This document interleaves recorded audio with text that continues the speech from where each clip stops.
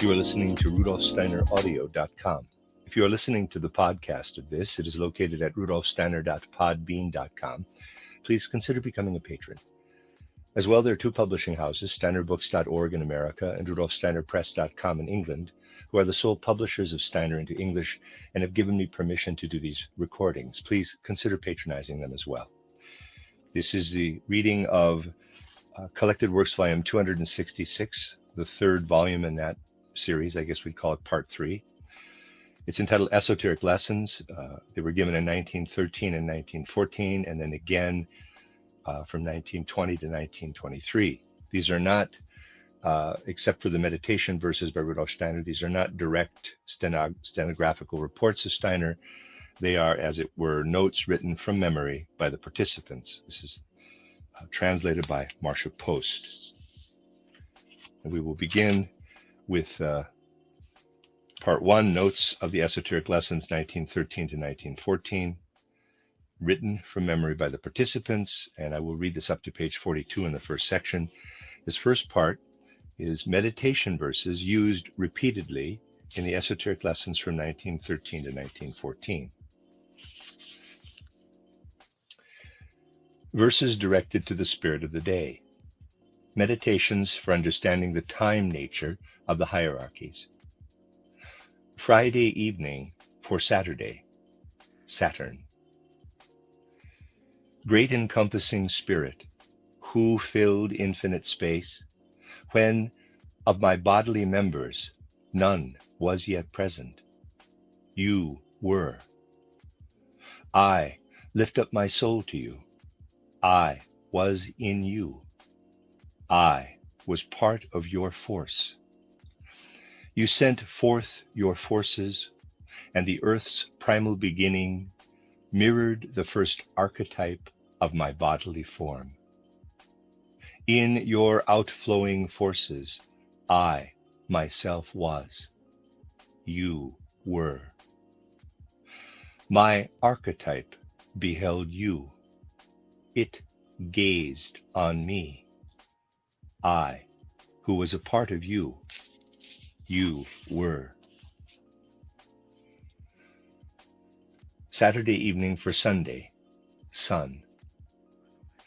Great encompassing spirit, many archetypes spring from your life. When my life forces were not yet present, you were. I raise my soul to you. I was in you. I was part of your forces. You united with the earth's primal beginning, with the living sun, and gave me the force of life. In your radiating life forces, I myself was. You were. My life force radiated in yours, in space. My body began its becoming in time. You were. Monday evening for Tuesday, Mars. Great encompassing spirit, cognition lived in your perceptive feeling sensations, when cognition was not yet given to me. You were. I raise my soul to you. I drew into my body. I lived in my perceptive feeling sensations. You were in the living sun. In my perceptive feeling sensation, your being lived as my being. My soul life was outside your life. You were. My soul felt her being in herself. Yearning arose in her. the yearning for you, out of whom she came, you were. Tuesday evening for Wednesday, Mercury. Great encompassing spirit, in cognition of your being is world cognition, which will come to me. You are. I will unite my soul with you.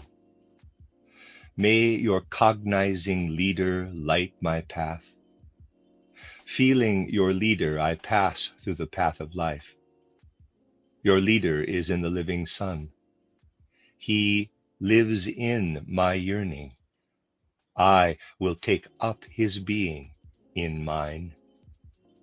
You are. May my force take up the leader's force in itself. Blessedness draws into me. The blessedness in which the soul finds the spirit. You are. Wednesday evening for Thursday, Jupiter. Great encompassing spirit, the earth's life streams in your light.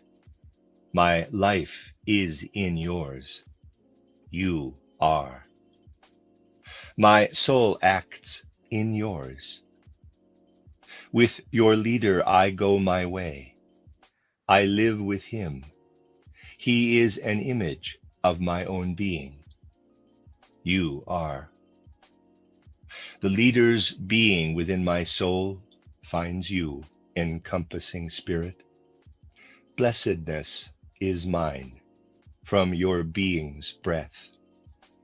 You are. Thursday evening for Friday, Venus. Great encompassing spirit, I live in your life with the life of the earth. In you I am. You are. I am in you. The leader has brought me to you. I live in you. Your spirit is my own being's image. You are. Spirit has found the encompassing spirit. Divine blessedness walks onward to new world creation. You are. I am. You are. Every day, after the preceding meditations, great encompassing spirit, I raise my eye up from below. May it be capable of intuiting you, encompassing all. May my being's spirit be illuminated with your messenger's light. May my being's soul be kindled by the fiery flames of your servants. May the will of my eye grasp the force of your Creator word. You are. May your light stream into my spirit. May your life warm my soul. May your being penetrate my will, so that understanding may seize my eye, for the burning of your light, for the warmth of your life, for the Creator word of your being. You are.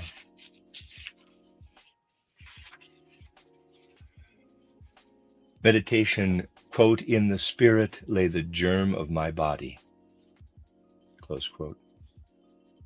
In the spirit lay the germ of my body, and the spirit has imprinted in my body the eyes of sense, that through them I may see the light of bodies.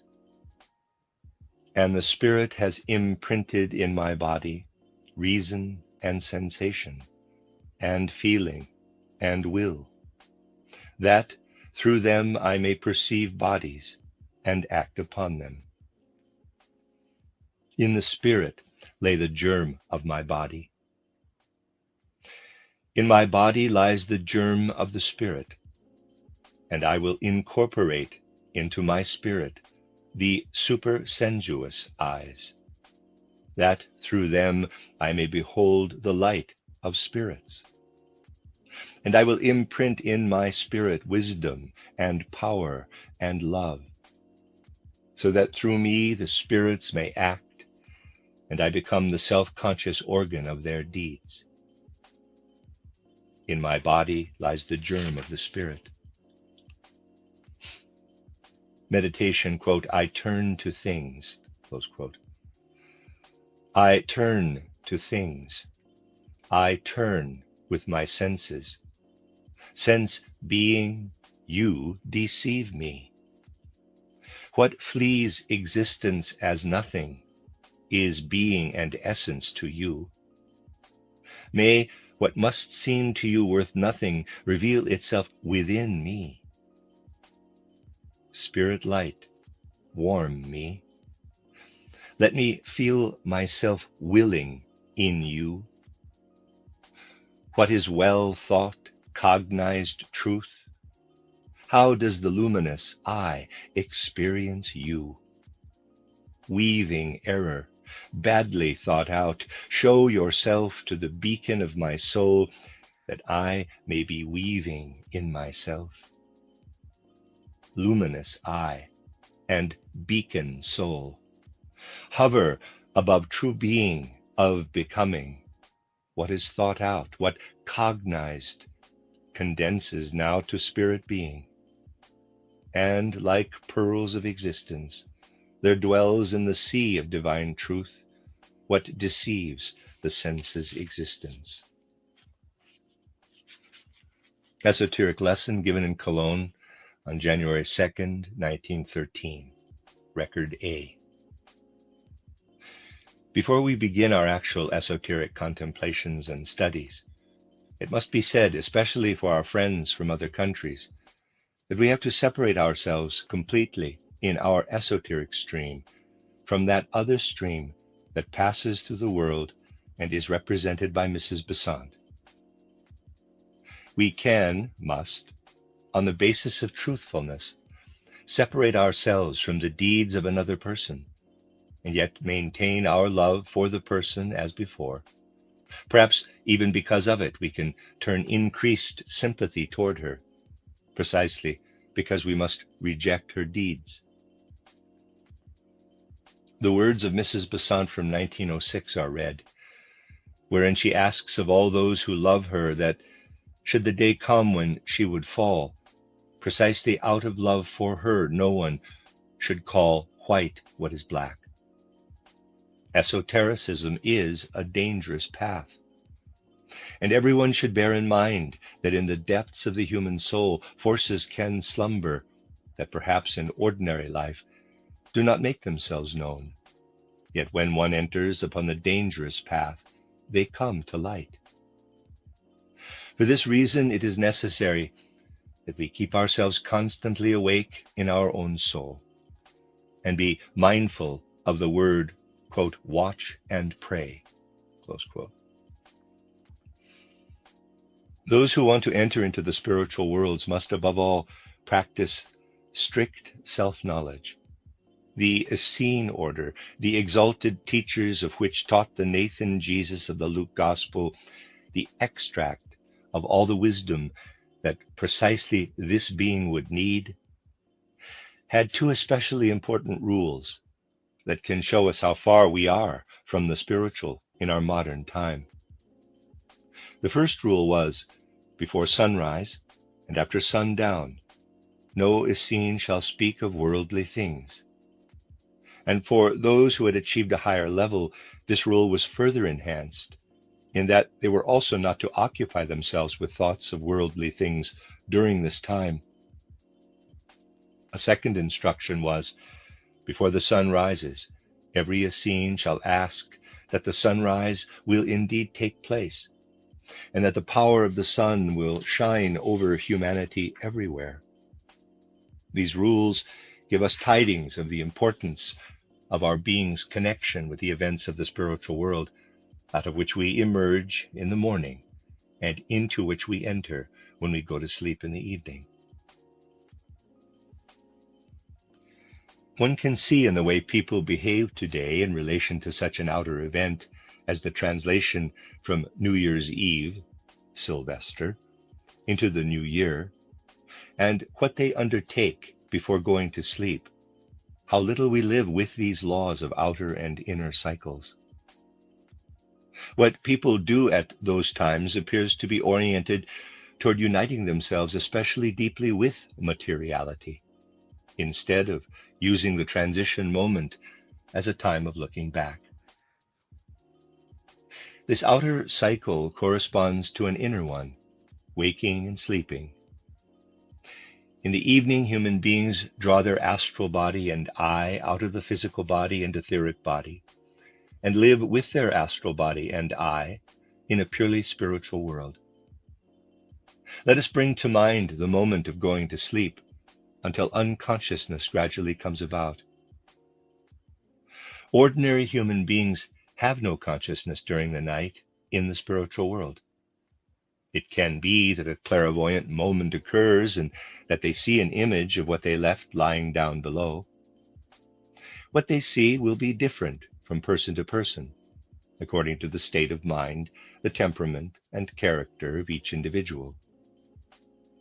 Those who sense life in the physical and etheric bodies, as if they are living in a house whose orientation is more toward outer life, will see the physical and etheric bodies as a house with a door through which they must enter. Human beings who experience the transience of earthly existence as a disposition of character, rather than as a momentary mood, will see the image of a coffin with a corpse lying in it. If human beings have already taken in something of the spiritual life, it may happen that the image of an angel appears, a light form that hands us a chalice. This image shows a symbol for the fact that our physical and etheric bodies were already prepared for us during the old Saturn and old Sun times, and represents the ancient primeval word of humanity. From God we are born, EDN. Reader's aside, which stands for Ex Deo Nascimur, end of reader's aside. In place of what the Essenes practiced in the morning before sunrise, which is not possible today because we live in different times, modern esotericists should, when they dip down into their physical and etheric bodies in the morning, fill themselves with the sacred feeling that lofty gods have prepared our God-willed physical and etheric bodies over the long ages of the Saturn and Sun periods of evolution, in order that we might develop consciousness within them. In this consciousness, esotericists should ask the spiritual sun, which the physical sun represents, to allow them to receive the physical and etheric bodies every morning when human beings come back from the spiritual world, in order to develop consciousness in the physical world. For what would happen if someone were to take away our physical and etheric bodies in the night? The feeling of unconsciousness would then overwhelm us.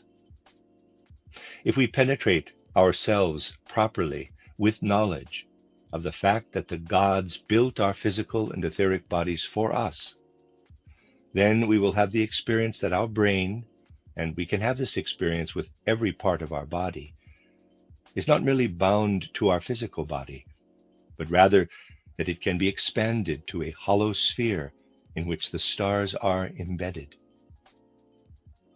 These stars take their course in this sphere, and our thoughts are these stars that take their course.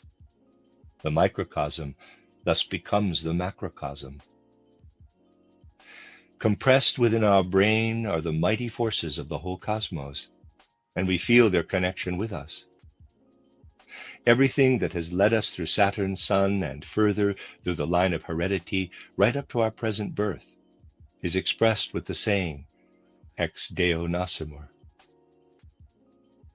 Just as we would remain unconscious if we could not enter into our physical and etheric bodies in the morning. So also is all conscious life blotted out by going through the portal of death. Before the mystery of Golgotha, human beings received consciousness through the store of power given by the gods to humanity on its path after death. Out of this God-given reserve of power, human beings could have consciousness in the spiritual world. But gradually this gift of the gods was used up, and the Greeks knew that it was their lot to live in the kingdom of the shades after death. This was the will of the gods. Consciousness was shadowy and dulled down. For this reason, the greatest spirit among the Greeks said the words, quote, "Rather a beggar in the overworld than a king in the kingdom of shades," close quote. Through the mystery of Golgotha, a new substance was created that could give human beings consciousness when they were in the spiritual world after death. This substance flowed out of the mystery of Golgotha. Through immersing ourselves in this Christ substance, it is possible for us to develop consciousness in the spiritual world after death.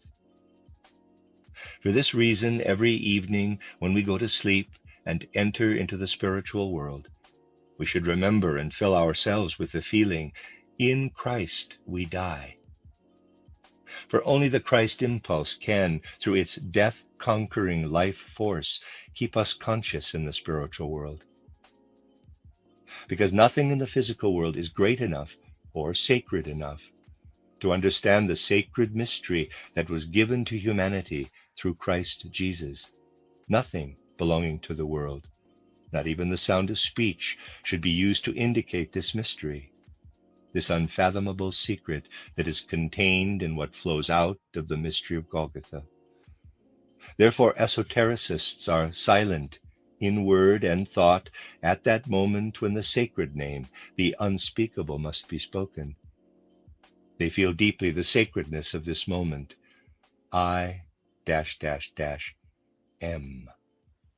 However, even if human beings have consciousness after death, they do not yet have self-consciousness. They do not have the consciousness with which they can recognize themselves as individual beings in the spiritual world. Nor can they find themselves with their brothers and sisters with whom they lived in the physical world. The only help for finding our being and for awakening in self-consciousness in the spiritual world is the experience of our higher I. This higher I was bestowed upon us by the Holy Spirit, through whom we have the hope. In the Spirit we are resurrected. PSSR, readers aside, per spiritum sanctum revivissimus. End of readers aside. Thereby you should think of all of those who are not here, perhaps due to suffering and pain. You will send them thoughts of strength if you practice in the correct manner what is prescribed for us by esotericism. It is the case in the spiritual world that we must make ourselves worthy to be allowed to use as a blessing for others or for ourselves what is given to us in esotericism. You should not conceive of such lessons intellectually or in a brain-bound manner. Rather, you should allow a feeling in your soul that tells you that the meaning and significance of such words as EDN, ICM, and PSSR, which are given to us by the masters of wisdom and the harmony of feelings, cannot be completely exhausted by manifold contemplations, and must be gone into ever more deeply. And thus even today, when you have grasped the primordial human prayer somewhat more deeply, you should still have the expectation that at a later time, yet deeper revelations of it can and will be given. Quote, "In the spirit lay the germ of my body," close quote. End of Record A. Record B. On the esoteric path, untruthfulness, ambition, and so forth can cause the downfall of a human being. Larger communities or a whole esoteric stream can thus lose their way and get caught up in error. Because we know how easy it is for an individual to fall, we must also understand how larger groups stray from the path. Where this occurs, it would show only egotistical love if we were to follow someone loyally when we know that the person is going astray. Thus, it would show egotistical love in relation to Mrs. Besant if we were to close our eyes to the fact that the direction she represents has to be designated as wrong, and that its further propagation would bring harm. Mrs. Besant herself asked, when she wrote about Ledbetter's downfall, that one make her aware of and warn her should there ever be a threat of her own downfall. We are only doing our duty when we draw Mrs. Besant's attention to the threat. However, we must understand clearly that the direction itself which she represents is in error, and that from the moment we recognize this, the portal of our temple must remain closed to the followers of her esoteric direction. In the Essene community that existed before and during the mystery of Golgotha in Palestine, there were two definite rules that were given to the pupils of this community at different stages. The first rule, which applied to everyone, was the obligation not to busy oneself with worldly tasks after sundown and before sunrise, and even to refrain from worldly thoughts. This is a rule that cannot be followed today, because we live in a different age. For the Essenes, this rule was the expression of the connection of each individual soul with the cosmos. People today have lost the proper sense for the great transitions. One has only to look at the way the transition from the old year into the new year is celebrated. In the time before going to bed, people today have the tendency to busy themselves with the most trivial things that for the most part embroil them in matter. What significance does it have for us when the human being is in the spiritual world between going to sleep and waking up? The ordinary person today is not conscious there. The best possible transition into the spiritual world for esotericists is a recollection of the saying, ex Deo nascimer, etc. This replaces the first regulation of the Essenes. Should it happen that we experience moments of consciousness during sleep, we would each see a different picture according to our temperament. For instance, those who consider the body to be a house in which the human being lives will behold a picture of a house with a door through which they have to enter. Thus they see in advance the moment of their awaking. Those who have a melancholic tendency and feel in earthly existence more of the doomed to death aspect of the earthly forces will see a coffin with a corpse in it. And those who, because of their temperament, have a strong feeling that the gods have built their body for them will be able to behold an angel who hands them a chalice.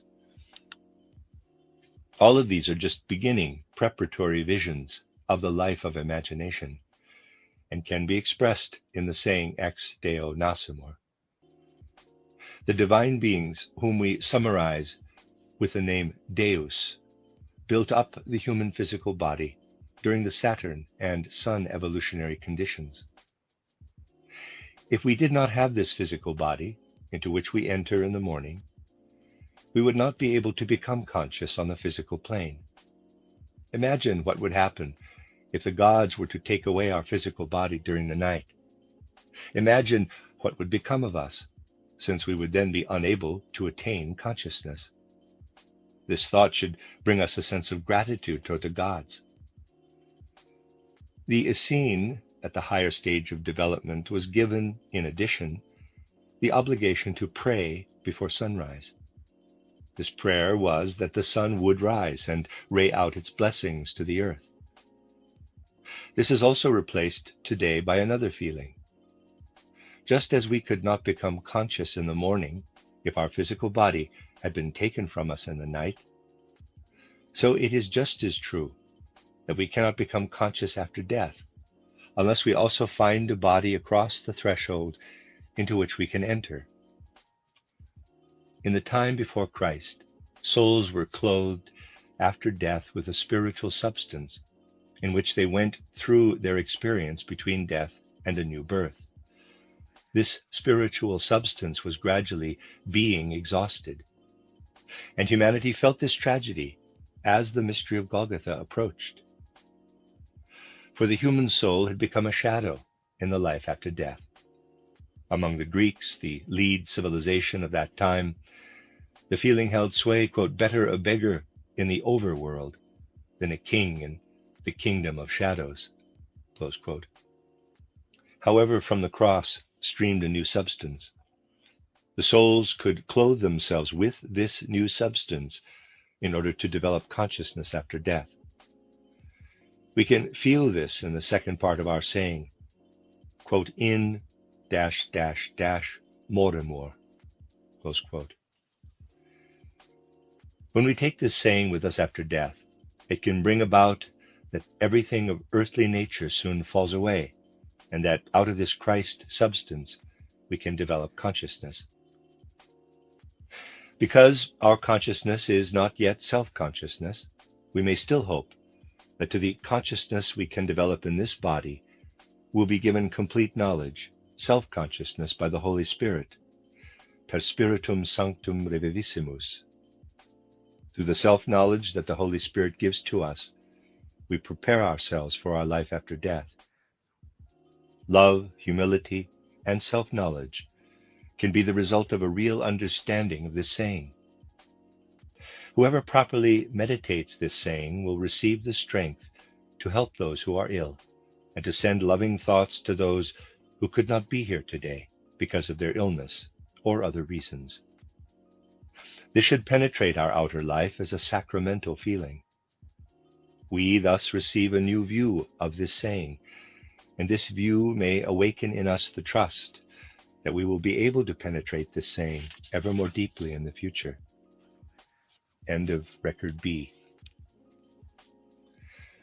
Record C.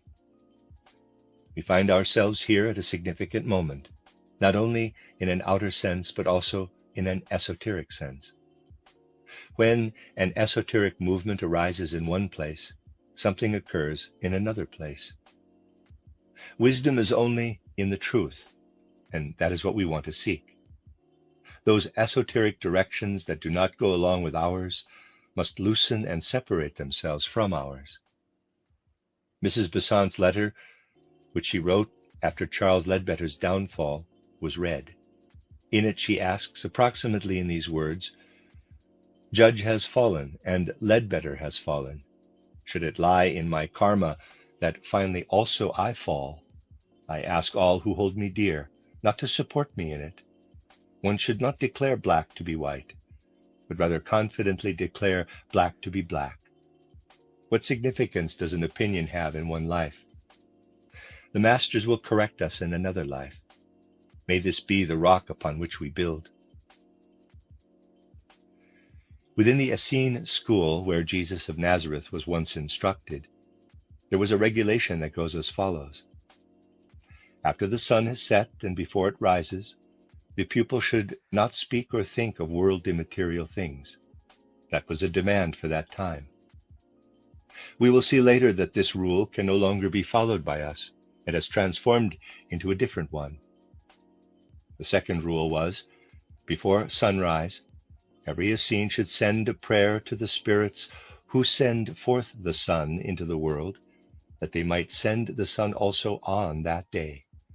No Essene was allowed to neglect this.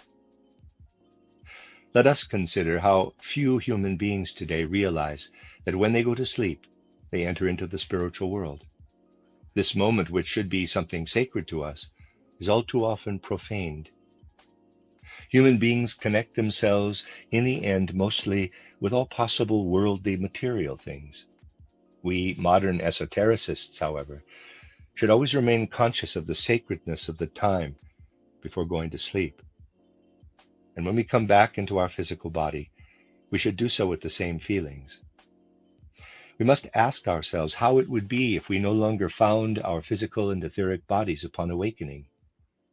Gratitude should pass through our soul when in the morning we again enter into the work of the gods, our physical body. If we have a moment of consciousness between going to sleep and awakening, we can sense this experience symbolically in various ways. We can see it reflected to us. 3 examples. Number 1, some see a house with an open door. That is our physical body, through which door we are to enter again. Number 2, others, especially those who, in a melancholic mood, they do not need to have a melancholic temperament, see a coffin with a corpse in it. This is ourselves. It is our physical body. Number 3, others see an angel who hands them a chalice. Thus we should sense the deep meaning of our core saying, Ex Deo Nascimur. This saying should be contemplated from various sides, and our understanding of it should be deepened. With this saying, we should express our gratitude to the gods who have built up our physical body, and whom we summarize with the term Deus. Instead of actively turning away from worldly things as the Essenes did, we replace this gesture with complete silence. We do not speak the name of the highest. In blank moremur. We express our gratitude for being able to find ourselves again, that we proceed from consciousness to self-consciousness with the saying per spiritum sanctum revivissimus.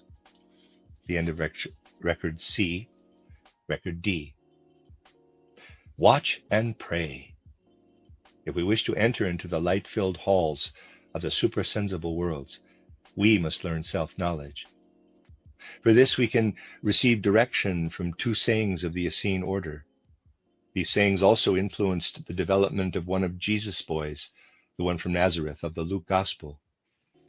The first saying was, before the sun has risen and after it has set, you shall not occupy yourself with worldly thoughts or activities. The second saying was, before the sun rises, you should pray and ask that this rising come about, so that the sun's force of day should unfold over you and over humanity.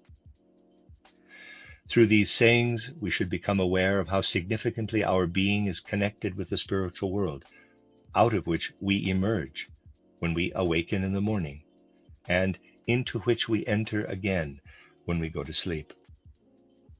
How little consciousness human beings have today of such outer and inner cycles is shown by their behavior at the turn of the year on New Year's Eve, and also by what they do before going to sleep at night, when it appears that in all they do, they seem determined to fix themselves to the physical body and in the world of physical phenomena. Developing esotericists should, with sacred feeling, be conscious of the fact that their I and astral body leave the physical and etheric bodies and live in the suprasensible world until the time of waking up.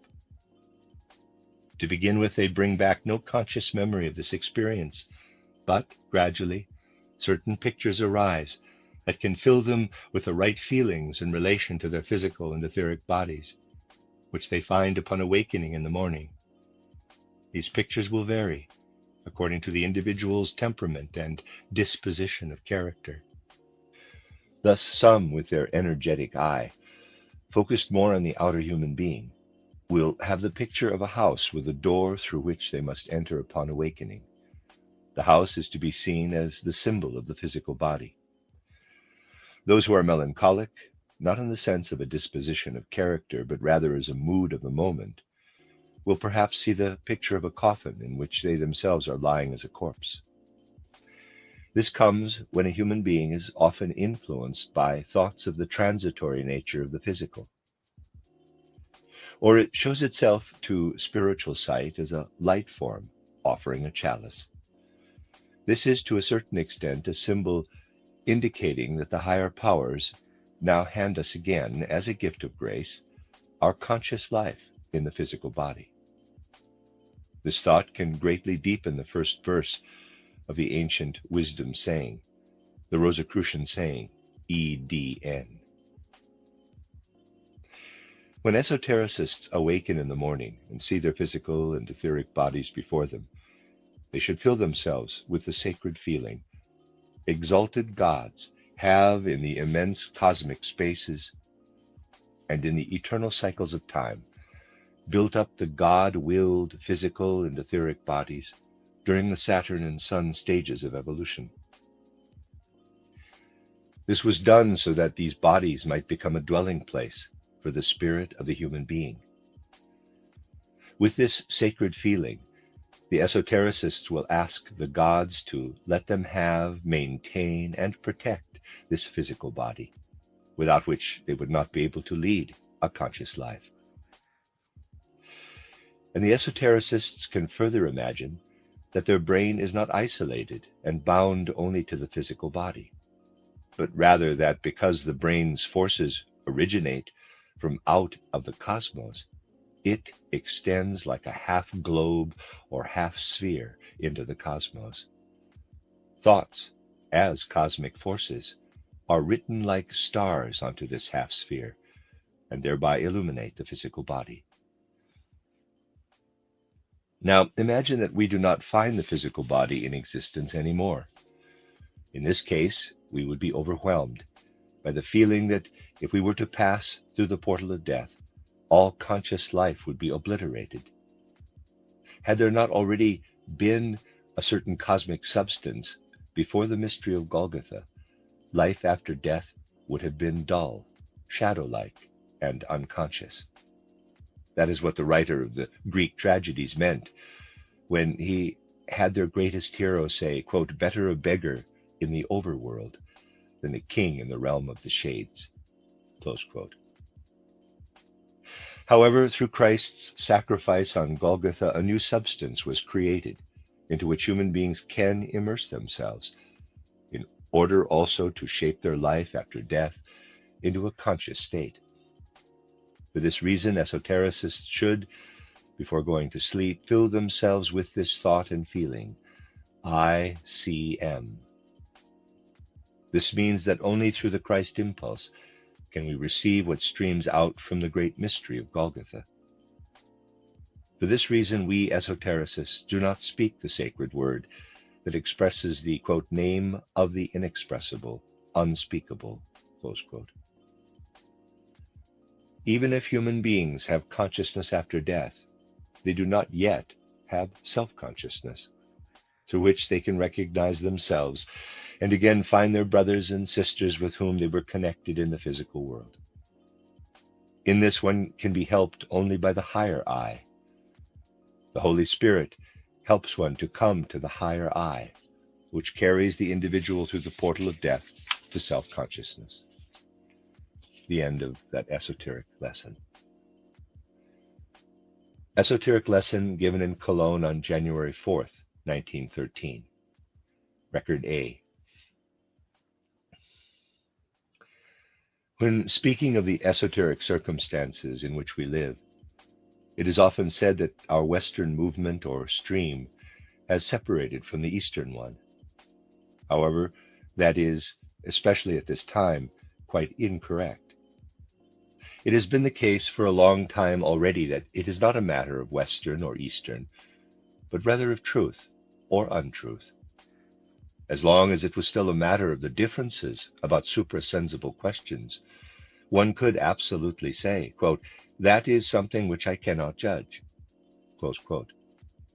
One could still speak about two directions. Now, however, the differences have descended to the physical plane. It now has nothing more to do with Western or Eastern esotericism. People today like to have physical documents in order to judge these things. They now have them. Everyone can, through the material documents, be convinced that what Mrs. Besant said in 1909 is a contradiction of what she maintained in 1912. It is a question, however, as to whether the world will indeed recognize what she otherwise swears by. When it goes so far that a general secretary, the English secretary, writes that Mrs. Besant must have forgotten her letter of 1909, then things are quite bad. When we designate the other stream, that esoteric stream of Mrs. Besant, as the Eastern, we insult the true Eastern esotericism and philosophy.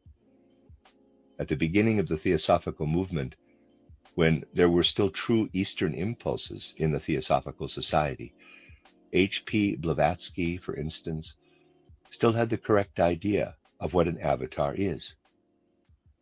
Mrs. Besant never had the correct idea about it, and so it is no wonder that she understood nothing about the Christ.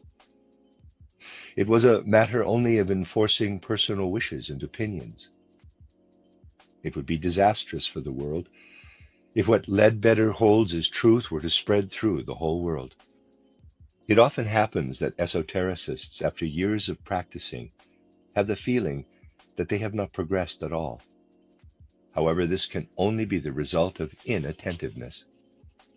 Some people may try to meditate in order to let peace enter into the soul, but thoughts buzz around from all sides and do not let anything spiritual announce itself. It is a good sign, however, when we feel these thoughts buzzing around, because then we sense them in their reality. This is progress over the condition of not noticing them.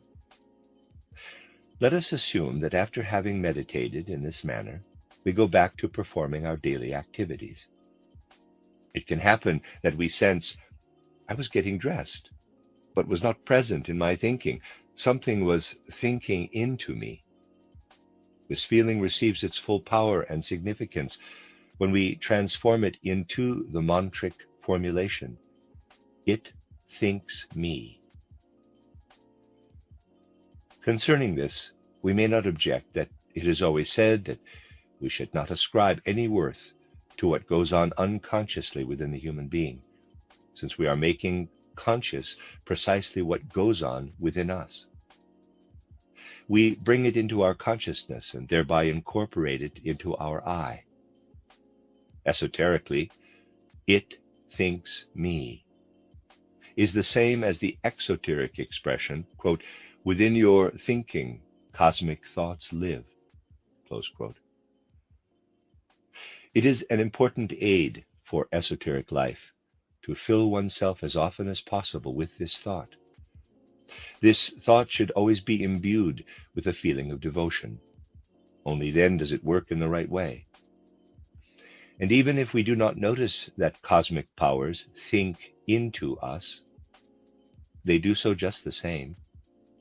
For our I is of the same nature as the cosmic powers that think into the human being. And the content of our meditation is taken from the cosmic thoughts themselves. We include in this it thinks me all the forces and beings that worked upon us during the Saturn, Sun, and Moon stages of evolution. The feeling expressed in the saying, it weaves me, summarizes our feeling of how the higher hierarchies work upon us when we strive to develop ourselves through our spiritual exercises. This saying, in turn, corresponds to the saying, quote, within your feeling, cosmic forces weave, close quote. Cosmic forces weave in our higher I, and gratitude toward the spiritual beings should come with the thought, it weaves me. Then human beings can look at themselves and perceive their karmic relationship to their surroundings. We progress in esoteric life only when we regard, practically and not theoretically, everything that happens to us as karmic consequence, even if the circumstances are often hidden or not so straightforward. To imbue ourselves with this idea gives us the necessary humility that we need in the face of the view expressed in the mystery drama titled The Soul's Probation, that the human being is the result of the working together of all the gods. Everything in the world makes its way toward the human being. This is expressed exoterically in the words, quote, within your will, cosmic beings work, close quote. It is expressed esoterically in the mantra, It works me. Reverence must come over human beings when they deepen themselves in this thought. These three thoughts, with their corresponding feelings, it thinks me, with devotion, it weaves me, with gratitude, and it works me, with reverence, form together with what we have said about our Rosicrucian saying, a powerful aid for esoteric development. A similar organic connection exists between these mantras and their respective feelings, as exists between the air we breathe in and our blood, which is purified by the influx of the air. We can take into our soul yet another thought, how human beings live together through their karma. In pre-Christian times, the spiritual beings brought those together into the same tribe and family who had to endure or work out something karmically with each other. Through blood relationship, the circumstance was created in which personal karma could play itself out. This process changed after the coming of Christ. The forces that allowed human beings to work out their karma in such a simple way through blood relationships were gradually exhausted. The Apostle Paul speaks of the first Adam, from whom human beings have descended physically. For Paul, Christ is the second Adam, from whom human beings in the future must derive their soul, just as they had received their physical body from the first Adam. At the time of the mystery of Golgotha, human souls were about to die. The Greeks knew this, and it is tragically expressed also in the book of Job, when Job's wife tells him, quote, "Renounce God and die," close quote. Outside of the direct connection with God, there was only death for souls. Paul also knew this, though he could not express it in this way at that time. Had the Christ impulse not come, all human souls would have died. Human bodies would have still wandered around on earth, but their souls would have lived as automata within them. Human beings would have become like animals, though maintaining physical human form. Those today who have not yet taken the Christ impulse into themselves are drawing on the last remnants of the old soul forces. When human beings find a relationship to the Christ, their soul life is saved and permeated with new forces. How can one achieve a relationship to the Christ impulse? We can achieve it only by receiving what has been given in order to lead us into an ever deeper knowledge of the Christ impulse. Christ said, quote, "Where 2 or 3 are gathered together in my name, there I am in their midst," close quote. This means that when two people who have a personal karmic relation with one another achieve a relationship into which the Christ can work, Christ will reconcile their personal karma. This requires a trust that lifts everything personal to a higher level. In this way, Christ will work evermore within our exoteric relationships. Therefore, we again bring to new light the saying, "From God we are born, in Christ we die. Through the Holy Spirit we come to life again." End of Record A. Record B. Whenever we think that we do not see any results from our exercises, it is mostly because we are not attentive enough.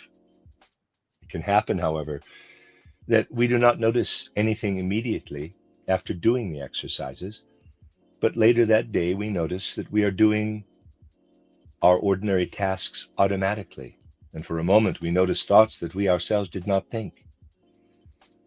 In that moment, something thinks in us.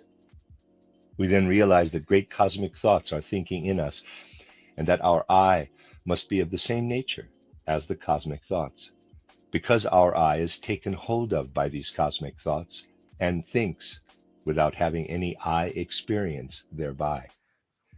We can therefore feel ourselves blessed by the spiritual worlds. It is through grace that the high cosmic powers think us in this way, and that we can feel "it thinks me." and can thereby have a strong heartfelt feeling of devoutness. And then we can further think how our soul life is gradually woven through and through by the powers that built us up during the Saturn, Sun, and Moon periods of evolution. We feel as if this weaving of the cosmic powers was not just in our thoughts, but in our whole being. We can feel, it weaves me. We are what is woven. The cosmic powers have woven and formed us through long planetary stages, and we then feel immense gratitude. And then we can think a third thought. It works me. We sense how all the great spiritual beings work together to bring about the human being, and how the goal of evolution is the human ideal of the God-willed, perfected human being. Then let us think about what we have made of ourselves, our personal karma, and look at how small and how far this is from the high cosmic ideal of the human being. Then we must feel respect, deep respect and reverence toward the high beings in it works me. And just as there is an organic interrelation between the air we inhale and our blood, which is cleaned by the influx of the air, so must there also be an organic interrelation between the sayings, it thinks me, it weaves me, and it works me, and the feelings that belong to them, devotion, gratitude, and respect and reverence. How is it with regard to personal karma? Our earthly development cannot achieve its fullest aim if personal karma is not reconciled. In the past, karma was balanced out differently from how it is today. Formerly, those who had specific personal karma with each other were born into the same race, tribe, and so on, and the powers that were connected with the blood took care of the working out of karma. The forces that were effective from the time of Adam dried up around the time of the mystery of Golgotha. After the mystery of Golgotha, karma had to be reconciled in a different way. At the beginning of evolution, everything came about through one spirit. Afterward, differentiation came about, and through this, personality, personal karma, and so on. Now, regarding the soul life, Christ must become our second progenitor, just as, in regard to the flesh and all that concerns the blood, Adam is our progenitor. Had the Christ impulse not come, the soul, which was no longer bound to and maintained by the then dying forces that were connected with the blood, would have become ever smaller and poorer. Humanity would have become ever more similar to the animal, without an independent inner soul life. The mystery of Golgotha saved the human soul life and nourished, strengthened, and built it up anew. Now human beings can find a relationship to Christ. Christ has said, "Where 2 or 3 are gathered in my name, there I am in their midst." What does that mean? It means that 2 people who have a specific karmic relationship with one another can achieve a higher relationship into which Christ can work. This relationship is based on the trust that Christ himself is the power that will reconcile the karma. Personal karma does not preside in this case, but the Christ power in the soul working between them. Christ himself guides the working out of karma. Thus, karma, insofar as it is necessary, is reconciled.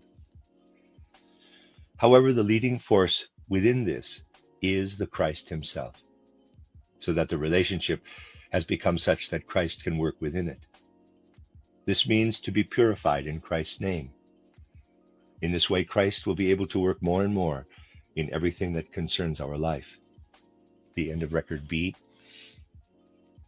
Record C. First, we were cautioned about our choice of expressions, especially as it concerns how we speak about Rudolf Steiner.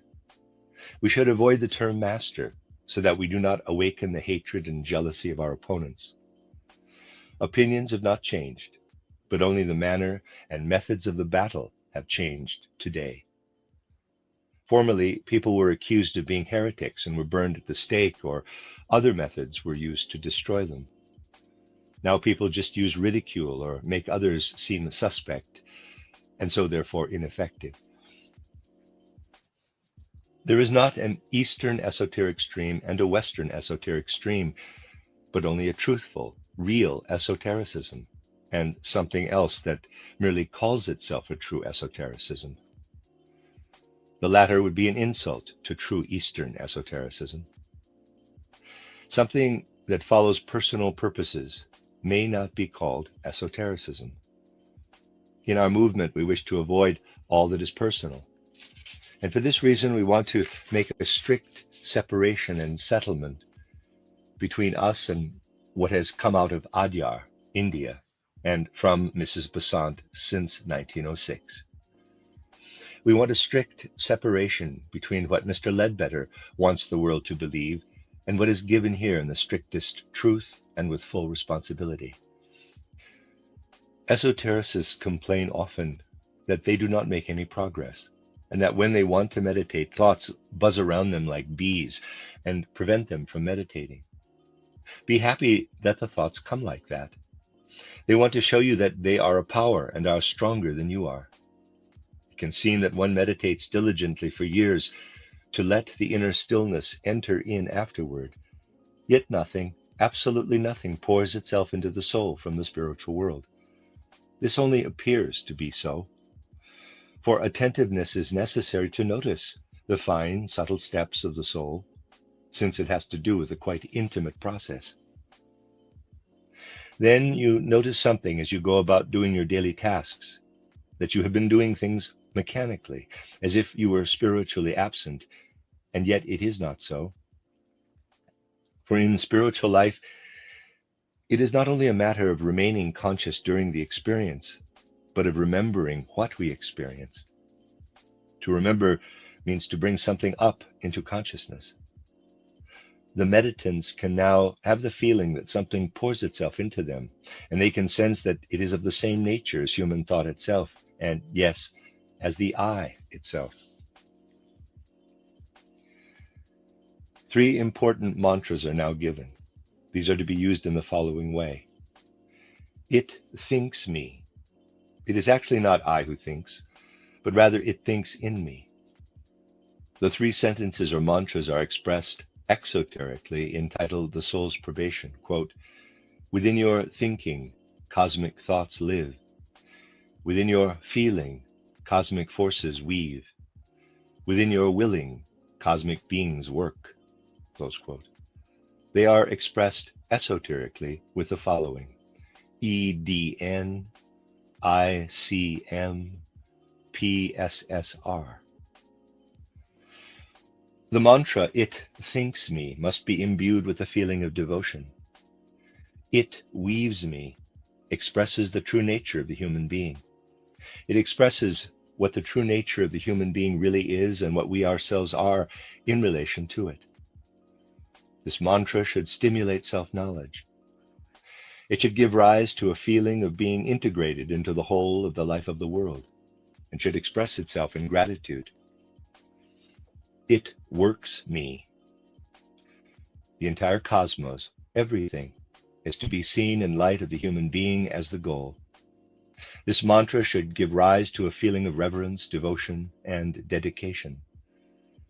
We must learn humility and modesty when we see ourselves in our imperfection and incompleteness in relation to the goal that the gods have set for the human being.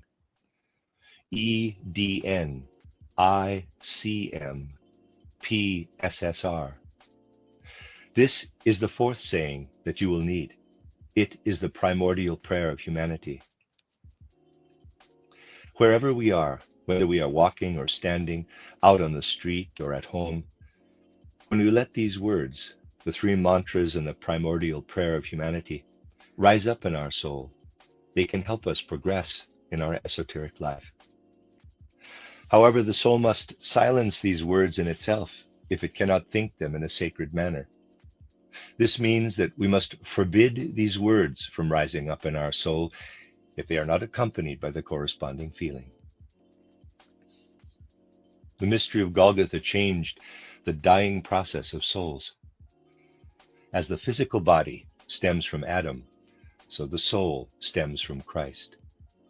The substance of souls had gradually exhausted itself. Had the mystery of Golgotha not taken place, a time would have come when physical bodies would have existed on earth only as soulless automatons. The reconciling or balancing of karma will come about in the future in such a way that Christ's words, where 2 or 3 are together in my name, there I am in their midst, comes true. Souls die, but the karma or destiny that humanity has built together remains in existence. Humanity has proceeded out of a kind of group soul nature and has differentiated and individualized. Because of this, relationships formed between individual human beings, formerly karmic reconciliation, was brought about through the divine spiritual beings who made sure that those who had karma to work out together would be born into the same tribe. This is no longer the case. Now Christ's words come true. Where 2 or 3 are gathered together in my name, there I am in their midst. Christ is the Lord of karma. All souls stem from Christ. A time will come when this will become known, and it will therefore be understood that reconciliation among human souls can take place only through Christ. The end of Record C. This is Record D, an extract. How is an esoteric stream like ours actually possible? In the primordial beginning, there existed a soul substance that divided itself into the manifold, differentiated, individual human souls. Through this differentiation, karma arose, which consists in the soul connections from human being to human being. Before the event in Palestine, these karmic relations were bound up within blood relationships. They were bound to the blood. However, by the time of the mystery of Golgotha, this soul substance had gradually dried up. If the mystery of Golgotha had not occurred, human beings would have come to wandering soullessly upon the earth at the end of earthly evolution. They would have fallen into an animal nature within human physical bodies that would have been a caricature of animal bodies. The I does not die. Karma is bound to it until the end, would become empty and soulless had the mystery of Golgotha not taken place. Christ is the sole spiritual progenitor of modern humanity, just as Adam is the progenitor regarding the physical body. Only by filling ourselves with the Christ substance, the Christ impulse, do we avoid soullessness. We fill ourselves with the Christ substance when we take in the knowledge and findings concerning the mystery of Golgotha and allow this to live within us. Then our lives and our relationships with one another will become ever more spiritual. That is the end of that esoteric lesson. I'm on page 42, and that is the end of the first section of this reading. You are listening to RudolfSteinerAudio.com. If you are listening to the podcast of this, it is located at RudolfSteiner.podbean.com. Please consider becoming a patron. As well, there are 2 publishing houses, SteinerBooks.org in America and RudolfSteinerPress.com in England, who are the sole publishers of Steiner into English and have given me permission to do these recordings. Please consider patronizing them as well. This is a reading of the second section of Collected Works, Volume 266, Volume 3 by Rudolf Steiner, translated by Marcia Post. I'm reading these in sections. They are not Steiner's words. They are the notes taken by various participants. So there's 2 or 3 versions of one esoteric lesson. The book is called Esoteric Lessons, from 1913 to 1923. This set, number 2, goes from page 43 to 85. Esoteric lesson given in Berlin on January 6, 1913. Record A. There are many esotericists who believe that they are not making any progress. This is impossible for those who apply themselves with zeal to their exercises. We must differentiate between progress and the noticing of progress. Those who are not satisfied and wish to say, along with Meister Eckhart, quote, "What good is it if I am a king, if I do not know it?" Close quote, must develop a finer feeling, a listening to what is happening within their soul. Above all, esotericists complain that they fall asleep while doing their evening exercises. Assuming that you fall asleep during your backward review, you will wake up again. When you then remember back to the point where you fell asleep, you will become aware that in spite of your day consciousness being extinguished in sleep, your meditation continued. This can possibly be of more use than a meditation done with full consciousness. Of importance here is the fact that in the state of being outside your body, your consciousness worked further, and a transition was found from ordinary day consciousness to a higher condition of consciousness. This is already an expanding of consciousness, and in this expansion is the actual progress. Bracket. Note, in another lecture, which otherwise is the same, the following was recorded. Quote, "It is not thereby a matter of something subconscious, but rather of raising what was experienced into consciousness." Close quote, close bracket. Our dreaming also shows that we have made progress. We must just observe our soul. We must become attentive to what is happening in our soul. It may happen that in a dream, shortly before awakening, we see a coffin, or a house with a door, or an angel who hands us a chalice. Before we are able to see our body, we see it in pictures that correspond to our own disposition. Those who are melancholic from time to time, and who frequently think about death, will behold a coffin with a corpse in it as symbol of their physical body. Those who are more optimistic and of a more joyous disposition will see a house before them and a door that they must go through to enter into their physical body. Those with a religious disposition will see an angel who offers them a chalice. This is a symbol for the waking day consciousness that comes back into them. Of course, such symbols appear only at the beginning of esoteric training. Esotericists who have progressed further will not see these images anymore, but will sense how their etheric body grows ever more out into the cosmos, and how the individual organs of their physical body send out streams into cosmic space.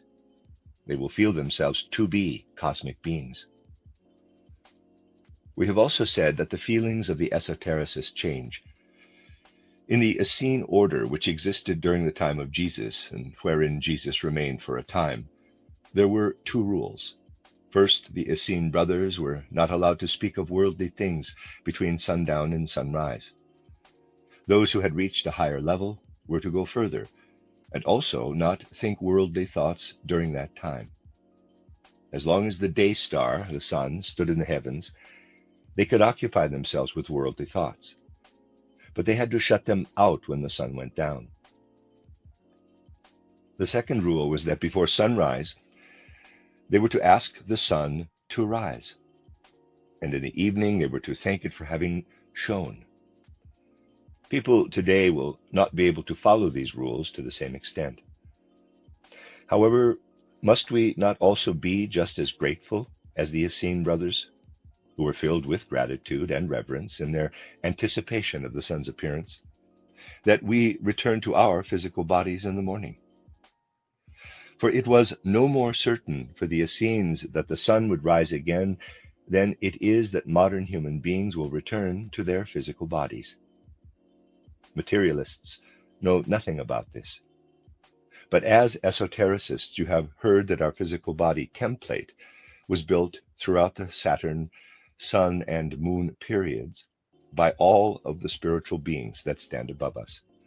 They made the human being so artfully by bringing in the cosmic forces of all the ages. The gods have built this temple for the soul. This temple arose out of the spiritual. Out of God we are born. There is yet a second feeling that we must develop. Formerly, there was the remnant of a primordial divine substance into which human beings poured themselves after death. Through this, they kept their consciousness intact. The divine substance became less and less. This differed from epoch to epoch and with individual nations, but in the fourth post-Atlantean epoch it was almost completely lost.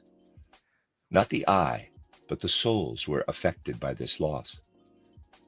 The Greeks were conscious of this and said, quote, "Better a beggar in the overworld than a king in the realm of shades," close quote. But this substance was built anew through the mystery of Golgotha. Now we enter into the Christ substance after death, and again become conscious there. As Adam is the progenitor of our physical body, so is Christ the progenitor of our souls. In Christ we die.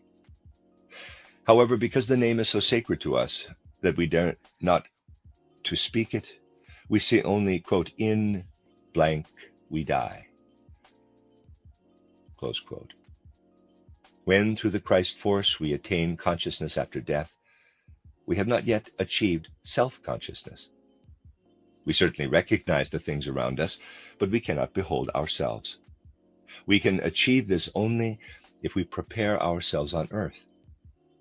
Just as we can find a button here in the physical world when we have consciously placed it in a certain place, so is it also the same with finding ourselves after death.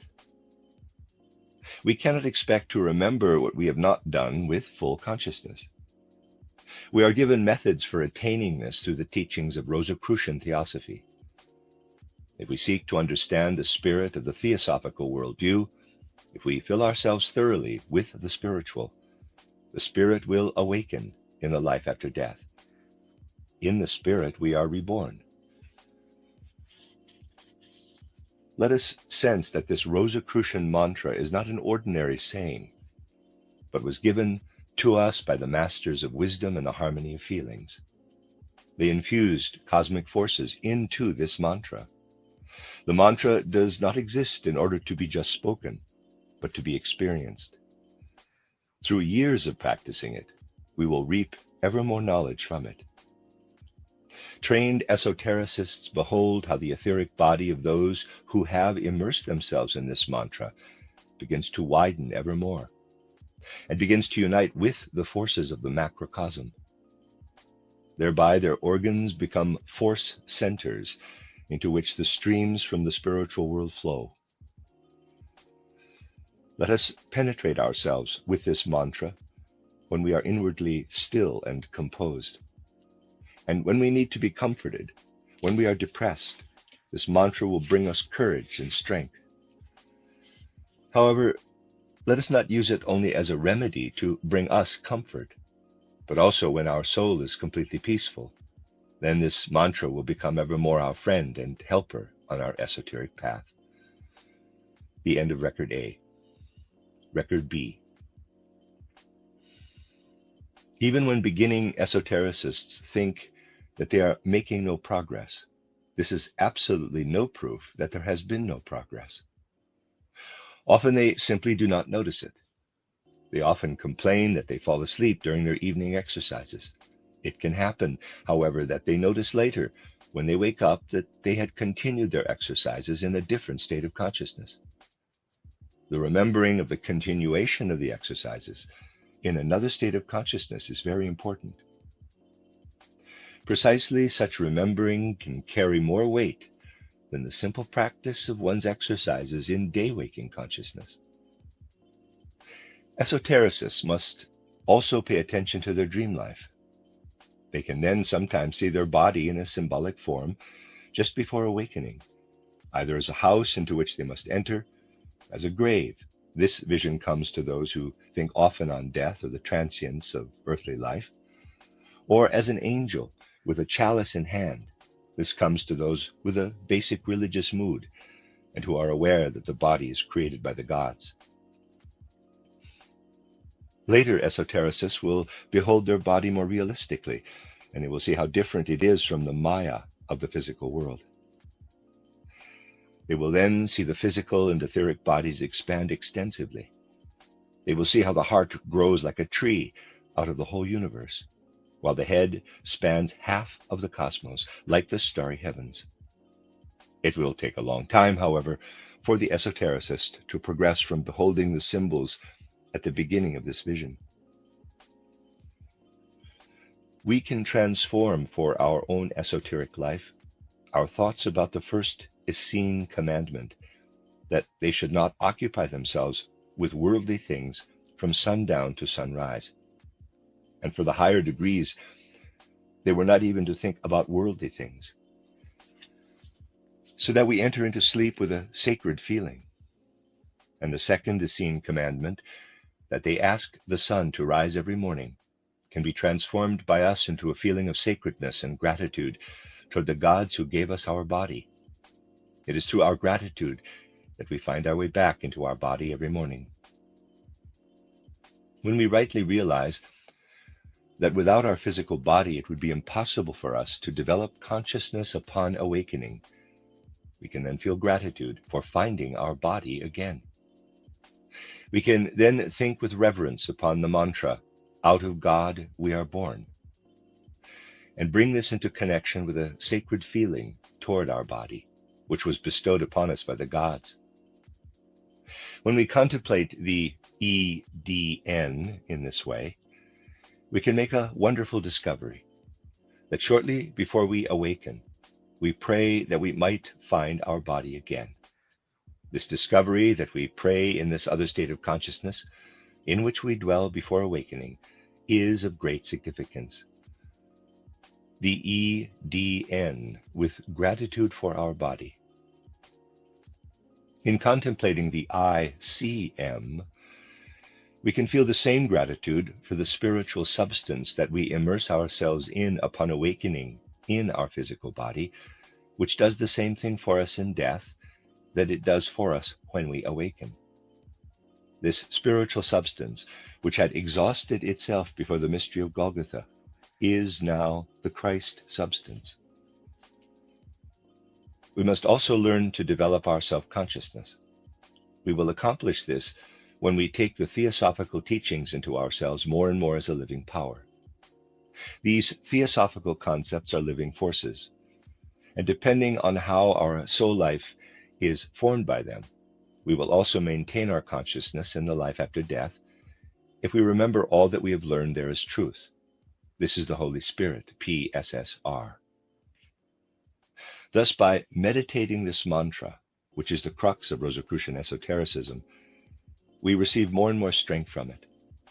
The more we meditate this mantra, this truly magical saying, the more it brings us into connection with spiritual forces and spiritual beings. And this living together with the spiritual worlds will develop. Also, when we are sad and weighed down and depressed, this mantra can bring us comfort and strength. It will succeed if we also work with it when we are joyful and composed, when we live with this mantra in such a way that it becomes the path upon which the angels also come to us. Thus can our teachings build us up spiritually and create our soul life anew.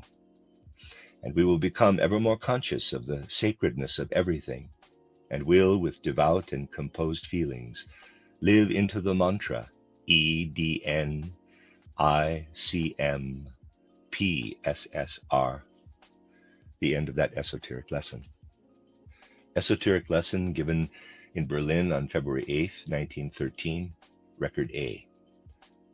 My dear sisters and brothers, when we observe all and practice all that has been given in the lectures, the mystery dramas, and the esoteric lessons, when we carry all of that out with complete devotion, we can enter very, very far into the high spiritual worlds. Modern humanity does not need more than this to reach the high spiritual worlds. We must give ourselves totally to meditation, concentration, and contemplation. We must leave everything else outside of this. Only through strict adherence to the given instructions can something be attained. The time spent in meditation should be regarded as something beautiful and sublime in our esoteric life. In meditating, we must first immerse ourselves totally in the content of the exercise. We must empty our soul of all ordinary, everyday thoughts and feelings and live in the content of the given exercise. Then we must empty our consciousness of all content, also of the content of the meditation, and then listen and watch. This is quite difficult. This is true. Some maintain that they hear their blood pulsing through their body, and that bothers them. May they hear the blood pulsing, may they listen to that. Then they will sense the life in the blood and in the nerves, and thereby perceive a part of the life within. Exoteric life takes its course in the world of understanding. By our standing before an object, looking at it, and forming a concept of it, we understand it. The process is different in meditation. Through meditation, we enter into a different world. There we have our imaginations, our thoughts and our concepts before us. They are outside of us. We know that we are connected with them. We cannot get rid of them. We run after them.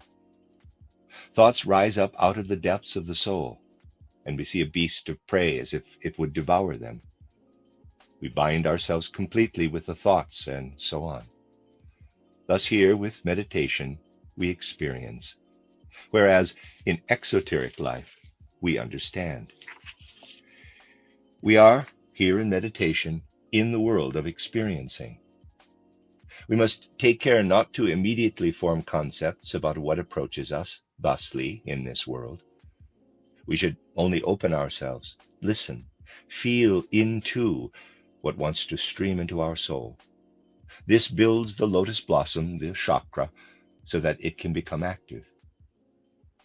Still further along, we enter the world of bliss, or the world of forms.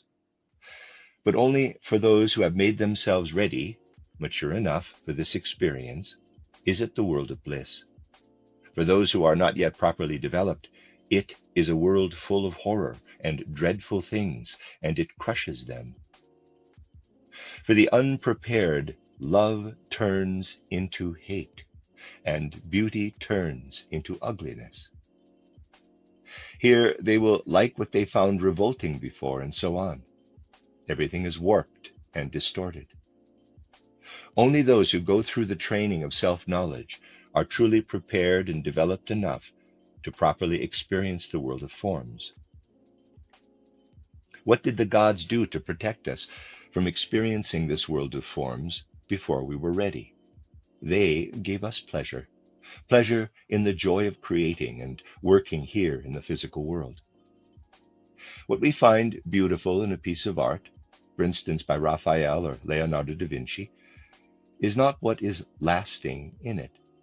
The piece of art itself, such as presented or intimated in the third mystery drama with the two paintings by Raphael and Leonardo da Vinci, is also not the element that is lasting. What is eternal is the spiritual process that went on in the artist's soul while creating the artwork, the spiritual process out of which the piece was created. What is God's presence in the world of Maya? What must now be said will sound quite paradoxical. It is not God that we experience in the spring with its building up forces, with its sprouting and forming of shoots, or in all of its beauty and radiance. But rather, God is really working where we see devastating nature forces, in the storms in the fall, in all the smashing, destroying, and crushing. God is there within it. It sounds terrible and distressing, but it is true. God is most effective in everything that is wrecking and smashing. Joy in creating in the physical world is given to us to protect us from entering too soon into the world of forms, the world of bliss. We, in our day-waking consciousness, are separated from it, as though by a thin layer of ice. When we are involved with esoteric training, We should not introduce these esoteric teachings into our exoteric life, nor should we want to arrange our exoteric life according to these teachings. That would lead to distortion, absurdity, and error. Our training in the exoteric life must proceed out of exoteric pedagogical principles. It should become an ideal that the esoteric life proceeds quite independently on its own. Just as we should remain calm and composed and not become, in quotes, beside ourselves in relation to all the events and thoughts in our daily life, so too we must maintain composure, absolute composure, in relation to the world of spiritual experiencing. We must be able to remain calm and composed in the face of everything in both worlds. Through correct thinking into, feeling into, and living into the three mantras, it thinks me, it weaves me, it works me, we achieve this calmness and composure. We accomplish this by letting these mantras pass through our soul again and again. Then we will rightly understand our Rosicrucian mantra, quote, out of God we are born, in Christ we die, in the Spirit we are reborn, close quote, end of record A, record B. Everything that is necessary for us to progress in esoteric development has already been said in our esoteric contemplations, and actually in everything that has been communicated outside of the esoteric lessons. It depends upon each of us as to whether we have the necessary patience, attention, and perseverance to attain the goal of reaching into the spiritual world. No word in these esoteric contemplations is without significance, and everyone can receive from them what we need for our own development. We can each sense something personal in them, something for each one in particular, because in fact there is something personal for each of us contained within them. When we allow these ideas, together with all that has been given in the individual lectures and lecture cycles, to work further into our soul, it will bring us the greatest spiritual growth possible for us in this incarnation. What we especially need for our esoteric development is patience.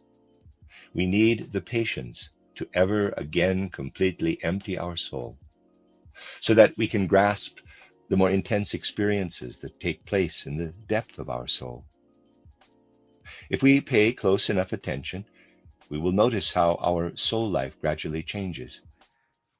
For instance, we will notice that we no longer think simply in concepts, that we actually become what we are thinking. Experiencing replaces understanding.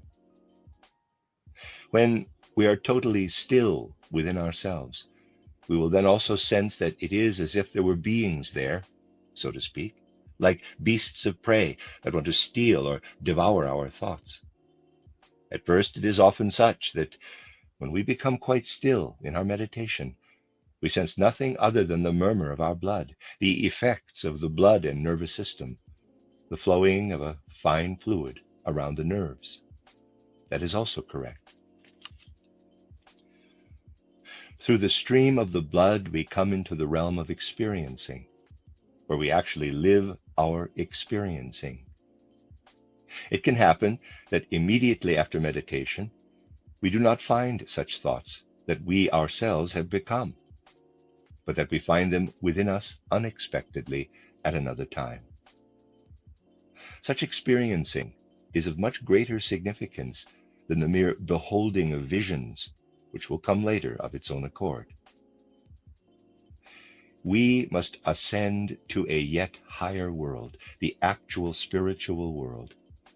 Our ordinary intellectual comprehension actually casts a veil over everything that lies behind the physical world. And this is a blessing for human beings. For we must be completely prepared in order to come into contact with the spiritual world without harsh consequences arising for our ordinary life. If we are not prepared enough, what we are and feel as ordinary human beings can change into the exact opposite. If in ordinary life, for instance, we love someone very much, it can happen that, but only when the training was not the correct one, after our ascent into the spiritual world, we begin to hate that person. Or our courage can change into fear. Or what was formerly pleasant and agreeable to us becomes highly unpleasant and disagreeable. In order to understand this, we must become conscious of the fact that in our ordinary life, for our own well-being, the pleasure we find in things veils deeper lying forces.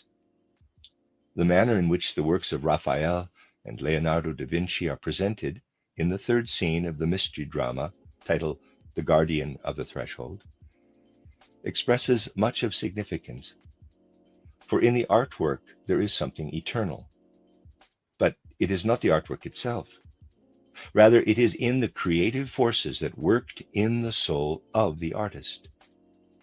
Everything that appears as beauty on earth is transitory. And when we are enjoying this beauty, the pleasure veils the eternal for us. Where do we find the eternal working forces? Where do we find God most apparent in the physical world? Is it where we see sprouting and blossoming, what is rising to the surface of the earth? No. We see God most intensively where we see form being destroyed, where the outer beauty disappears. In the sprouting and blossoming, we see the end or result of the path of God. In the physical world, God is most active and effective where we see destruction and death. This appears to be a great paradox when we think about divine love. It is given here as a first remark about something for a meditation content, out of which great conclusions are to be drawn, but about which we may not yet speak. Only this one intimation may be spoken. Those who have not attained full calmness and composure in the face of all experiences in the physical world cannot sustain and maintain themselves in the spiritual world. For them, love changes into hate, courage changes into fear, and so on. Those who have decided to make great strides in their esoteric life must be seriously cautious that they do not change anything regarding their ordinary daily life. They should first of all remain what they have become through their disposition and karma. Outer life should remain as unchanged as possible, and when changes must be made, they should be caused not by the esoteric life, but rather by the circumstances of exoteric life. Those who, for instance, notice in their exoteric life that they are unloving or unkind should find help for this through exertion in their outer life, but should not expect any help in this regard from the esoteric life. When we can always maintain our calmness and composure and immerse ourselves repeatedly in the given meditation, parenthesis, it thinks me, it weaves me, it works me, we will then bring the right forces with us to be able to sustain ourselves in the spiritual world. The end of Record B. Record C. For our esoteric development, we need above all patience. We need the patience to repeatedly empty our soul of content in order to be able to grasp the finer experiences that appear. If we are quite attentive, we will notice how our soul life has changed. We will notice, for instance, that we no longer think in concepts the way we used to. We notice, rather, that we really are what we think. In the place of understanding comes experiencing.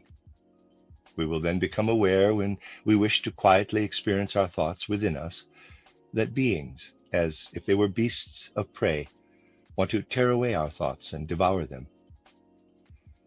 At first, it is often the case that when we become quite still after our meditation, we notice nothing but the murmur of our blood, the processes in the blood and nerves, the flowing of the fine fluid around the nerves. However, that is good.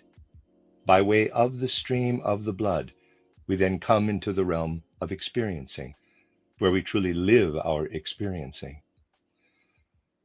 It can also happen that after meditation we do not immediately find the thoughts that we experienced, and which we have completely become, but later, at another time, and often unexpectedly. This experiencing is of much greater significance than the clear seeing of visions, which ensues of itself. However, we must enter into a still higher world, the actual spiritual world. Our ordinary intellectual concepts actually cast a veil over what stands behind the physical world, and this is a grace, because we must be quite prepared in order to come into contact with the deeper lying world without it having harsh consequences for our ordinary life. If we are not well prepared, it is possible that everything we are and feel becomes the opposite. For instance, after our entering into the spiritual world, it can happen that, but only if the training is not correct, we hate someone whom we loved before entering the spiritual world, and our courage can turn into fear. We also can develop a preference for something that we otherwise found to be objectionable. In order to understand this, we must grasp the fact that in ordinary life, our experience of pleasure in things veils the deeper lying forces for our own good. The way the paintings by Raphael and Da Vinci are represented, entitled The Guardian of the Threshold, is very meaningful. The eternal element of the artwork is not within the paintings themselves, but in the creative forces that worked in the artist's souls. Everything that appears on earth as beauty is transient, and while we enjoy the beauty, the pleasure veils what is eternal.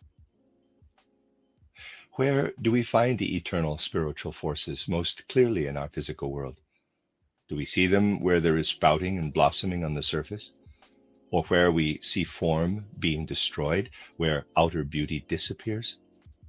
The spirit is active in the latter. In our physical world, the spirit works in the annihilating, destroying element.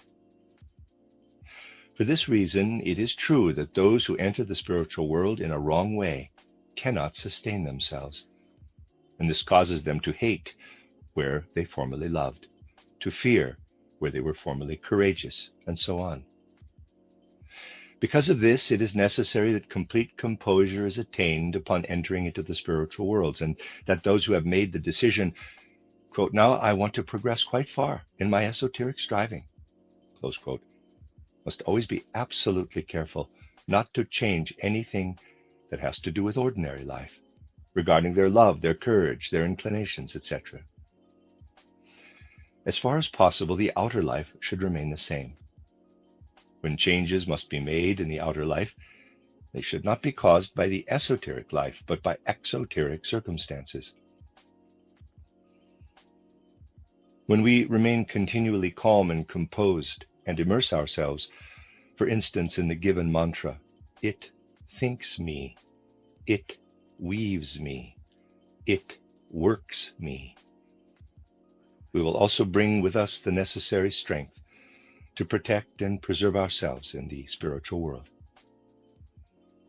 Every word of these esoteric lessons is significant, and everyone can receive from them what is necessary for spiritual development. Everyone can find something personal within these lessons, because within them is something directed to each individual. Letting the ideas and stimuli connected with all that is given in the lecture cycles work further upon our soul can bring us to the greatest spiritual growth that is possible in our current incarnation. The end of Record C. Record D. The meditation content given in the esoteric lessons and in the lecture cycles is strong enough to lead the meditant into the spiritual world. But the meditant must understand how to transform understanding and recognizing into experiencing. After letting go of the content of the meditation, many feel the pulsing of the blood and the relaying of the nerve impulses. By way of this stream, esotericists must reach the world of effects. We tread through Maya on a thin layer of ice, under which is the pulsating spiritual reality. If human beings now proceed with composure, in this way they can enter into the second world, where they experience their thoughts. They see them, as it were, from outside. The thoughts go out, and it is as if these thoughts were being pulled back and forth and were being devoured by beasts of prey. From here we reach, after further practice, the third world. This world has a confusing and destructive effect upon those who enter it without due maturity, without enough preparation, and without composure. This world can be a blessing to those who live into it with patience and with a proper training. Those who are unprepared experience their feelings change. Perhaps in their outer life they have developed a great love for someone. In the spiritual world, this love changes into hate. Where they loved, they must hate. Thus, joy can turn into disgust. Pleasure is a protection in life. When we consider the building up and the tearing down, destructive forces in the world, we see the divine working more in the destructive element. Ever again, the divine smashes the Maya so that human beings can learn to see through it. The paintings of Raphael and of Leonardo da Vinci are Maya as compared to the soul experiences of these artists. Their soul experiences have eternal value. As esotericists, we must not allow ourselves to feel impatience, but rather we must practice calmness and composure. After the meditation, we must give ourselves over to inner composure for a while. This builds and strengthens the lotus flower. It would be most ideal if esotericists would leave their outer life unchanged, and if powers were to come to them out of their esoteric life, they would spiritualize the duties in their daily life. Changes in the outer life should come only in this way. The end of Record D, the end of that esoteric lesson. Esoteric lesson given in Stuttgart, February 17th through the 20th, 1913. Record A. Es denkt mich. It thinks me. E.D.N. Out of a mystical mission, a quite specific language is given for Central Europe. In this language, every individual sound, as well as the sequence of sounds, expresses something esoteric. For instance, in the sentence, Es denkt mich, the broad E expresses the prevailing, weaving, creating divine in the world order and in the human being. The stretched and lengthened S expresses the winding, surging, rising and falling, welling up and down as in a wave, astral element, as it were. Mich means our I. Thus the divine thinks us in the I. Parenthesis, empty the soul of content and feel deepest devotion. Close parenthesis. The second mantra is Es webt mich. It weaves me. Again, the divine forces are in the E and the astral is in the S. And there should be a feeling of reverence and devotion or prayerfulness. Now, there is another exercise, another meditation. The ancient Essenes were given the rules that between sundown and sunrise they were not to speak of material things, and that every morning before sunrise they were to fervently beseech the spiritual world to let the sun rise, and then to give thanks to the Godhead that it caused the sun to rise. There was even a specific formalized prayer for this, quote, "You gods, I thank you," close quote. Modern human beings can no longer practice these wonderful, elevating customs and meditations. Esotericists must be completely truthful right to the depths of their heart. It would be a falsehood if modern esotericists were to beseech in fervent prayer for the sun to rise, and then to want to give thanks that it did. At the time of the ancient Essenes, human beings still had the view that in the cosmic system, the course of the stars was subject to the will of divine beings.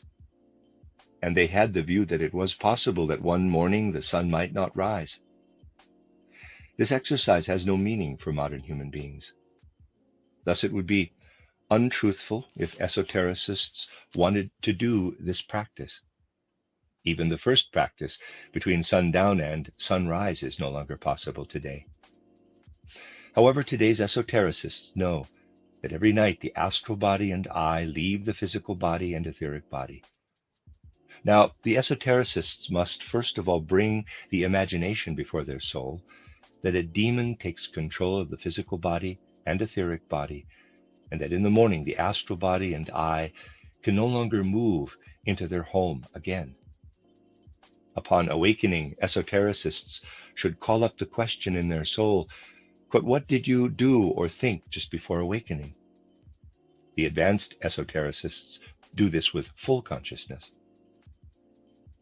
At first, you cannot remember that you thought or did anything. But after giving yourself up to this thought for a longer time, there comes, at first flitting by and then taking on an ever more fixed form, the thought, quote, "You have thanked the Godhead that you were allowed to move back into and enliven again the body they have built." Close quote. Out of the divine we are born. EDN. We should repeat this sentence, this triad, every morning, and we should experience therewith the feeling of deepest gratitude. The Godhead has built up the temple of our body. During the Saturn, Sun, and Moon periods of evolution, the Godhead built our physical body, etheric body, and astral body. Thus we attain our consciousness again every morning. When we cross the threshold of death, we enter into a different condition of consciousness. The ancient Atlanteans still had a bright, clairvoyant consciousness. At death, these old Atlanteans were fully conscious when they entered the spiritual world. This consciousness was gradually lost, and in the fourth post-Atlantean age, everything after death became shadowy. Fear of the unknown, shadowy condition was so strong that in this period the words were coined, quote, "Better a beggar in the overworld than a king in the realm of shades." Close quote. The Christ event changed this.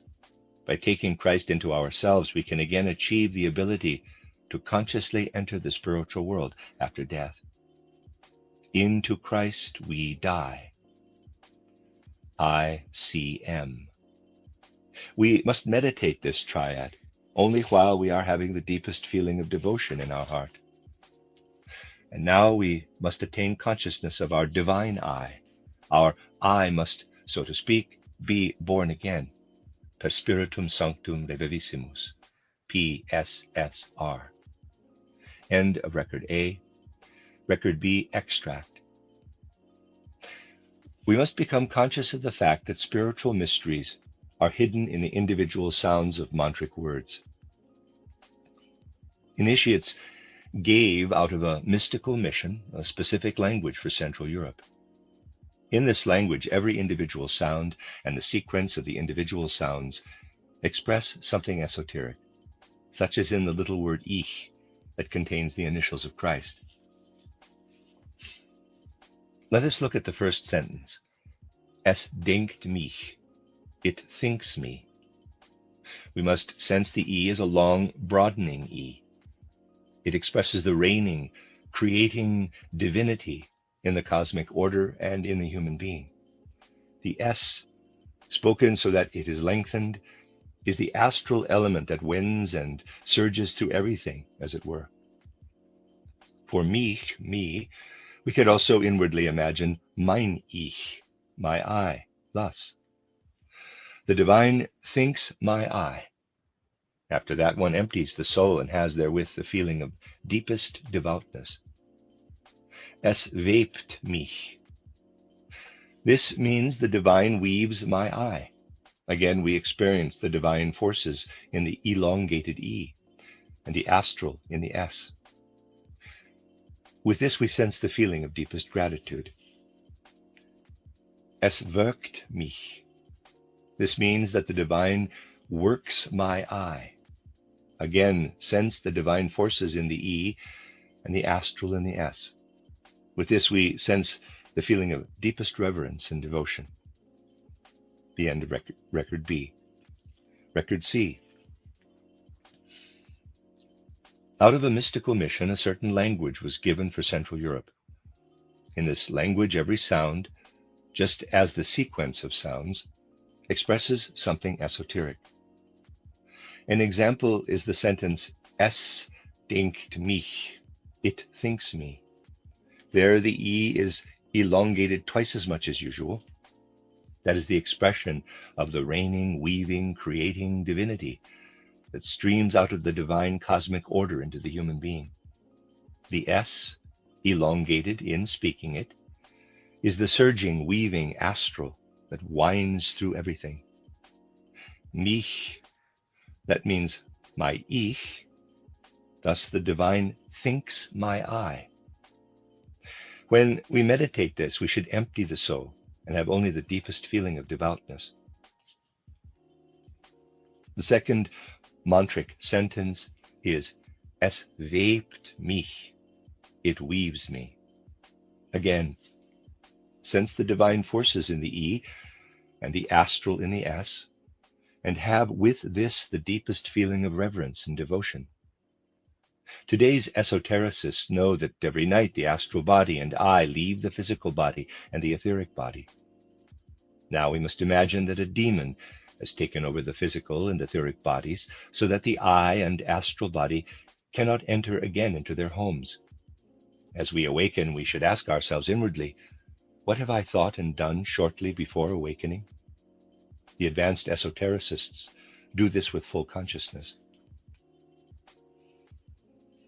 At first, we cannot remember that we have thought or done anything at all. However, after we have given ourselves over to this thought for quite a while, there comes, at first flitting by, but then taking on more shape, the thought, you have thanked the Godhead that you were allowed to move back into and occupy the temple of the body which they built. From God we are born. Ex Deo nascimur. E-D-N. We should repeat this sentence, this triad, every morning, and should feel therewith the deepest gratitude that we have again sent our I consciousness, Earth, into the temple which the Godhead built for us throughout the Saturn, Sun, and Moon evolutionary periods. We do not have our earthly I consciousness after death. The ancient Atlanteans entered the spiritual world with a bright clairvoyant consciousness. In the post-Atlantean epoch, however, this consciousness was lost to the same degree that the earthly I consciousness lit up. In the fourth post-Atlantean age, the fear of the shadowy consciousness, the unknown circumstance, was so great that the statement was coined, quote, better a beggar in the overworld than a king in the realm of shades, close quote. Everything became shadow-like after death. Through the Christ event, this changed, and by taking Christ into ourselves, we can enter consciously into the spiritual world after death. This is the meaning of ICM. We must meditate this triad with the feeling of deepest devoutness. Consciousness of the divine I helps us with this. This consciousness must be born in us, so that through this consciousness we can enter into the spiritual world. PSSR. EI. I equals revealing into the human being of the divine, before which timid reverence draws back. OE equals expresses the above even more so. Human beings feel themselves enclosed in their form and feel the active Godhead outside. End of record C and the end of that esoteric lesson. Esoteric lesson given in Berlin on March 12, 1913, record A. It is our task in these esoteric lessons to become clear about our meditation. We must expect and be prepared that things will be different from what we had previously thought. Esotericists must relearn things. Even in our daily life, we must change our concepts and must value things differently and give them a different significance than we have up until now. We will see, for instance, how this can be the case with our exercises. Often people complain about falling asleep with the evening exercise. Esotericists have the tendency to think of this as a shortcoming. In truth, it is different. Falling asleep can even mean progress. Naturally, we must make an effort to stay awake when doing the exercise or meditation. When, however, we are overcome with sleep, in spite of this, it is not an error. It can even be that the exercise continues after we have fallen asleep. When we awaken in the night or in the morning, we should try to remember where the exercise broke off. Then we will feel as if the exercise might have continued, as if something had worked further in us. This can then gradually become progress and can eventually bring about entry into the spiritual world. We are always told that those who are trained must be fully conscious in the spiritual world. Yet it can also happen that human beings are at first only half conscious in the spiritual world. This is not an error if the students try afterward in waking life to fully consciously remember what occurred during their sleep. Students lose their consciousness and fall asleep so easily because everything we experience in the physical world is Maya, and what we would experience without our being prepared in the spiritual world would shatter us. For this reason, the higher beings dull down our consciousness until we have enough strength to face the shattering experiences and are able to bear them. We fall asleep because we are not yet allowed to experience these things. When, through our dreams and experiences, we have become developed enough to bear what is so shattering, then it does not appear to us to be so terrible. We are so surrounded by Maya that we are caught up in it, in everything we are and do.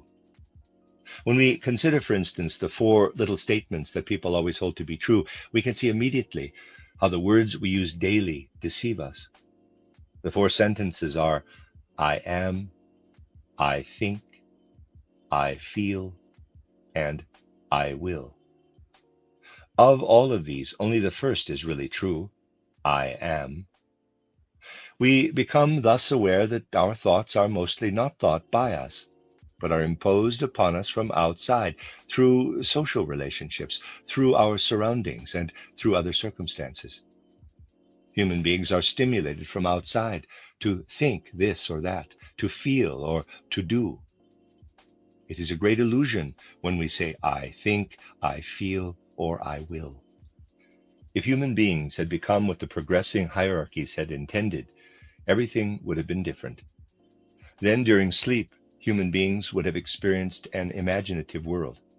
Of course, it would have been different from what it was on the ancient moon.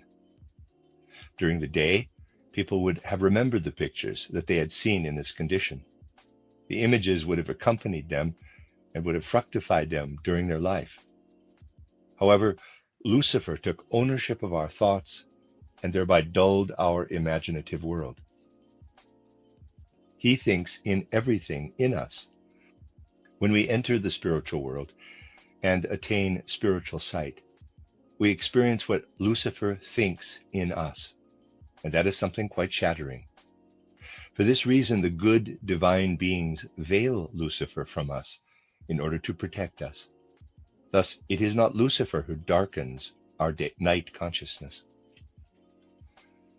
So we see how wrong it is to say, I think. Esotericists can also recognize it so clearly when they do their meditation. Thoughts bombard them, and no matter what they do, they cannot get rid of them.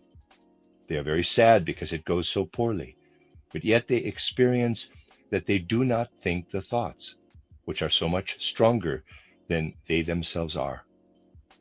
They even see that their so often incomprehensible dreams come to them from outside. In reality, about 2/3 of our thoughts come from Lucifer. Lucifer thinks in the human being. Human beings have formed absolutely false ideas about thinking. The value of thinking does not lie in how much we learn, how much we understand, and how much we know, but rather how we progress through thinking, what forces we develop through thinking. We can see this, for instance, with scholars who know quite a lot, and yet from the spiritual standpoint are no further along than they were as students.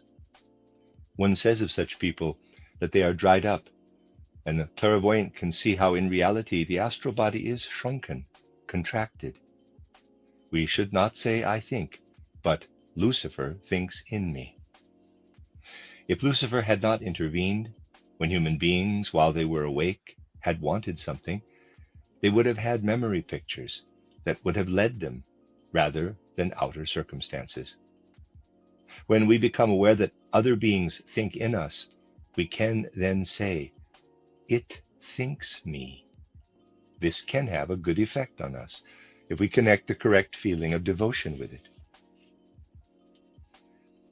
With the second statement, I feel, it is easier to see that it is totally false. We do not bring about the drives and desires that live in us. For the most part, they rule us. 2/3 of these feelings, in the best of cases 1/2, come from Luciferic and Ahrimanic beings, through the Maya of the outer sense world. It would have been quite different with human feeling if the progressive developing hierarchies had been the only ones to work in it. Then human beings would have been in a world of archetypes. For instance, they would have seen the archetype of a flower. When they then would have seen the flower during the day, they would have seen along with it and at the same time the archetype of the flower as etheric forces that swirl around the plant. Forces also weave through human beings in this way. And when we make this into our feeling and our view, it can have a good effect on us. We can recognize the plant as something related to us in its being and nature. And we can bring the belonging together of all beings to consciousness in the mantric words, it weaves me. However, this must take place with the right feeling, the feeling of gratitude. The last statement, I will, is the most obvious that it is an illusion. We need only a little exoteric self-knowledge to see that it is actually absurd to say, I will. If only the progressing hierarchies had worked on the human being, this illusion would not have come about. This illusion occurred because of the Ahrimanic influences. The whole outer world is Maya. When we have before us a cut flower, that flower is not the truth. A flower is the truth only when it is connected with its root and is in the soil. It is the same with the human being. The human being is not in truth to be thought of as separate from the rest of the world. Just as the plant is connected with the earth, so is the human being connected with the cosmos and its forces. Only through the Ahrimanic forces did the human being enter into the Maya, feeling the self as a single separated being. If human beings had become what the progressing hierarchies had intended, they would have always been aware that cosmic forces stream through them. Esotericists can become conscious of this. They can feel themselves connected with these cosmic forces and can imagine themselves in these weaving cosmic forces that hold sway and take effect through their wave-like surging power. These words were not selected out of emotion, but they contain the feeling that they should awaken in us. And our will impulses should be influenced by the active working cosmic beings when we say, it works me. Yet this mantra must be connected with the feeling of reverence. Esotericists can use these 3 formulas. It thinks me with devoutness. It weaves me with gratitude. It works me with devoted reverence, in various ways as meditation, either together or singly, at various times of the day, and also in between other activities. they can have a great effect on meditants. There have been people who have worked with these formulas for their whole life and have progressed quite far through them. The central meditation for the esotericist, however, should always be the 10 words with which we close the studies, the Rosicrucian mantra. We must feel how these words were selected out of wisdom, so that already in the sound we can instinctively grasp the deeper meaning. It is not without reason that the mantra begins with 2 E's, ex deo. For with these words it is said that upon awakening, human beings descend out of a divine spiritual world and are born in their physical body. And this physical body is not, as is often believed, something low or base. What remains on the bed when we vacate it in sleep is base only because we have made it so through our various incarnations in the stream of heredity. The body, as it was originally given to us, is a temple, a great work of art. And how the human being senses this in returning into the physical body upon awakening is expressed in the 2 E's, in ex deo. The vowel E always signifies a joyful awe. The O in deo signifies the soul embracing the physical body and the etheric body. The sound O always means an embracing. However, another feeling connects with this, a kind of shy pulling back with trembling. This lies in the A in nasamur. The I of this word expresses the I or self-consciousness, which awakens through the entry into the physical body and etheric body. The U of the last syllable signifies the completion of the union. In the following 3 words, the middle word always remains unspoken, because we should then fill ourselves with what should not even be intimated with sense-perceptible sounds. In these words we should experience, not just intellectually, but in feeling, already in the sound of the letters, how the human being, when leaving the body, flows into Christ, flows into the spiritual world. In the I, in, we feel the being of the human being that is lifting out. In the O of moramur, the receptive spiritual world prepared to embrace the being of the human. The then I and you follow again, in which we can experience the accomplished envelopment of the I by Christ. In the last 4 words, the consonants play the main role. The P and R of per signify something that is placed in a certain relationship to something else. In this case, it is the soul that has entered into a relationship with the spiritual world. Both S's at the beginning of the following words are the swinging and vibrating of the soul, the wave-like weaving of the spirit in the soul, which is expressed in the physical and shows itself in the form of the spine. In the 2 T's is expressed the individual being of the human being living in the spirit. In the R of the last word is expressed the purely spiritual, the absolute, the quiet willing out of which springs forth the surging spirit world that speaks again in the 2 S's of this last word. Thus we have in the sounds of these 10 words something that should take effect in our feeling, if we comprehend it in the right way. Much in this lesson has already been spoke about. It must simply be looked at from various standpoints. The end of record A and then record B is very short. Es denkt mich, it thinks me. Es webt mich, it weaves me. Es wirkt mich, it works me. We should have the feeling as of a warming, light-filled spirit body that is brought into being for us by the power of the mantra. Lucifer approaches us at the moment of going to sleep. Ahriman approaches us when the astral body and I leave the physical body. The end of record B, the end of that esoteric lesson. Esoteric lesson given in Berlin on March 16, 1913. Record A. First Oda Valar was spoken of.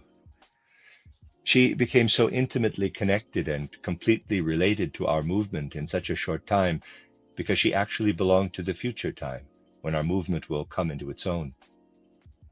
It was said that Dr. Steiner was able to hold her funeral in the mood of the words, quote, "We will remain loyal to her just as she was loyal to us," close quote. Expressions in ordinary life that are actually Maya are, I think, I feel, I will. Only when we say I am do we say something that is true. Regarding our thoughts, we can often notice how they press themselves upon us when we actually want to shut them out. This proves that we ourselves do not think, but that something else thinks in us. If only the progressive good gods had worked in us, we would never have had the illusion that we think. At night, instead of falling into deep, dreamless sleep, we would have seen around us a great imagination of our thoughts and ideas, but they would have been completely imbued with the life, with the substance of the higher beings. During the day, we would have remembered and always known that actually the life of a higher being is in our thoughts. However, Lucifer worked and wove himself into our thought life. And in this case, during the day, we would have constantly experienced that Lucifer thinks in us as something terrible. To protect the human being from this, unconscious sleep overcomes us at night, and we live in the Maya idea that we ourselves think. But we must, as esotericists, learn to look the truth in the eye, EYE, and we receive the strength to bear the thought that Lucifer thinks in us when we, with constant devoutness, completely imbued with devoutness, meditate the mantric sentence, "It thinks me." It is simpler in our feeling life than it is in our thought life to recognize that we are not the ruler. Feelings rush up in us, and we often cannot control them much. If also here our development had remained connected only with the progressive powers, then in the night we would have had seen in imaginations how our feelings are of the same substance as the life that weaves through nature's life realm. We would see the etheric archetypes of the plants, totally different than the physical plants. And we would know that what pulses through the etheric life realm is also in our feelings. We would remember this during the day when looking at outer nature. However, Ahriman intervened in all of this. And so we can say that Ahriman lives in a best-case scenario in 2/3, but most of the time in 3/4 of our feelings, with the benevolent gods living in only a quite small part. We would have seen this in imagination during the night, because we would have remained conscious. And during the day, when looking at outer nature, we would have known that Ahriman lives in our feelings, which are related to the weaving of the life realm. And we would feel in a terrible way that Ahriman feels in us. Again, in order to develop the strength to bear this truth, we must meditate the sentence, "It weaves me," with intense gratitude toward the good gods, who have not totally abandoned us. Regarding our will impulses, it is more than clear that our will is almost always determined by causes outside of ourselves. The attractions and stimuli of the outer world drive us to our actions. Also here, if Lucifer and Ahriman had not intervened, we would have seen in the night the working of spiritual beings, and we would have felt ourselves to be united or one with that activity. During the day, we would have known nothing else than to work in harmony and unison with what the spiritual beings, the good gods, are wanting. Our will would have been the same as the will of the gods. However, Ahriman also influenced this, and we should see this fact and know it during the day. We receive the strength to bear it by meditating with deep reverence and adoration the statement, "It works me." Thus we see that the expressions mentioned above, I think, I feel, I will, are given to us as Maya in our ordinary life, because we are not able to bear the truth. And the meditation of the mantra, it thinks me, it weaves me, it works me, can of its own accord, without other meditations, give the human being a mighty thrust forward into the spiritual world. The following concerning the letters in this mantra, in the German, is of importance. Es denkt mich, it thinks me, equals E, I, is the drawing near with awe and reverence to another being. The I means becoming one with this being that we are approaching. The D, Tau, however, indicates a feeling of still being secluded with reverence from this being. In Es webt mich, it weaves me, we have the vowels E, I. But instead of the D, there is the W, an approaching that is of a more intimate nature. We weave and undulate over into the other being. The wave-like nature of the W itself carries us over. In Es wirkt mich, it works me, everything is just the opposite. I. We are completely in the other being. We work upon ourselves from there. We have become completely one with this working and this being. The 10 words of the Rosicrucian mantra are also ordered so that the letters are significant. In Ex Deo Nascimur, there is the mood that we can feel with regard to our body upon our awakening. E, O, A, I, U. In the E, we have shyness and awe toward approaching our physical body and etheric body, which the gods built up over the course of great long cosmic periods. The O is the wanting to encompass. The A is a pulling back with a mighty reverence, as if these bodies were too great and holy to approach. The I signifies the wish to become one with the bodies. The U unites everything.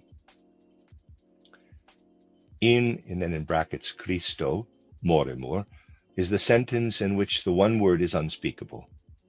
We could call this the post-mortem mood, the dying in Christ. I, O, I, U. Being one, encompassing, becoming completely one, all of it being united. Per spiritum sanctum revivissimus. This is the expression of the attaining of self-consciousness in the realm we enter after death. Here the consonants are of more importance. The PR signifies feeling placed within. The I stands for the I feeling, capital, for the realization of oneself as I, for self-consciousness in the post-mortem condition. The S is the form of the spine. Thus the masters have laid the mysteries of the creative word into this mantra, and still more mysteries are to be found within it, the tenfold nature of the human being. The end of record A. Record B. First, the death of Oda Valar was mentioned. It was said that she was one of those spirits who descended to earth earlier than is usually the case. For this reason, she actually belonged to a later time, and like our whole movement, never felt completely at home on the earth. Therefore, she immersed herself deeply in our movement, and also in such a very short time in the Christ impulse. She immersed herself so intimately with the Christ impulse that she could not live beyond the age at which Christ abandoned the physical body. It was her inmost wish to be surrounded by only theosophists when her body was to be buried, and this also happened. And so the main motif of the funeral could be, we will remain loyal to her as she was loyal to us. Much holds true for ordinary life that becomes quite different in the spiritual world. Thus here on earth we should always try to preserve and maintain life, even if it is our own. Nevertheless, it can happen that when someone who is connected with us in a sacred sense is called by higher powers to abandon the body, such a person can also become outside of the body, our greatest helper. It is also not correct for us to think that it is always wrong to fall asleep in meditation. This can even mean the continuation of the meditation in another condition of consciousness. One of the things that has value only for ordinary life, but which is basically totally Maya, is our habit of saying, I think, I feel, I will. Only when we say I am, are we saying something that is correct.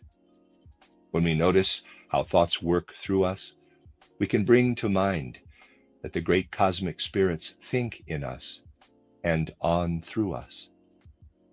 If only the regular progressing spirits, and not Lucifer and Ahriman, had worked upon us, instead of falling into a deep unconscious sleep in the night, we would see our thoughts and ideas as a great imagination before us. We would, however, see these thoughts and ideas thoroughly imbued with the substance of the higher spirits.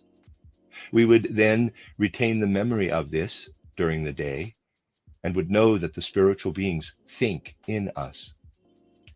Lucifer, however, intervened, and now it is almost exclusively Lucifer who thinks in us. And because we would otherwise see this at night, it is covered up so that we do not need to go around during the day with the memory that Lucifer thinks in us. We are protected by the Maya, I think. As esotericists, we must contemplate all of this, and we achieve the strength to do this when we meditate, always with devotion. It thinks me. Still more difficult to differentiate is the Maya of I feel. We know that in the best of cases, we are the ruler over our feelings about 2/3 of the time. Mostly, however, it is about 1/4. If Ahriman had not intervened, we would see our feelings at night in the form of the life that weaves in the great realm of plant life outside in nature. We would see the etheric archetypes of the plants, totally different from the physical plants, and our feelings weaving in them. We would remember this during the day when we look at outer nature. However, because Ahriman has had an effect, all of this is covered up for us. Otherwise, we would have the terrible experience in the night of seeing how Ahriman works in us, and see during the day Ahriman weaving in nature. In order to receive the strength to bear this, we must meditate the following with gratitude for the good gods, which also live in us. It weaves me.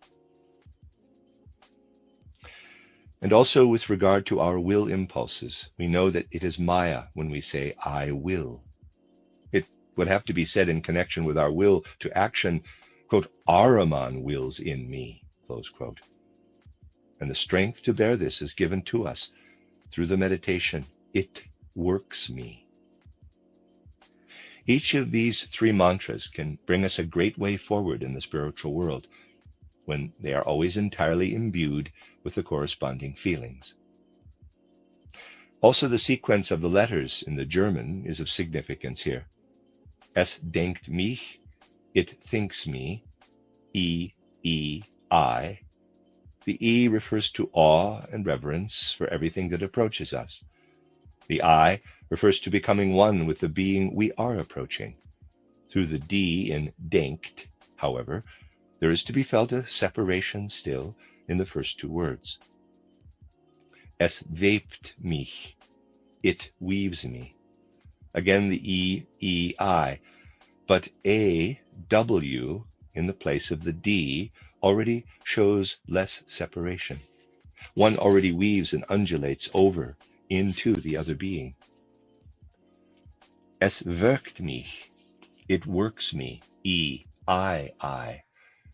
Now it is just the opposite. One is in the other being and works from out of that being. Also, the 10 words of our Rosicrucian mantra are ordered in this way.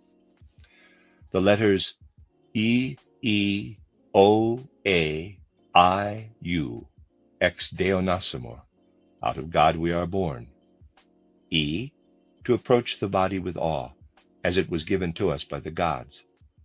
O, to encompass, to want, to embrace.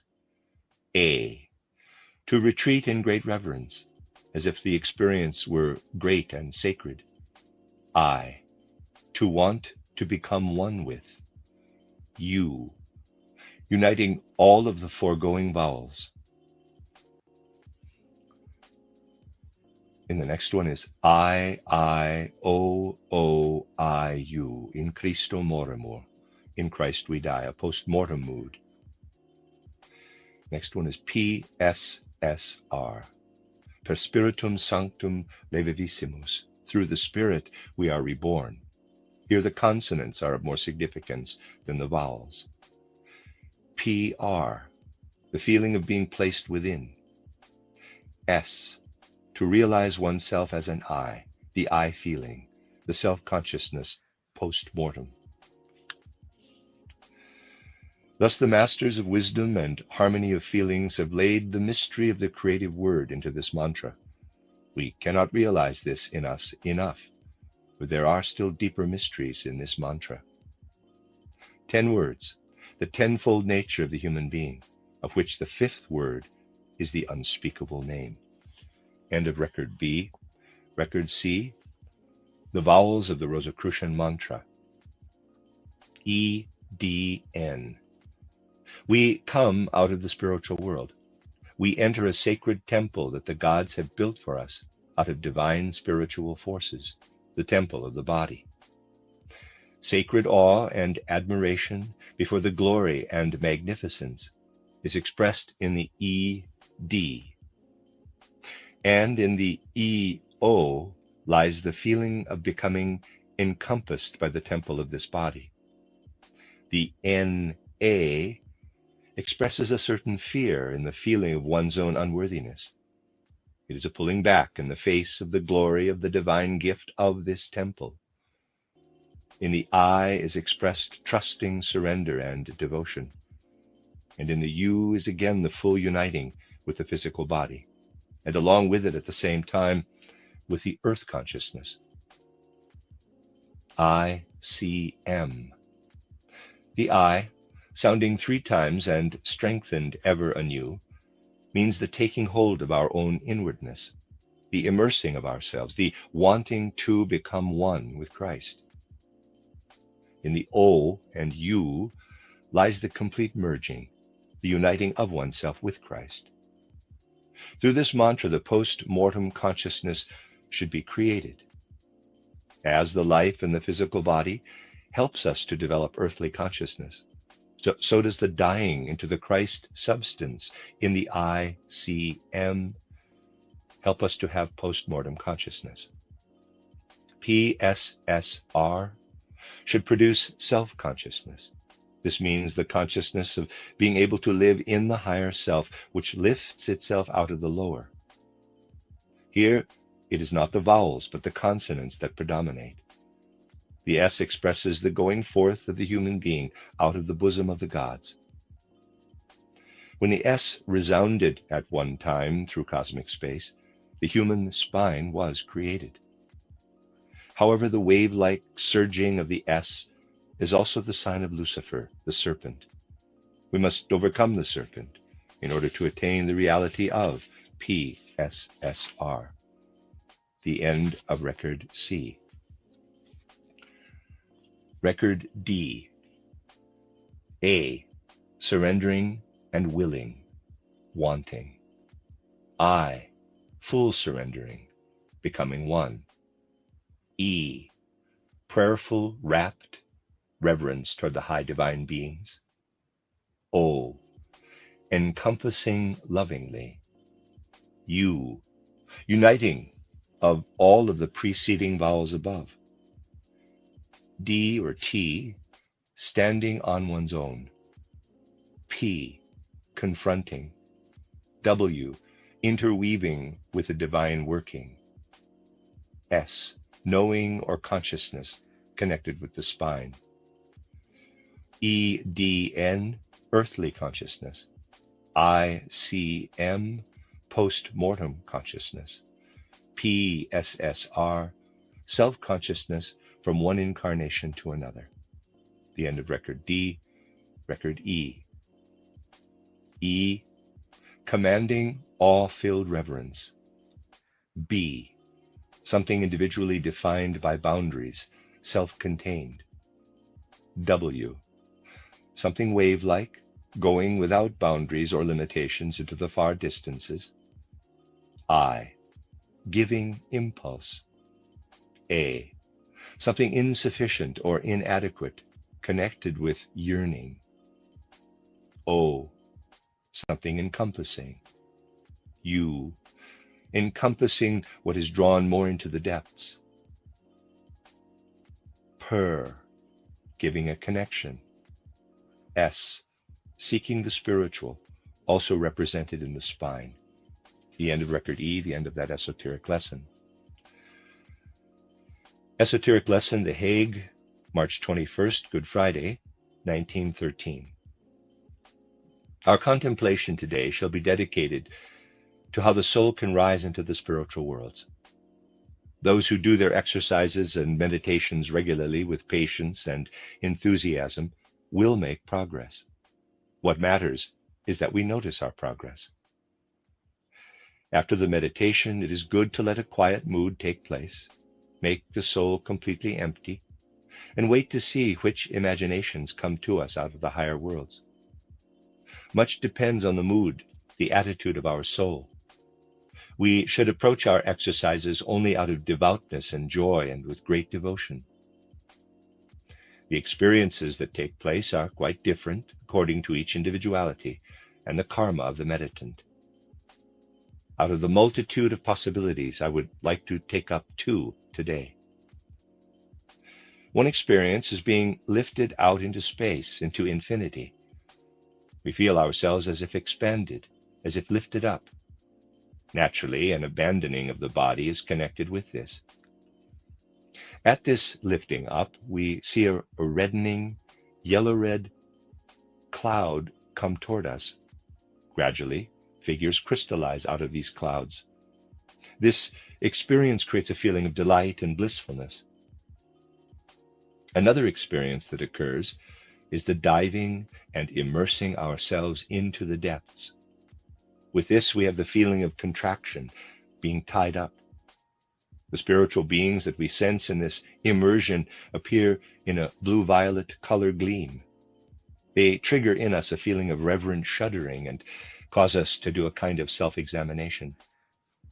They show us what we really are with our failures and errors, all of our moral weaknesses in their total magnitude and reprehensible nature. Indeed, we are already led to this every evening in our backward review of the day. However, with our physical consciousness, we are not able to know it so clearly. These beings that surface out of the depths bring us also to see clearly what habitual errors and false thinking bring forth in us. The beings that appear in blue-violet light and that make our errors visible belong to the hierarchy of the angels, whereas the higher red-yellow light forms belong to the hierarchy of the archangels. These experiences can also approach us through other means, such as through sounds and tones, which is still more dreadful to bear, as our judgment is pronounced with the thunderous voice of the archangel. And when this hour of judgment comes, and that is after the meeting with the guardian of the threshold, we must have overcome our fear. Another example will be given to make sure this is understood. The imaginations can also show something different. We can see that the figures ascending in blue-violet colors out of the depths have worried, pain-filled countenances. These high beings feel sadness and distress because of our errors. This awakens in us a feeling of boundless shame. When human beings truly grasp their errors and regret them, they will see the faces of these beings radiating joyfully. Human beings must feel this connection between the microcosm and macrocosm. The beings that descend in red-yellow light clouds upon human beings and surround them in a circle release upon the human beings the feeling of fear as a punitive justice. In addition to this fear, a feeling of joy can come when these beings show us what developmental possibilities lie within us, and how it depends on us to carry out this development. Always, however, something like a conflict arises in us when we experience the red clouds of concentrated figures trying to unite with the blue-violet figures that strive upward out of the depths. We hear clearly a voice that speaks, quote, "Do not believe these beings, believe what comes out of your own soul," close quote. That is Lucifer's voice, and that is the greatest temptation that human beings can have, because Lucifer outshines all other beings in beauty, cunning, and seduction. Lucifer climbs also, like the blue-violet beings, out of the depths. We must also be clear that in these realms, form is no longer of significance. The spirits of form, the Elohim, as they are called in the Bible, have their significance on earth. Within the spiritual worlds, we find that we rise above the spirits of form, and that the spirits of motion can approach us. We must never forget one thing: the feeling of deepest gratitude toward the higher beings and the spiritual worlds. Just as the Essenes, full of gratitude, looked toward the approach of the sun and prayed that it might rise, so also should we, with reverent thanks toward the spiritual beings, return to the temple of our physical body, which was built for us through the Saturn, Sun, Moon, and Earth periods, and in which alone we can attain Earth consciousness, ex Deo nascimur. And then with this attained feeling of reverence and gratitude, we live into the divine spiritual, which releases us from the bonds of the bodily nature and brings us into the spiritual, supra-sensible realm, helping us to attain the greatest bliss. It is so great and powerful that esotericists do not dare to speak the name of the highest being, in blank, moremor. And finally, in the last part of our 10-word Rosicrucian mantra, self-consciousness, which brings human beings over into a new incarnation, is expressed per spiritum sanctum revivissimus. Living in the consonants and vowels of this mantra will bring us much further than meditation in the 3 parts of the mantra, which consists of 2 times 3 words and 1 times 4 words.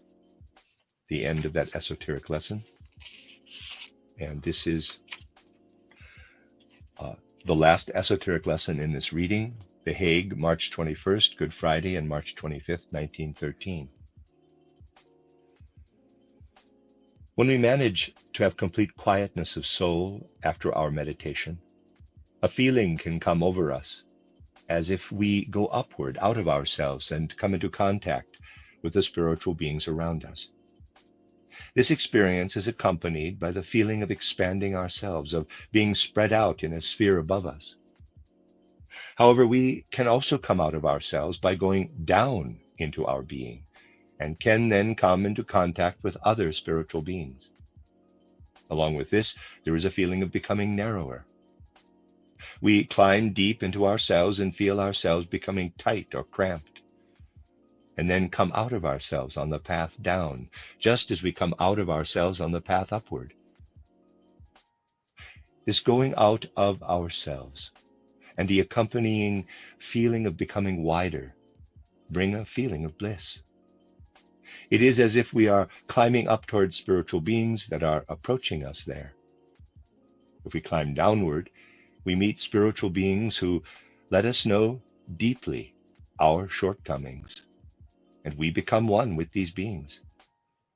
Yet we then also notice that the sphere in which we find ourselves adjoins the sphere above us, and that now in the knowledge of our faults, we feel the spiritual beings who approach us as avengers of those that judge and penalize, the archangel with the fiery sword. In contrast, we feel the beings of the sphere below to be mourning over our errors, and we feel deeply that our errors affect not only us, but that spiritual beings, the messengers, the angels, mourn over our errors and faults. We can either experience this only inwardly, or also see it outwardly as a colored imagination. In the latter case, the sphere in which the spiritual beings reveal themselves will spread itself in red and red-yellow colors above us. And under us, the sphere will show itself as blue and blue-violet colors. Then both spheres meet together, and we feel ourselves moving in them and looking back upon our body as if looking upon something we had left behind. We can have this experience if we correctly meditate. Es denkt mich. It thinks me. And we can see this imagination if in the night we become conscious of the working of the good gods. In the March 25th repetition of the esoteric lesson that was held in Berlin,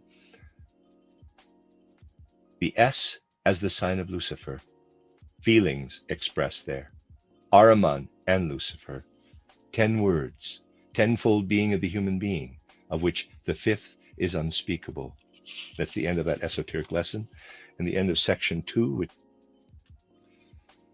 You are listening to RudolfSteinerAudio.com. If you are listening to the podcast of this, it is located at RudolfSteiner.podbean.com. Please consider becoming a patron.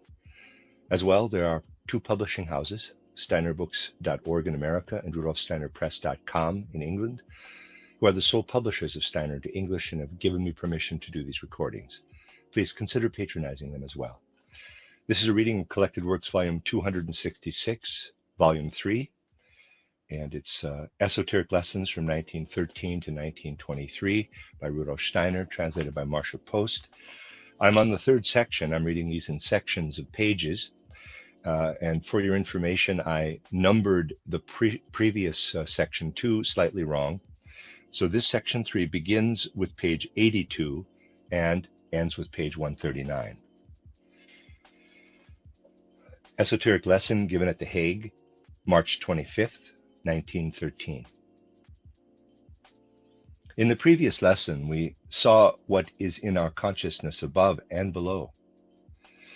We saw how from below, messengers in blue-violet color, the angels, come up.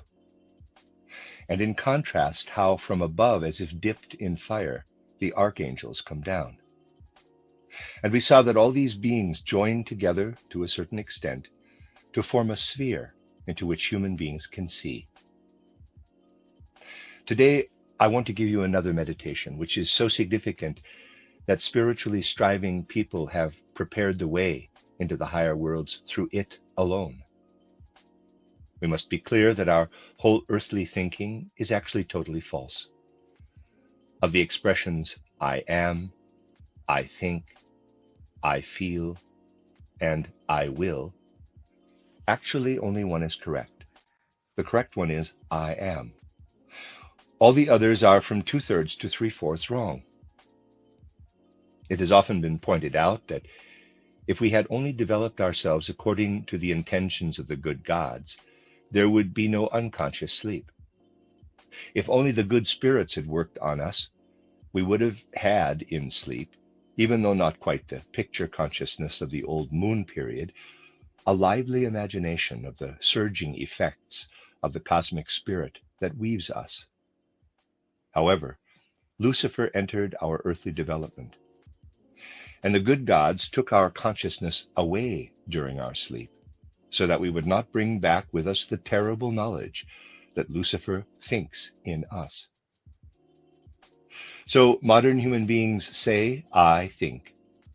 All esotericists can see how wrong this is. When they have the experience that every time they begin their meditation, thoughts of events that often lie quite far back in time buzz around them, without their being able to do much about it. Only later, through practicing over a long period of time, do they manage to become master of their thoughts, and at the same time feel the truth of the mantra, Es denkt mich, it thinks me. Modern human beings who think materialistically are quite far from accomplishing this. Even in day-waking consciousness, unwanted thoughts and ideas almost always occupy them. These thoughts and ideas come from outside and are of a Luciferic nature. What is materialism actually? The reasons for materialism are not those that people usually give, but rather the reason is fear, fear of the nothingness that human beings find before entering the spiritual worlds. This fear slumbers unconsciously in the depths of the soul, and it drives human beings to see things only outwardly, only materially. When we live into the great cosmic thinking, of which human beings are actually only a thought, when we, in reverent awe, sense the spiritual around us, we will increasingly learn to sense the Maya of Luciferic thinking, the lie of the phrase, I think. Yes, we will increasingly have the feeling that this I think is sucked away, as if burned, when we manage ever better to feel our way into and give ourselves totally to the divine spiritual. Es denkt mich, it thinks me. We should always, however, approach this divine spiritual with a feeling of deepest piety. Let us take the second phrase, I feel. If we were conscious during sleep, we would have to say that Lucifer Ahriman feels in us. Just as countless unwanted thoughts swarm around us, so, too, do feelings rise up in us without our knowing where they come from. Think of all the drives and desires that want to be fulfilled. But the good gods have dampened down our consciousness during sleep, and so we feel we are correct to say, I feel. With the greatest gratitude toward the high beings who form us, we should devote ourselves to the second mantra, Es webt mich, it weaves me. It is no different with our will impulses as it is with our thinking and feeling. In truth, we would have to say not I will, but Ahriman wills in me. For most of our will impulses are ruled by Ahriman. Esotericists should, with a feeling of deepest reverence, imagine that higher beings work in them and have an effect. This is expressed in the third mantra, Es wirkt mich, it works me. These three mantras, Es denkt mich, Es webt mich, Es wirkt mich, it thinks me, it weaves me, it works me, have high esoteric value. They can be meditated singly or together. The masters of wisdom and the harmony of feelings themselves gave these mantras and placed something quite specific into their vowel system. In the German, Es denkt mich, 2 E's and 1 I. E is always the sign of sacred awe and admiration with which we draw near to the Godhead. In contrast, the I means the giving of oneself, the feeling of oneself within the Godhead.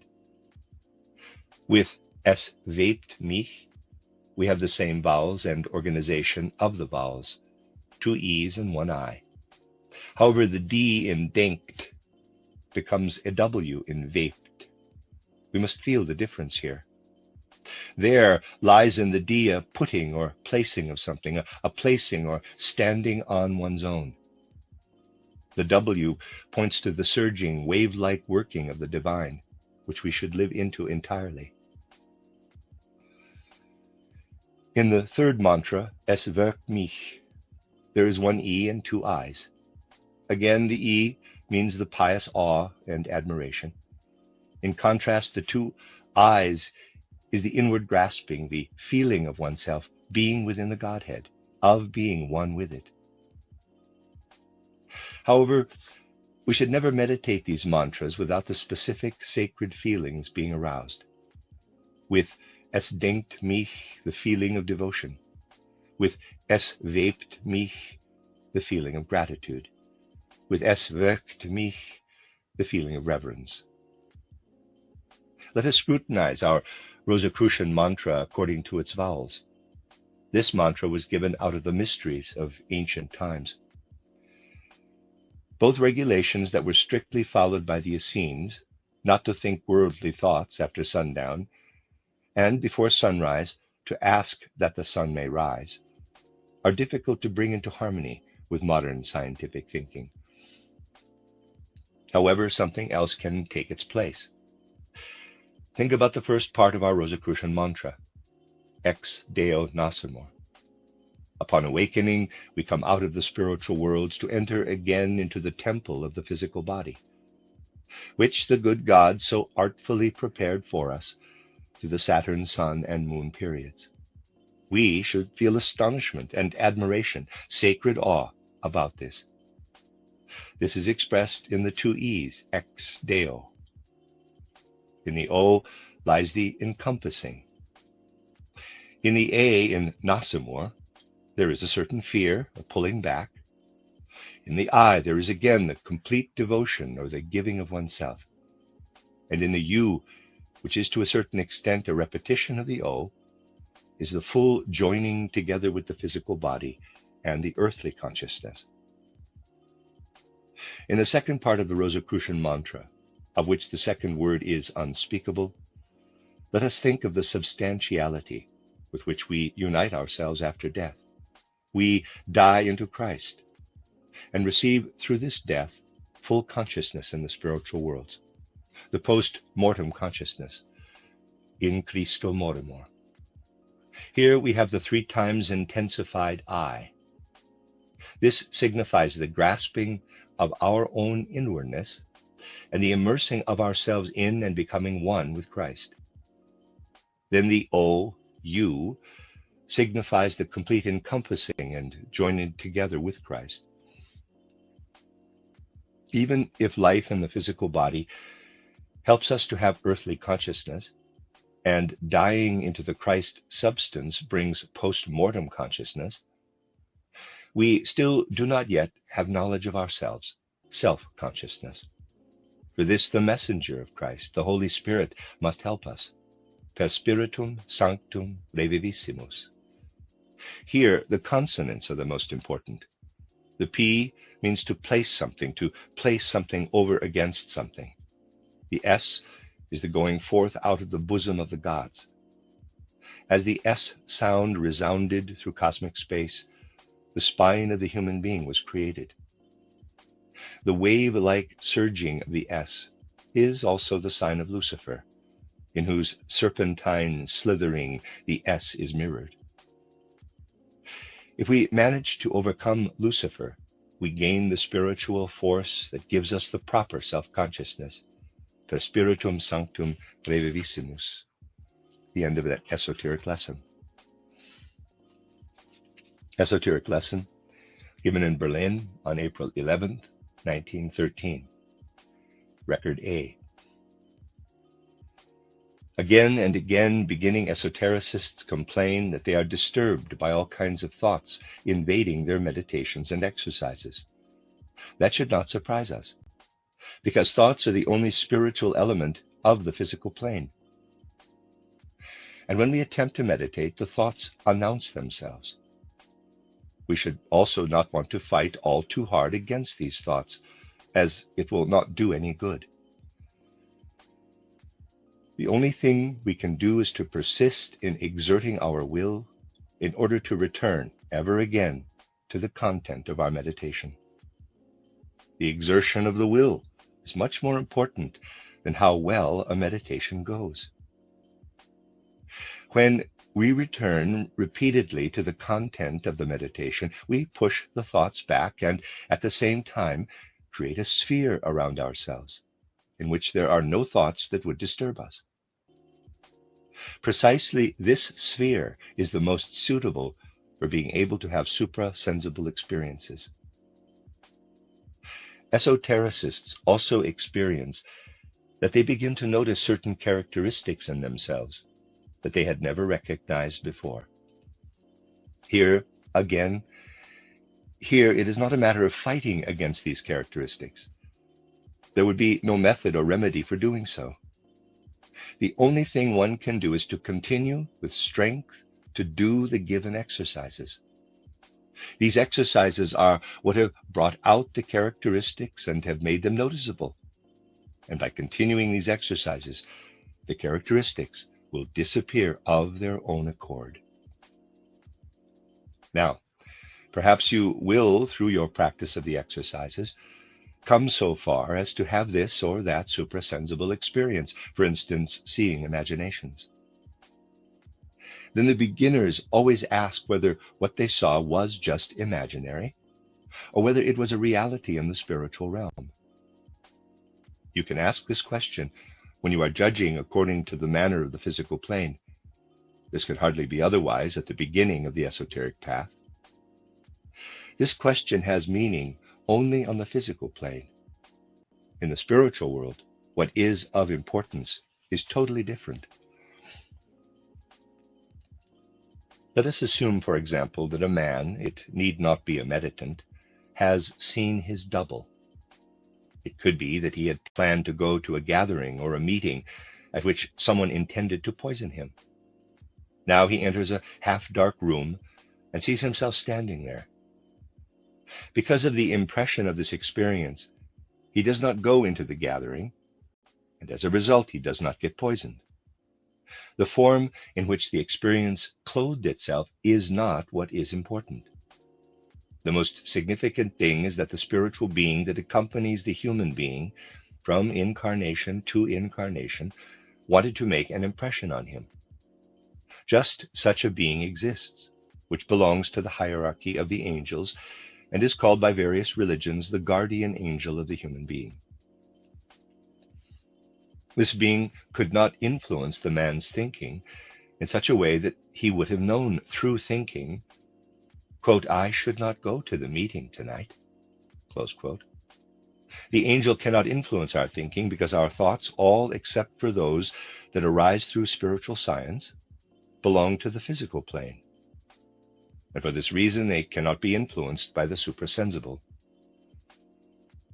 After death and already during sleep, we lay aside our thoughts, with the exception of the spiritual scientific thoughts.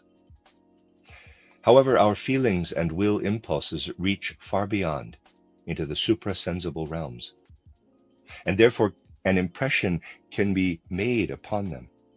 That happens, for instance, in the seeing of the double.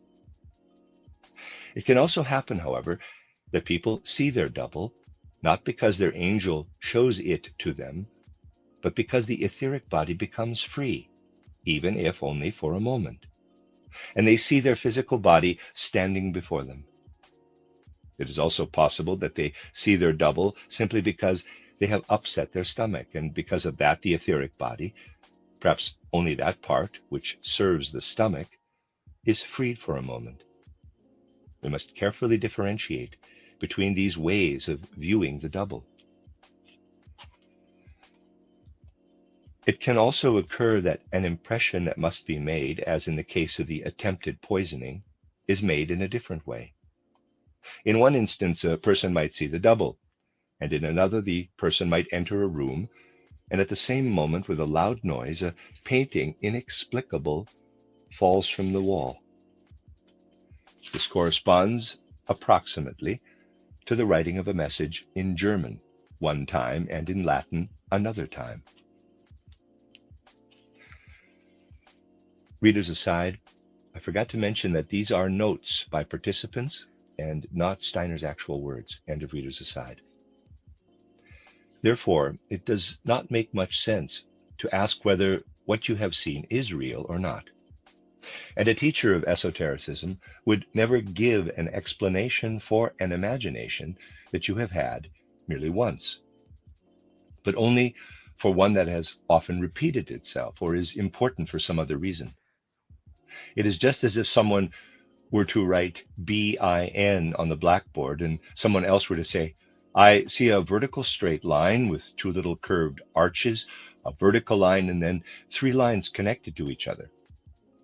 However, another person who had learned to read would immediately say, "That is the word bin." There is no immediate definite explanation of the imaginations. Rather, you must first learn how to read them. Or it can happen that esotericists at the very beginning of their path see some kinds of figures in the air, and there's an illustration below. Then they would perhaps go to an eye doctor who would tell them that it was an illness of the eyes. From the standpoint of the eye doctor, that is correct. For the eye doctor, the whole belief in theosophy is an illness. But the figures in the air all stem only from the fact that the etheric body is beginning to make new movements, and that these carry over once in a while to the physical body. That is why the esotericist sees these figures. Some esotericists might say that their physical body is then damaged by the exercises if the etheric body affects it in this way. And then the esotericists are overcome by a terrible fear of every little pain and complaint. Yet there is absolutely no danger with these things. With time, the etheric body itself will remove them. Also for this, the only remedy is to calmly persevere. Occasionally, people complain that they get a terrible headache right above the bridge of the nose and ask what to do about it. It would be best to do nothing about it, but to calmly continue with the meditations. At first, the pain will get worse to the point that they feel as if their head would split open. However, first of all, their head will not split open. And secondly, it will be possible that precisely because of this pain, they will break through the wall that separates them from the supersensible. Only through pain and suffering can we further develop ourselves. Often, also with the illnesses that arise, these are the karmic results of certain evolutionary conditions that you have already gone through in an earlier life, and which you cannot eliminate or remove in any other way than through illness and suffering. Many times people notice that after an illness is over, they have progressed in their development. One should feel that everything that comes is karma. End of Record A. Record B. It happens again and again that beginning esotericists come to me with an overwhelming experience of their meditation. They complain especially, as happens often, that the moment they begin their meditation, thoughts buzz around them like a swarm of bees. Memories arise that are often of a sorrowful nature, and they often lie quite far back in time. We must be clear that all esotericists, under all circumstances, make progress. When their thoughts buzz around them, that is a sign of progress. For they must become aware of the fact that when they do their exercises and meditations, they receive more spiritual forces. Thoughts and memories are the only spiritual elements on earth. When they press themselves upon the human being, that is a good sign. The what is not the main thing in meditating, but the how. For this reason, we should persevere and ever again make our will active. The steadfast will is the main thing, and even when the meditation absolutely does not go well, the will is still strengthened. Precisely in such a space or sphere, out of which the swarming thoughts have been driven, is the best possibility for a manifestation or phenomenon to come out of the spiritual world. Others come and tell me that they have experienced this or that and ask if it is a reality or an illusion. That is difficult to answer. Naturally, it is a truth, a reality. However, one must be careful not to credit it with too much significance. This question has meaning only on the physical plane. In the spiritual world, it means nothing.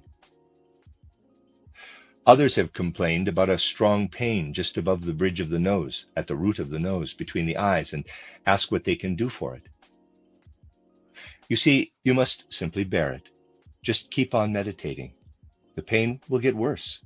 It will feel as if your head is going to split open. But firstly, your head will not split apart, and secondly, through this you can break through the wall that separates us from the suprasensible. Only through pain and suffering can we further develop ourselves. Often illnesses that arise are the karmic results of developmental circumstances we have gone through in an earlier life, and which our soul can reject or get rid of only through illness and suffering. We often notice after such an illness is over that we have progressed in our development. We should think of everything that comes as karma. Even when specific characteristics appear, such as egotism, vanity, etc., we should not fight against them, but simply continue meditating. We should not apply any method or remedy against them, but rather continue to exert ourselves with our exercises, because they will indeed drive such traits out of us. Beginning esotericists often see their double. For instance, a man enters a room and suddenly finds himself standing in front of himself. Let us also imagine that he wanted on that particular evening to go to a social gathering where he was to be poisoned. That could, of course, be karmic. Now he encounters the appearance of his double, which would most likely keep him from going into the gathering. How did that happen? Yes, you see, each of us has an angel that leads our life from one incarnation to the next. In religions, orders, or spiritual movements, it is called the guardian angel. The angel wanted to protect the man, to warn him. How was the angel to do this? The angel could not speak to the man, especially since he was not yet an esotericist. His thinking was completely earthly. Only spiritual thinking is suprasensible. Physical thinking is of a purely earthly nature. Feeling and willing, however, are connected with the spiritual worlds. The angel seeks, therefore, to make an impression on feeling and willing, and sends the man an imagination. The double can be karmically contingent on yet something else. For instance, through a sudden shock, the etheric body can be loosened, and one finds oneself facing one's own physical body. Or a quite trivial thing can cause it. One may have upset one's stomach. The etheric body leaves that particular place, and one sees oneself. The form in which the occurrence clothes itself is not the main thing. It can just as easily happen that someone enters a room, and that at that moment, with thunder-like, deafening noise, a picture falls from the wall. It is the same situation as if one were to write a communication one time in German and another time in Latin. An imagination is of value only when it appears often. One person will understand it, another will not. It is precisely as if someone would use all kinds of straight and curved lines to write the word bin on the blackboard. For some it would be just lines. Others would read the word bin. There is no definite reading of imaginations, however. Or people may see small circles as below and not know what to make of them. A medical doctor will think it is due to an illness of the eyes. For the doctor, belief in theosophy is already an illness. In reality, the circles are just proof that the etheric body has begun to move and carries this movement over to the physical body. Because of this, the person sees these things, the small circles. Many people think that the physical body suffers damage through spiritual development and therefore they fear it. Yet there is no danger present. After a period of time, the etheric body itself eliminates these effects. The end of Record B. Record C. It is not a bad sign when all kinds of thoughts storm us during meditation, because in meditation everything becomes intensified, and so this is quite natural. However, precisely this is of greatest importance, that we hold them at a distance. In the empty space we create around ourselves through meditation, we have, through holding back what wants to storm us, the best chance to see esoteric phenomenon. Also, our strength increases because of it. The fact that our will succeeds in getting through this, no matter what happens, is of greater value than the meditation itself. It is important not to expect some other blessing or well-being, but we should continue our meditation strictly and with the deepest earnestness. This will to proceed ever further is of the greatest significance. Many meditants ask if this or that imagination that they have had is real or not. The question should not be put in that way. because an imagination can indeed be real, but that is not what matters. What is important is to grasp the meaning of what stands behind this meditation imagination. For example, we could see our double. This imagination can come about either through our guardian angel, for instance, to keep us from going out for the evening, or it can come about because, through the exercises, the etheric body separates from the physical body for a moment. Or it can occur because the stomach is overburdened, and so the etheric stomach leaves the physical body for a moment. Thus, it is important here to develop further to the point of a sensing or feeling, which is at the same time a knowing of what the imagination signifies. It can also happen that meditants see all kinds of figures, and a doctor would say that something is wrong with their eyes, and there's a figure there. The seeing of these figures can occur because, through the exercises, the etheric body takes on other forms and therefore works differently upon the physical body. Some meditants complain that they get a terrible headache. However, it would be best if they would not complain at all, but simply persevere, even when their head appears to be about to burst. Precisely the strength and the exertion you have to apply to get through this brings you forward. After a while, such phenomena can also be disagreeable warmth, sound, or aromatic impressions cease on their own. Through persevering and going through this, something is overcome, and the real experiencing of the etheric world begins. But esotericists are sometimes fearful of facing this, even though they know that fear is something that wants to come to us when we go through our training and is precisely what we must conquer in order to become ever stronger. We know that our path upward leads through suffering and difficulties. Also, we should not forget the reality of karma. Consciousness of karma must help us to bear everything. We can, for example, become ill as a result of a development in a previous life, and through wrestling with the forces of the illness, we can reach a further stage of strength than we had attained in a previous life. The powerful force that leads us upward is perseverance, always going forward, and seeing all difficulties in the right light.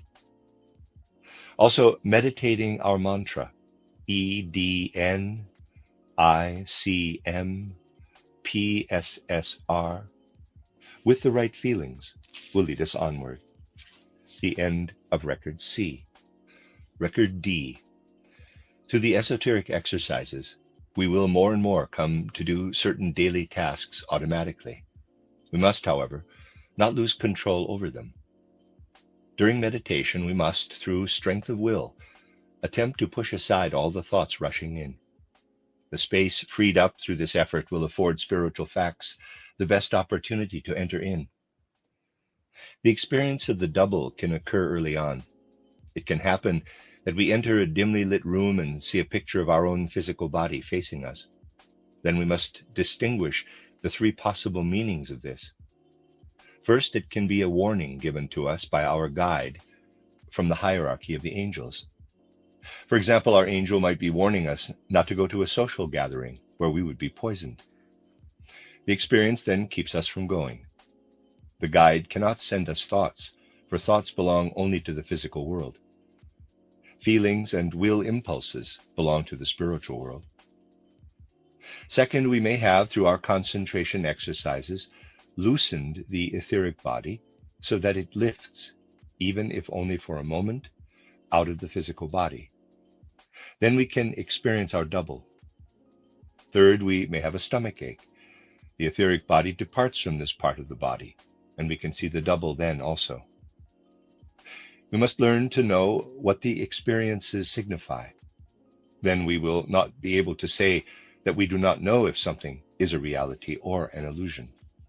The end of Record D and the end of that esoteric lesson. Esoteric lesson given in Strasbourg on May 14th, 1913. Record A. Our meditations gradually have the effect that we, in a body-free state, enter into the higher worlds and learn to know and to see there. It does not matter only that we enter into the higher worlds, but also how we enter is important. The sole attitude we have when entering the higher worlds must be a good moral one. S-O-U-L. Now, it is so that human beings, as sense physical beings, have first of all been abandoned by the good. They no longer sense the morality and goodness that could and should speak to them out of the all of creation. In order to give human beings freedom, Lucifer drew out the moral, so to speak. Human beings must now find it and awaken it at first in themselves, and then bring it back again to the spiritual divine worlds. Today, when we observe the sun rise and set, we do not feel any moral impulse streaming to us from there. If it were not for Lucifer, we would feel streaming from the sun forces that pulse through us in such a way that we would know and feel ourselves to be an eye. When we observe the moon with the methods of astronomy, we know that in the time from the new moon to the full moon and from the full moon to the new moon, constellations bringing balance hold sway. These constellations bring it about that we see at first a quarter, then a half, and then the whole surface of the moon illuminated. We no longer feel that if the constellations were totally different ones, and if the moon changed its position only a tiny bit, then living beings, such as human beings, in their physical bodies, could no longer exist at all. For the forces of reproduction flow from the moon. When we look at Mercury, our staring no longer gives us the ability to recognize that without Mercury, no connection between the sun forces and the moon forces would take place, between the eye forces and the forces of reproduction. In the same way, with Venus, we do not feel that without its mild light, all of those love relationships between people that make them so happy would not exist. Lucifer permeated the human astral body with egotism. This was necessary for the sake of the development of the freedom and independence of the individual. However, it must not go so far that human beings become insensitive to the moral element. This has happened, however, in relation to nature. It has happened, for example, in our relationship to the elements. We should have been able to sense from air, fire, water, and earth that they exist in order to create a punitive compensation for our human sins, that in them live the elemental forces, the ill-making forces. We must and should allow these forces of illness to work themselves out in us so that they can purify us. The same words can be both true and false, depending on who speaks them. When Lucifer says, quote, "Nature is sin, spirit is the devil," close quote, these words are a mockery. In the sense just developed that material nature should punish us for the sake of our sins, and that we should sense the spirit in nature as something that brings us illness and suffering, these words are true. For pain and suffering are the God-given remedies to recognize and overcome egotism. When Lucifer says, quote, "You will be like God," close quote, it is a lie. But understood correctly, it is true. Christ says, quote, "You are gods," close quote, the sons of the Godhead. The human being is called to become a god. What does modern materialism that breaks the world up into atoms, into physical matter, want? And what is it doing? It wants to make the forces of sin eternal, for matter is condensed error. Through spiritual development, matter must turn into spirit. We must wrest from nature the moral element that was laid into it by the divine cosmic wisdom. Rosicrucian wisdom foresaw this whole materialistic development. For that reason, it gave methods and showed paths to an elevated morality, without which we shall not enter into the higher worlds for salvation and blessing. We would perhaps indeed enter therein, But we would not find that Lucifer approaches us there as the guide into the knowledge of the higher worlds, as he should be. He would be there as tempter, who feigns all kinds of divine spirituality and shows us what is not real. Ex Deo Nosimer. Thus we should speak, and at the same time with elevated soul look up to the moon as the giver of the opportunity to incarnate ever again, and to perfect ourselves in the physical body on the earth. In Christo Morimur, here we look up to the sun in order to sense from there ourselves as I beings, as divine spiritual beings, through Christ, the lofty spirit connected with the sun. Per spiritum sanctum revivissimus. We look up to Mercury and Venus, neither of which manifest in physical representations, but reveal themselves purely spiritually. This is because the power of the spirit that trains the human being to spiritual love is distributed on these, Mercury and Venus, and the other planets, Mars, Jupiter, and Saturn.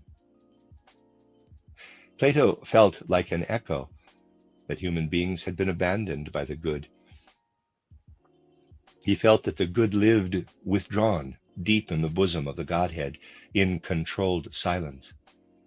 Plato said, quote, God is the good, close quote. Christ Jesus also said that the good had withdrawn from human beings. Quote, no one is good but God alone, close quote. Thus we want to strive unceasingly for higher morality, so that we will become able to sense the moral impulses in nature, the sun, the moon, and the stars, and to bring back to the spiritual world again the moral element that Lucifer had taken away for the sake of our freedom. The end of Record A. Record B. Two things are necessary for esotericists. First, they should devote themselves faithfully to doing their exercises, and second, they need to develop a specific fundamental attitude that I will describe. In ordinary life, no one asks upon awakening why the sun rises again, nor does it move people when they see the progression of the phases of the moon from full moon to new moon and back again, or when they see the individual planets shining in the starry heavens. People do not think they have to connect any moral significance to all of this. The moral world and the natural world are thought to be separate from one another. This brings it about that human beings really do live in a world that is abandoned by the good. For esotericists, the moral world and the natural world must be united again.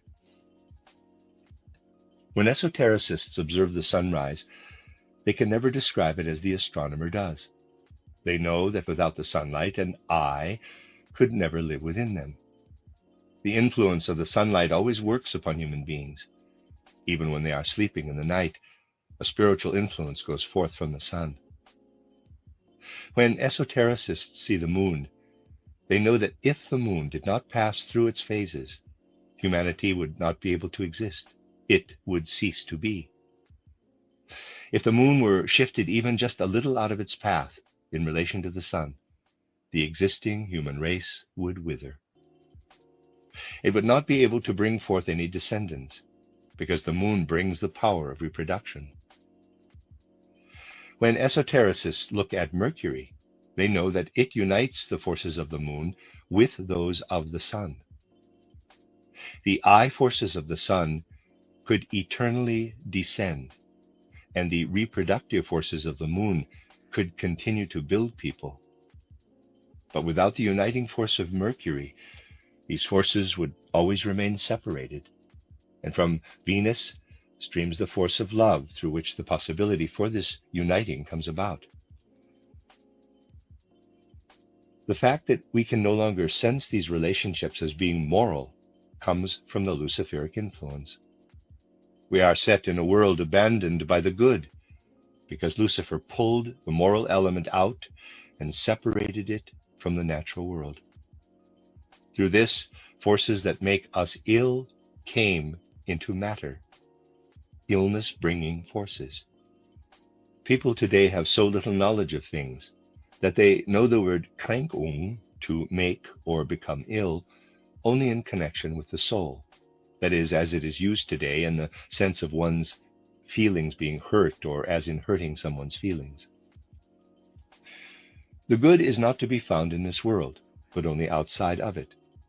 Plato said, quote, God is the good, close quote. Also, Christ pointed to it when he said, quote, no one is good but God alone, close quote. The good gods laid evil into matter, so that human beings will learn out of freedom to turn away from it. This may be expressed only out of a specific mood, for the meaning or significance of what was said depends on the mood out of which it was spoken.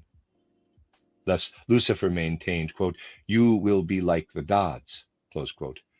And Christ Jesus spoke as the highest truth, quote, you are gods, close quote. Only in a special state of mind and soul may it be said that matter is nothing other than concentrated wrongfulness. Concentrated sin is matter.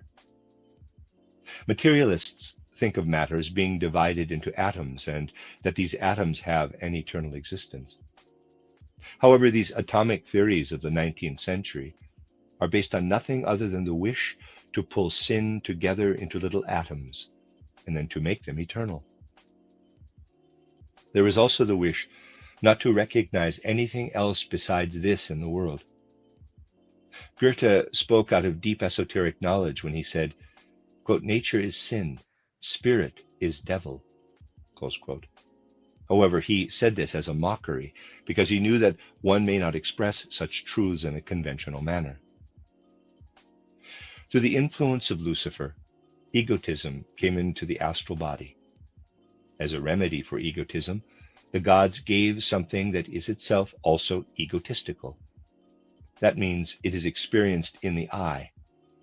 This remedy is pain.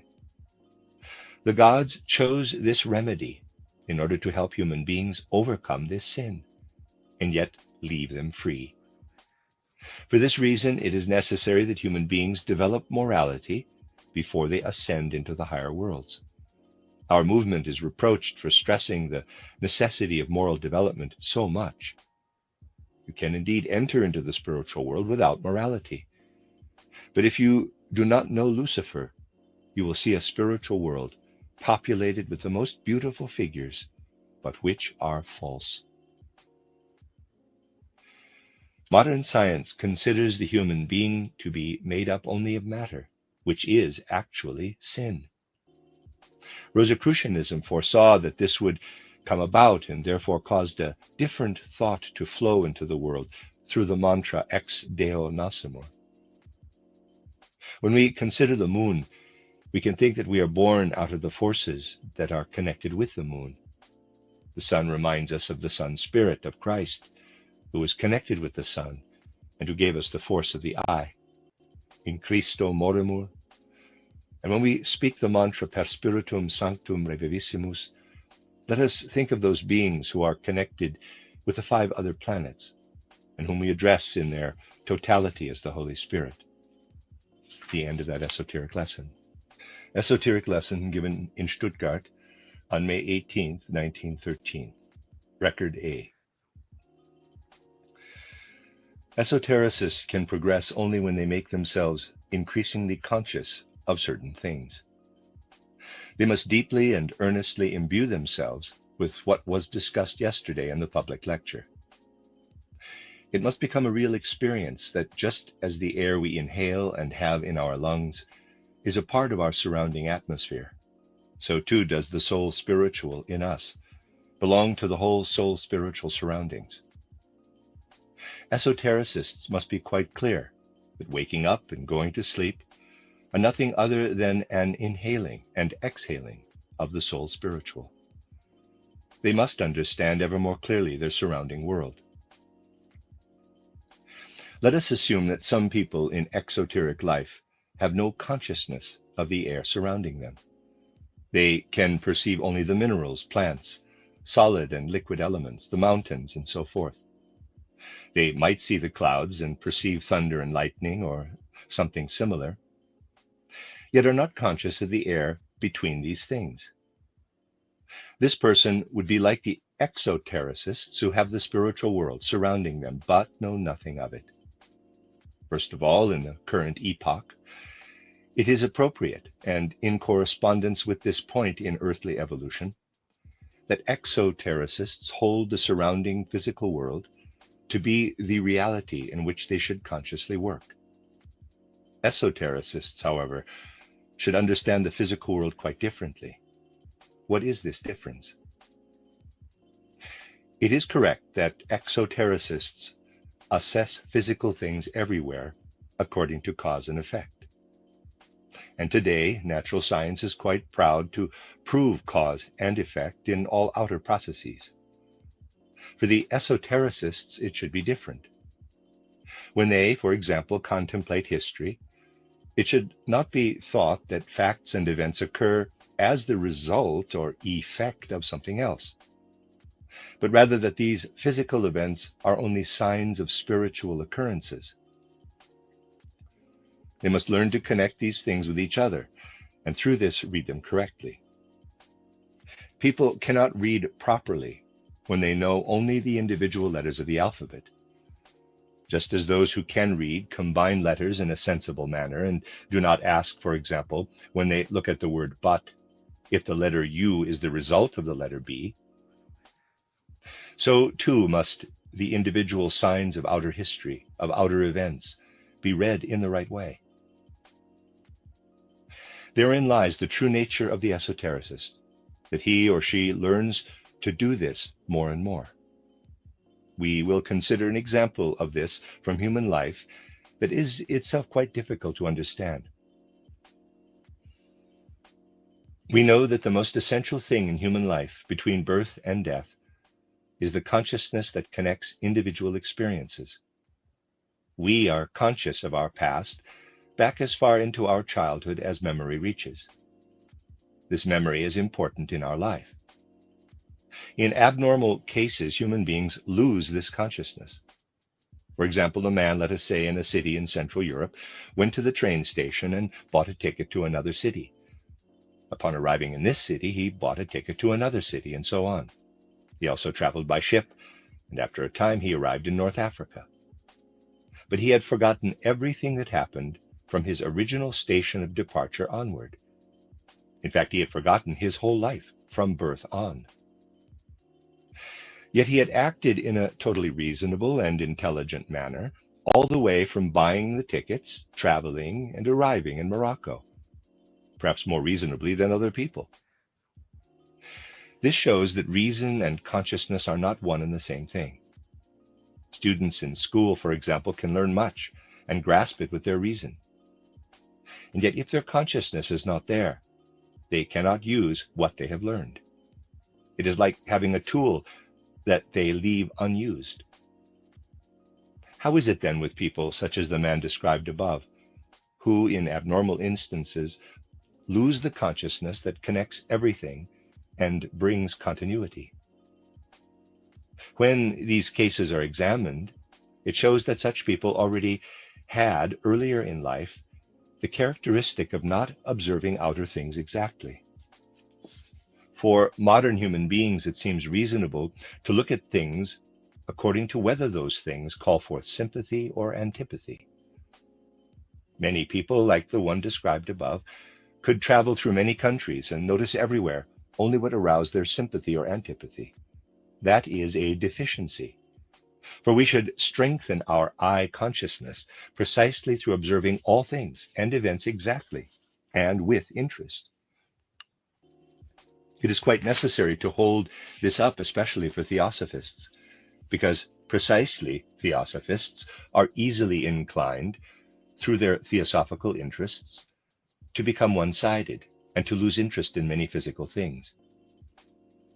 Yet they should observe all occurrences and things with interest, love, and sympathy. For the soul spiritual in us, the soul spiritual is inhaled out of the spiritual world into our body upon awakening, attains full self-consciousness through observing, with interest and love, outer events and beings. Esotericists should become ever more conscious of this.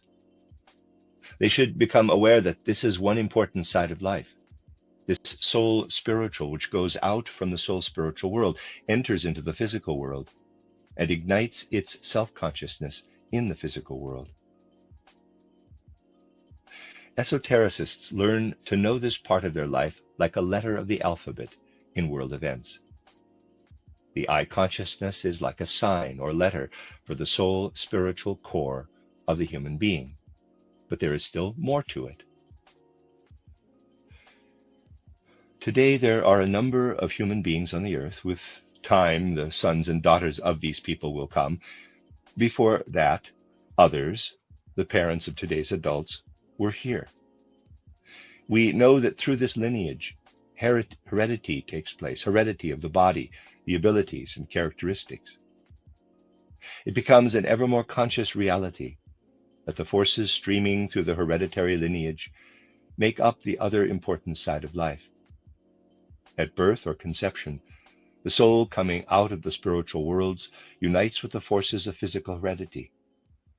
These two sides of life form two letters, and esotericists will become increasingly able not only to see the nature of these letters as single letters, but to read them together correctly. Esotericism also gives an outer symbol which can be drawn for the connection between the two letters or signs. When we want to indicate with this symbol the I entering in from out of the spiritual world, it is thus: the consciousness that forms by drawing, as if magnetically, the forces of heredity to it, and surrounding itself with them. This is represented by a circle with a point in the center, and there's a diagram. Now, this sign also really already exists in the world. The gods drew it, and we find it in the sky. If we regard the point in the drawing as the earth, the circle is the path of the moon. And thus we can see in these celestial bodies a sign written by the gods. It is a sign that the earth is the place of the developing I consciousness, while the physical orbit of the moon and the physical moon, which turns through all of its phases, from new moon to first quarter to half moon to full moon, is the outer sign for the forces working in heredity. Through the physical sun directing its light onto the earth, and through objects on the earth raying this light back to the sun, self-consciousness can be kindled in the human soul. Were the sun to stop shining even for only a moment, the possibility for a self-conscious human life would cease. And without the forces of the moon, physical heredity could not continue. If the moon were to be pushed out of its orbit even only by a little bit, the forces that are necessary for the continuity of the physical heredity of the human being would cease to work. Human beings would still live a while longer with the forces inherent in them, but then physical reproduction would come to an end. Indeed, a time will come in the future when the forces of the earth become so strong that the earth will again take the moon into itself. Then the forces that now work from the moon and bring forth heredity will no longer exist. The human being will cease to be a propagator of offspring, and the human race will come to an end. All of this must become ever more a reality for esotericists. They must learn to understand correctly the point within the circle in the manner described. Just as when people, when they can read, write the word up, they do not write the P and the U in just any manner, but the U and then the P. So is it also with the signs of the point in the circle. Esotericists put them together correctly, and they can then read the symbol for their nature, in which the soul spiritual becomes conscious through union with the forces of heredity. Yet there are still other forces acting in order to bring about the life of the human being the way it is. If we go back in the history of humanity to the ancient time of the Egyptians and Persians, we see how human beings everywhere progress through their thinking. Human beings have had to contribute to the process of development through their thinking by living on earth as beings with reasoning ability. But these other forces do not come from human beings themselves. Such a thought can be believed only by a science that would so gladly talk people into its fantasies. These forces do not come from the moon either. They come from regions that reach beyond the orbit of the moon. And so we must represent this with the second circle in our drawing. And we find this also placed in the cosmos by the gods. This second circle is the apparent orbit of Mercury, the Venus of today. In the spiritual forces that have Mercury as their physical expression, we can see what bestows reason upon the human being. And there's a diagram. Esotericists must learn to understand this. While in ordinary life they look only outwardly at the moon and Mercury, they should not merely try to grasp this Mercury with their intellects, but should see in it the outer sign for spiritual forces, through which human beings are given the power of reason. They should look up to the planet with feelings of awe and gratitude. Were the forces of Mercury to cease, human beings would have consciousness on Earth, but they would have no reasoning power.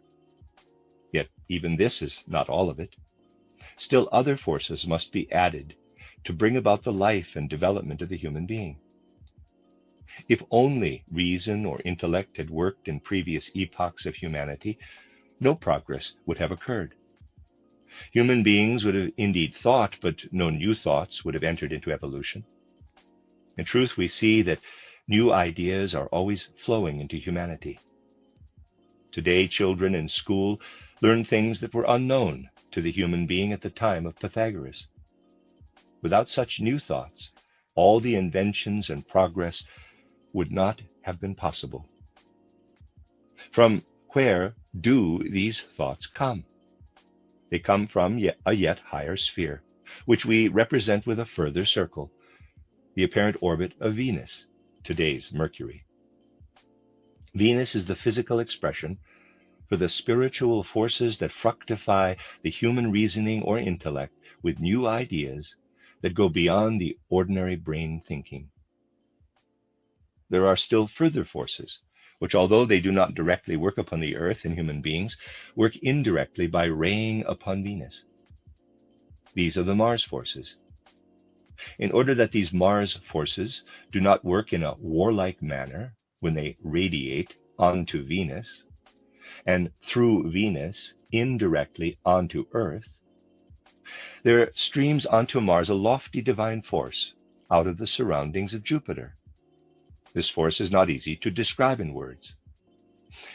It can be described as a spiritual light that cannot be physically perceived.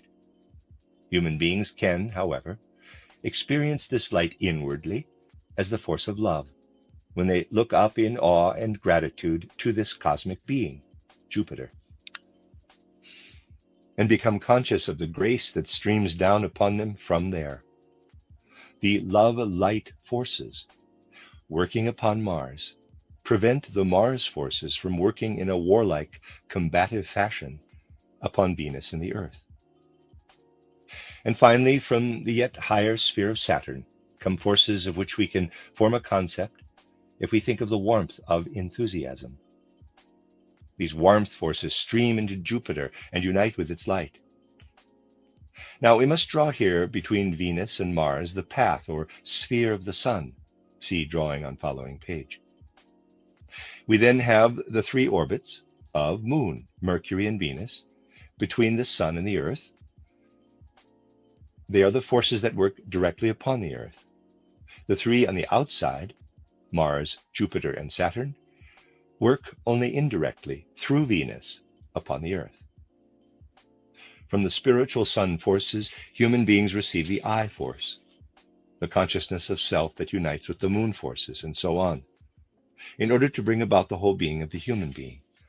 First of all, there are two suns, the spiritual sun that gives us the I, and the physical sun that enlivens the physical earth through its rays of light and warmth. Then we must grasp a third sun, namely the mediator of the highest spiritual forces, which unites the outer sun forces with the inner sun forces, and which sends its forces of grace onto the earth, and has ever since the mystery of Golgotha took place. This spiritual sun is the Christ principle. It is what human beings can experience within themselves when they truly comprehend the statement of Paul, quote, "Not I, but Christ in me," close quote. This third sun was always revealed to the candidate for initiation in the centers of Christian initiation. It was a great tragedy that Julian the Apostate, who knew about this third sun, could not inwardly experience it completely.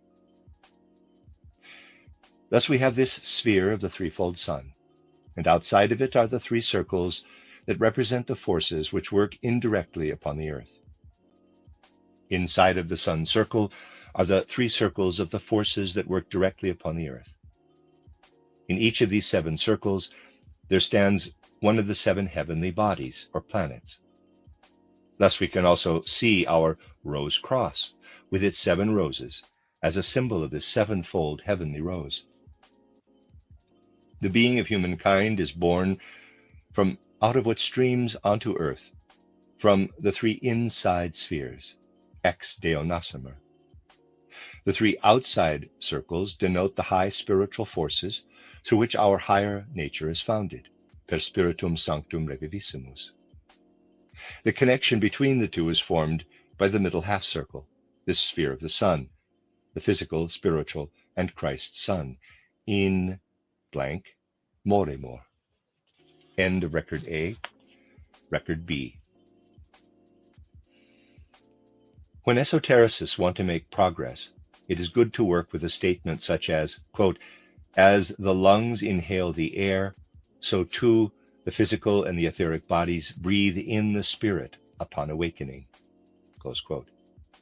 They should make its full meaning clear and contemplate it meditatively. In our materialistic age, only what can be perceived with the outer senses is counted as real. However, just as this age can deny the spirit, so too could someone deny the existence of air, because it is sensed with the finer senses.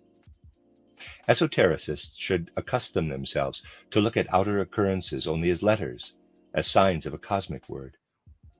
Esotericists would not ask concerning the word, in quotes, but, B-U-T, whether or not the U is the result of B. Rather, they know that these letters have to be put together in this way to form the word. Thus, esotericists should not concern themselves so much about cause and effect, but should tell themselves that the things and events are necessary to form cosmic words. Exotericists, those who occupy themselves only with outer things, are inclined to consider everything only according to sympathy and antipathy. They are prepared to very quickly pay attention only to what they like and, when possible, to ignore the other. A special kind of mental illness that can be observed. A totally normal acting man begins to travel from place to place, but finally upon arrival at some distant place, it is as if he suddenly awakens. Upon reflection, he finds that he cannot remember anything that has happened since he departed on the trip. When we examine the past of such a person, we can find that already earlier he passed by many things of this world without having any interest in them. Through this he weakened his eye to a great degree. It is a weakness, almost like a temporary loss of the eye. Theosophists are also often inclined to turn themselves away from the outer world. However, if we want to make progress, a loving interest in our surroundings is absolutely necessary. We do not have to neglect what we are striving for theosophically in order to have this interest in the outer world. Thus the eye takes hold of and grasps itself in our memory. High beings have given us the eye and memory. The eye, grasping itself in the memory, is like a letter that esotericists must learn, and which the gods have written in cosmic space. The high beings who bring the eye have their dwelling on the sun. They give us what goes from incarnation to incarnation. We received our physical bodies from forces that work down through the generations, and these forces work upon us from a circle inscribed by the moon orbit. What goes thus from generation to generation is like a second letter. We can draw this schematically. We will draw the I, which becomes conscious in the memory, as a point. Around this we draw a circle as the orbit of the moon. What would happen to the Earth if the moon were pushed through some force to another place? The forces of reproduction working through the generations would dry up. Humanity would not be able to reproduce and would thus die out. True esotericists must therefore look up full of reverent gratitude to the beings who influence them through the moon forces. They must tell themselves that they have these beings to thank for their development through the generations. When, as is supposed to happen in the future, the force of attraction of the Earth becomes so great that the moon is pulled into it, humanity will arrive at the end of its physical evolution. From the sun, we receive the forces that strengthen our I. We should not just passively observe the sun, but allow the thought to arise, "Oh, you magnificent cosmic body! Through you, through your sun forces of grace, I receive my I, and all the forces that are connected with it. In all-filled reverence, I thank you." We can draw the sun forces as a second circle. In order for both what comes out of generations and what comes out of the sequence of incarnations to come together, forces that live above the sun sphere must work, the Mercury forces. Through them we received our intellect, which is bound to the brain. When we look in the direction of Mercury, and in general when we use our power of reasoning, we should feel gratitude toward these beings who have given the intellect to us. Yet there is something still higher than the mere intellect. Evolution would not have been able to progress, but would have remained at the same point if ever new creative thoughts had not flowed into it. Children in school today learn things that the Pythagoreans, in all their wisdom, did not know. And these new thoughts flow in continually from a sphere above Mercury, from Venus. Through Venus, creative thoughts flow into evolution that manifest, for example, in inventions. Only through this is progress possible. This kind of thinking does not go through the intellect, as it is not bound to the brain. Rather, it is lighter and more related to feeling. Above the sphere of Venus are lofty forces that do not work directly upon humanity. They work through and fructify the Venus forces.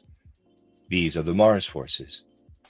In order that these Mars forces, in their collaboration with Venus, do not have a warlike effect, there streams in from a still further surrounding, the sphere of Jupiter, a lofty divine light force, which is imperceptible and is seen as darkness by ordinary human beings. Esotericists, however, can attain a sense for it when they look up in gratitude to the elevated cosmic beings who let their grace stream down upon us. We then sense this inner spiritual light, which we can grasp only inwardly. When we concentrate on yet further heights, we can sense the warmth of the beings of the Saturn sphere, which allow their warmth to stream down through the other spheres. Between the collaboration of Mars and Venus is the sun circle of the third sun. All of the mysteries have talked about this third sun. The first sun is the creative physical one that sends us its warming rays. The second stands behind the physical sun and is the spiritual sun, which bestows the I upon us. The third sun is the high bearer of the Christ principle, the Christ who grants us with his sun forces of grace the higher I. Since the time of the mystery of Golgotha, a connection goes from this third sun to the earth. It is the sun of which Paul spoke, quote, "Not I, but Christ in me," close quote. It is the Christ whom every human being can receive since the mystery of Golgotha.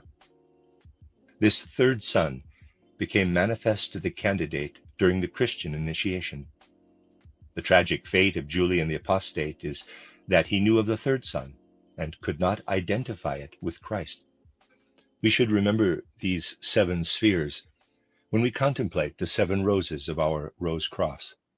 They are the symbol for these 7 spheres. Through the Christ circle, the effects of the spheres are divided into 2 parts. A part underneath, consisting of 4 circles of forces that work from below, and a spiritual part above, made up of 3 circles of forces that work indirectly. For the spiritual upper part, the mantra is valid, per spiritum sanctum revivissimus. In the Spirit we will be reborn. For the part underneath, ex Deo nascimur, Christ is the connection between the 2, in blank, moremur. End of record B. Record C. Esotericists are able to attain something in their spiritual development only if they earnestly, truthfully, and constantly attempt to sense themselves in the physical world as soul spiritual beings from a soul spiritual world. It was already explained yesterday in the public lecture how we should sense the condition of going to sleep as the exhaling, and the condition of awakening as the inhaling of spiritual nature, just as we inhale and exhale the air that surrounds us. Esotericists must be able to sense such things. They must differentiate themselves from the exotericists in their feelings.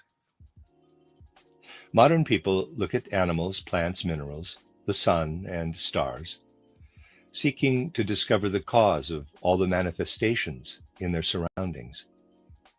This is, in a certain sense, justified and necessary for our age.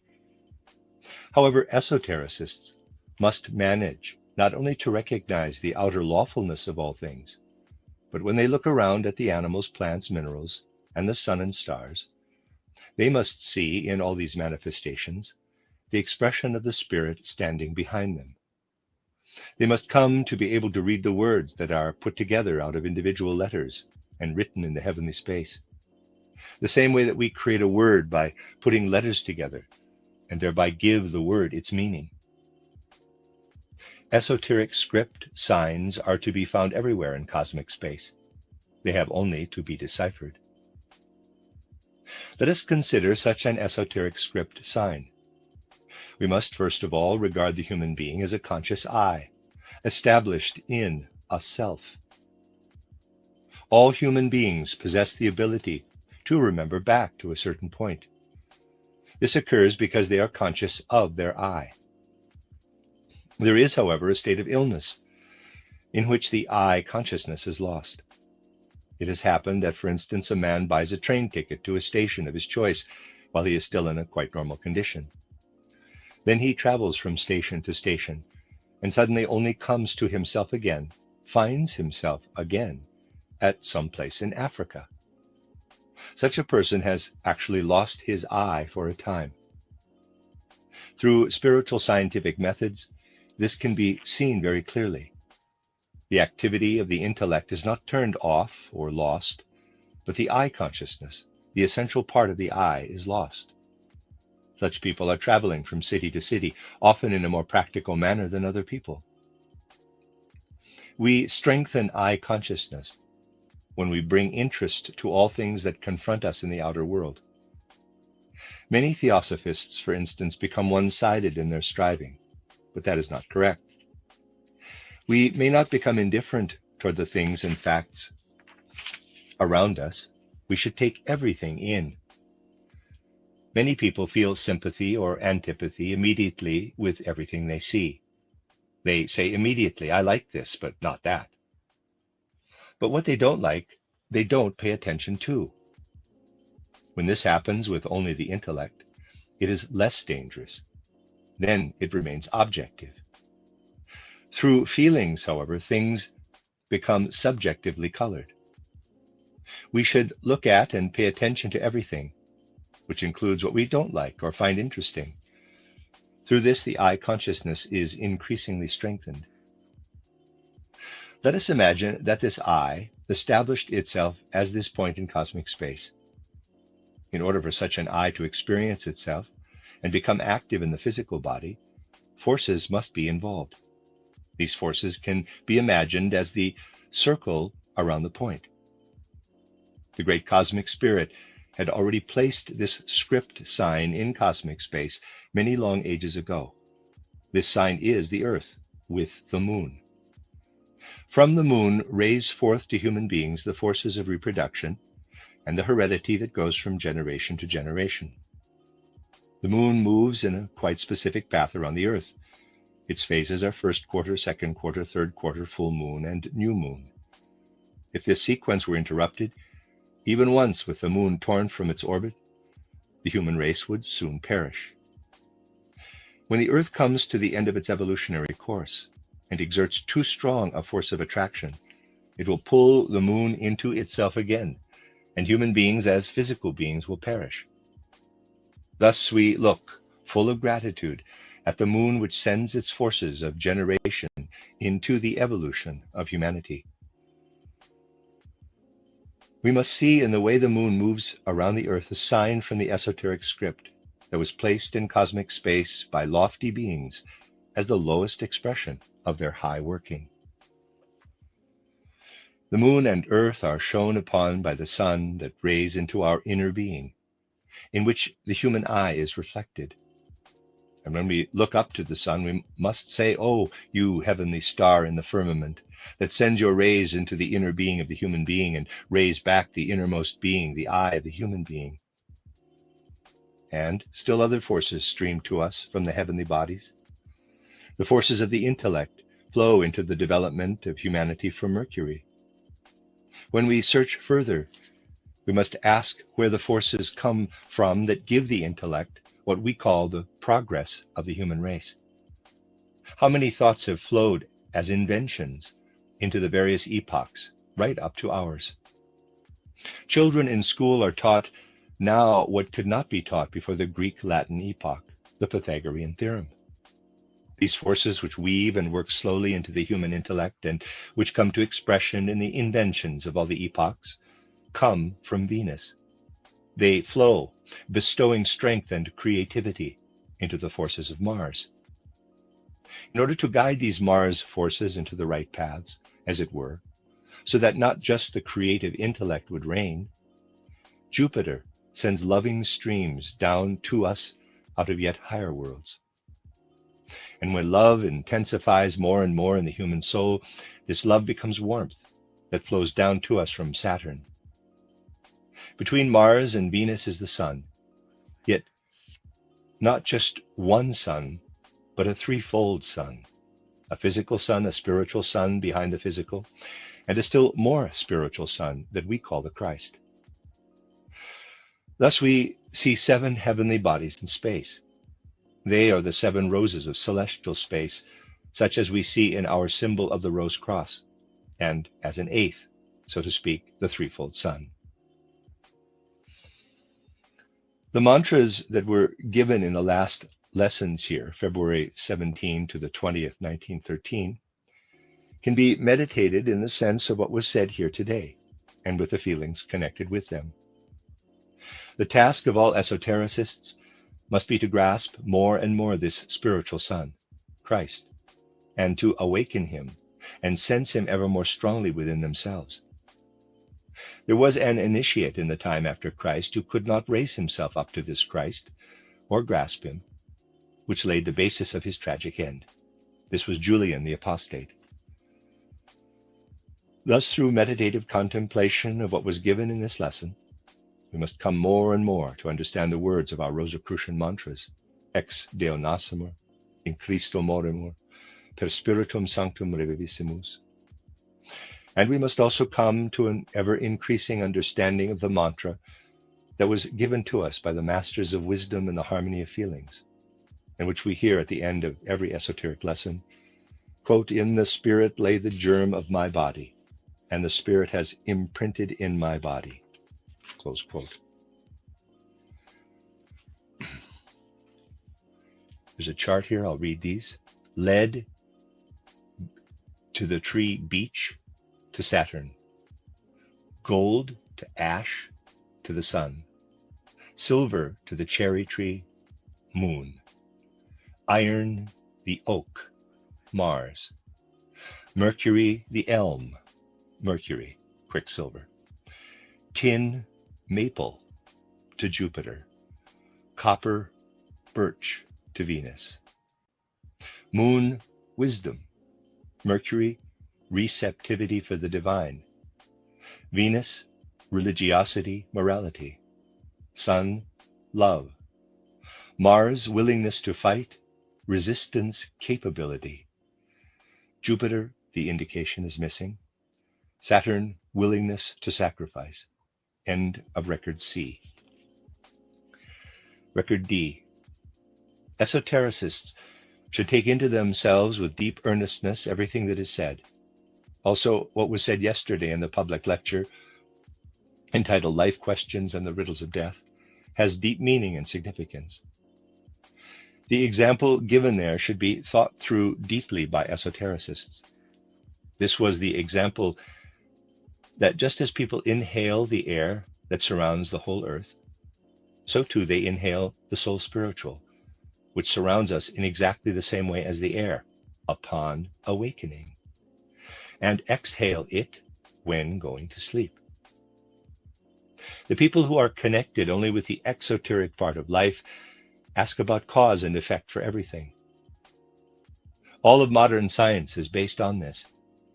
Our age is proud of being as exoteric as possible and of relating everything to cause and effect.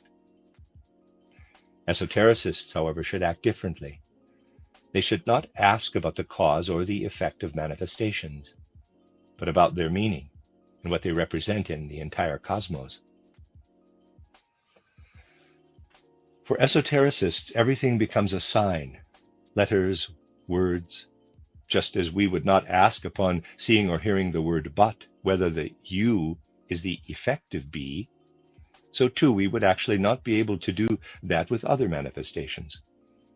Esotericists are esotericists because they regard things as letters of a script that they must seek to combine into a whole. Thus, esotericists can have two experiences that are signs for them of something else. One experience is that we are aware that we experience ourselves as soul, because from a certain point in our life we can recall or have memories. We can sense ourselves as I. If this memory were to be blotted out, as can occur, we would be obliterated as an I, as soul. It can happen that a man, for instance, buys a ticket to a city in Central Europe. While on the trip, his memory of himself is wiped out. In spite of this, such a person can keep traveling, and perhaps can even act in a much more sensible manner than in normal life. He travels farther and farther until he finds himself again, for example, in a place in North Africa. A letter in the cosmic word that this soul represents has been lost, as it were. And when we investigate such people, to see what else is lacking in this cosmic word, we usually find that they already had in their normal life a lack of interest. Esotericists should develop interest in everything in their surroundings and in everything that happens around them. They should not remain just at the point of what they like and don't like, that is, with only sympathy and antipathy. The standpoint is not so dangerous when we are judging only with the intellect, but it becomes dangerous when the feelings are involved. The other experience is that we feel ourselves as human beings in a line of generations. Before our generation were those of our parents, our grandparents, etc., and after us come those of our children, grandchildren, and so on. We have this stream of generations to thank for our bodies. If we take these two thoughts together, we can draw the symbol below. The point in the center is our eye, and the ring around the point symbolizes that from which the effect of the generation proceeds and gives us our bodies. The gods have written this sign for us, and we can see it when we contemplate the earth with its moon circling it. For the eye, we look up to the sun, and know that without the sun there could never be an I in the human being. Just as without the moon, or with a displacement of the moon, the human race would have to waste away. And when we lift ourselves to Mercury, in the sense of the spiritual hierarchies, that means, taken esoterically, We see in it what made the earthly development possible by giving human beings thinking. Without this, human beings, though having a body and an eye, could not do anything. Yet through thinking alone, nothing new could come about in evolution. There could be no progress. In order for progress to occur, discoveries, new thoughts are necessary. We have Venus to thank that new thoughts and discoveries exist. Today's school children already learn what was earlier the only deepest wisdom. For example, the theorem of Pythagoras. Therein lies progress. Let us go beyond the effect of the Sun to what comes from Mars. The Mars forces, combining with Venus, make new creative thoughts possible. Mars gives us inspirations for the progress of humanity. That these Mars forces, in their connection with Venus, do not lead to warlike consequences is due to Jupiter. Those who live into the Jupiter forces feel themselves in a sphere of light that bestows wisdom upon them. And when they steep themselves in this light, they can distinguish cold rays and warm rays within it. That is what proceeds from Saturn.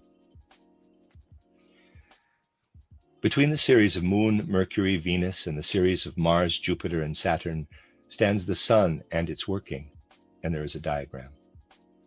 The planets underneath work directly upon the human being and Earth conditions. Those above work indirectly. Mars works by uniting with Venus, and through this gives the inspiration that makes it possible for humanity to proceed further. Jupiter works like a grace, influencing the Mars forces in such a way that they do not become combative, and Saturn gives enthusiasm.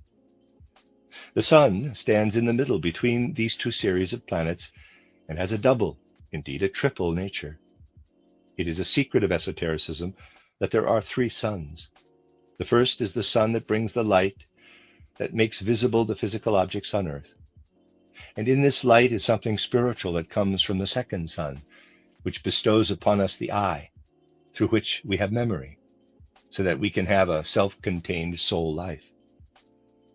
Behind this lies something still more spiritual. This is the third sun. The third sun is the Sun Spirit, Christ.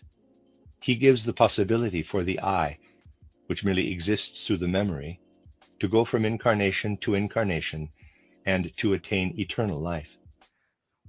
This third sun has been united with the earth ever since the mystery of Golgotha took place. Rosicrucianism has preserved the knowledge of this. Julian the Apostate had a presentiment of the three suns. That he could not find the spiritual sun, the third sun, the Christ, became his undoing. Let us take, as is right, the moon and earth together as a unit.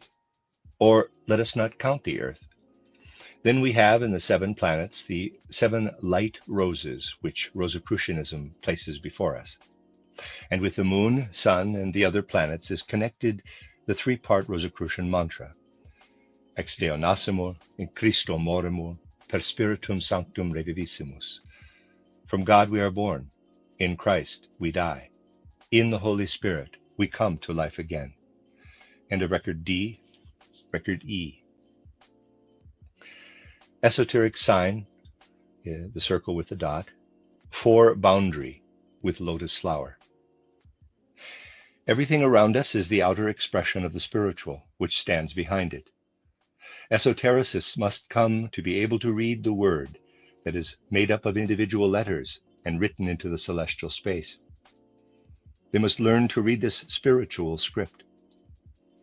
Esoteric script signs are everywhere to be found in space, and esotericists have the task to decipher them. Such an esoteric script sewing that has the most manifold and greatest meaning is O. If we want to decipher its meaning, we must contemplate the human being as a self-contained being, inwardly conscious of his or her own self as I. Readers aside, there's an oval. It's not really a circle. I don't know if it stands for 0 or for O, so I'm leaving that open, and readers aside. All human beings have the capability of remembering back to a certain point in their life. This occurs because they are conscious of their I in the normal way. There is, however, a condition of illness in which the human being loses this I consciousness. Such people act apparently quite reasonably. They can take a trip in a practical manner, for instance, but without purpose or goal, and they know nothing concerning themselves, often not even their name. The activity of the intellect is not wiped out, but the consciousness of the I is. It comes to them again suddenly. We can strengthen our I consciousness if we bring a loving interest to all things that confront us in the outer world. Never may we become one-sided or indifferent toward the things, facts, and people all around us. We should take things in without immediately feeling sympathy or antipathy toward them. We should not immediately say that we like this and dislike that, and so not pay attention to the latter. We should seek to understand everything without our subjective feelings, even everything we do not like. Through this, the I will be strengthened more and more. Let us imagine this I established in itself as a point in space. The I is such a point, so that the I can experience itself in a body.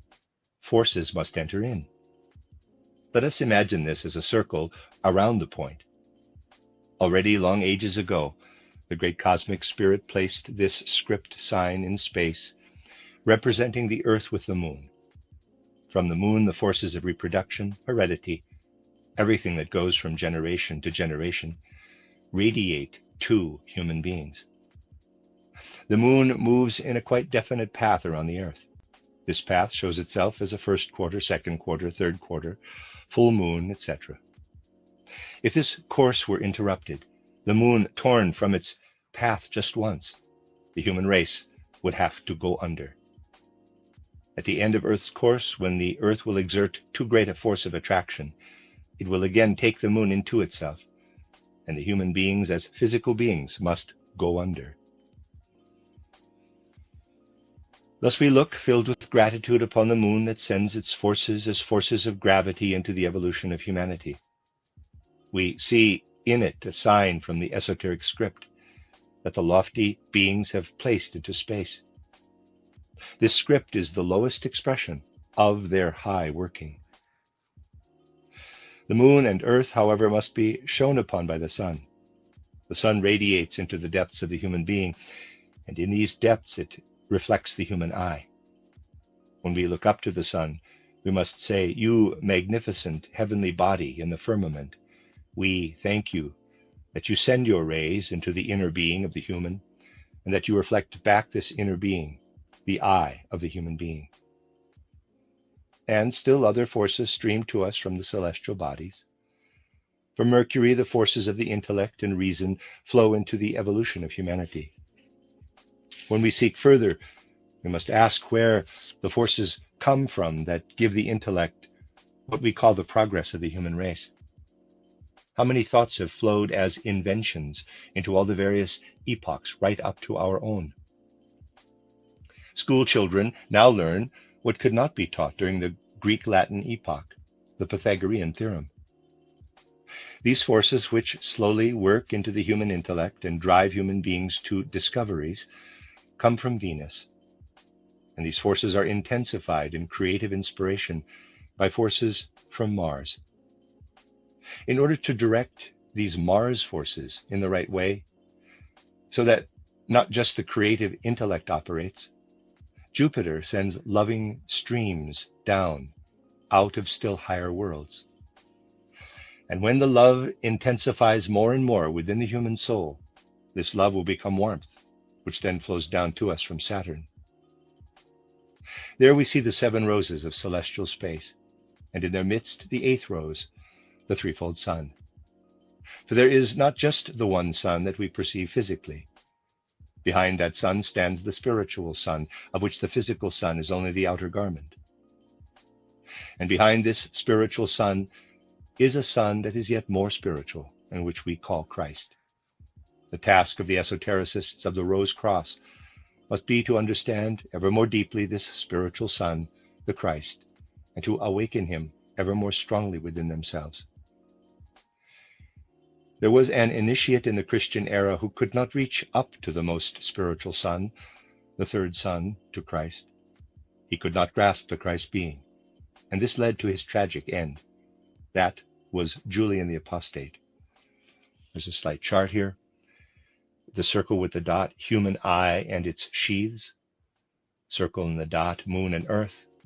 Circle in the dot, sun and capital I. Circle and dot, the 7 celestial roses with the 8th. Then moon is wisdom to silver to cherry tree. Mercury, receptivity for the divine, quicksilver, elm. Sun, love, gold, ash.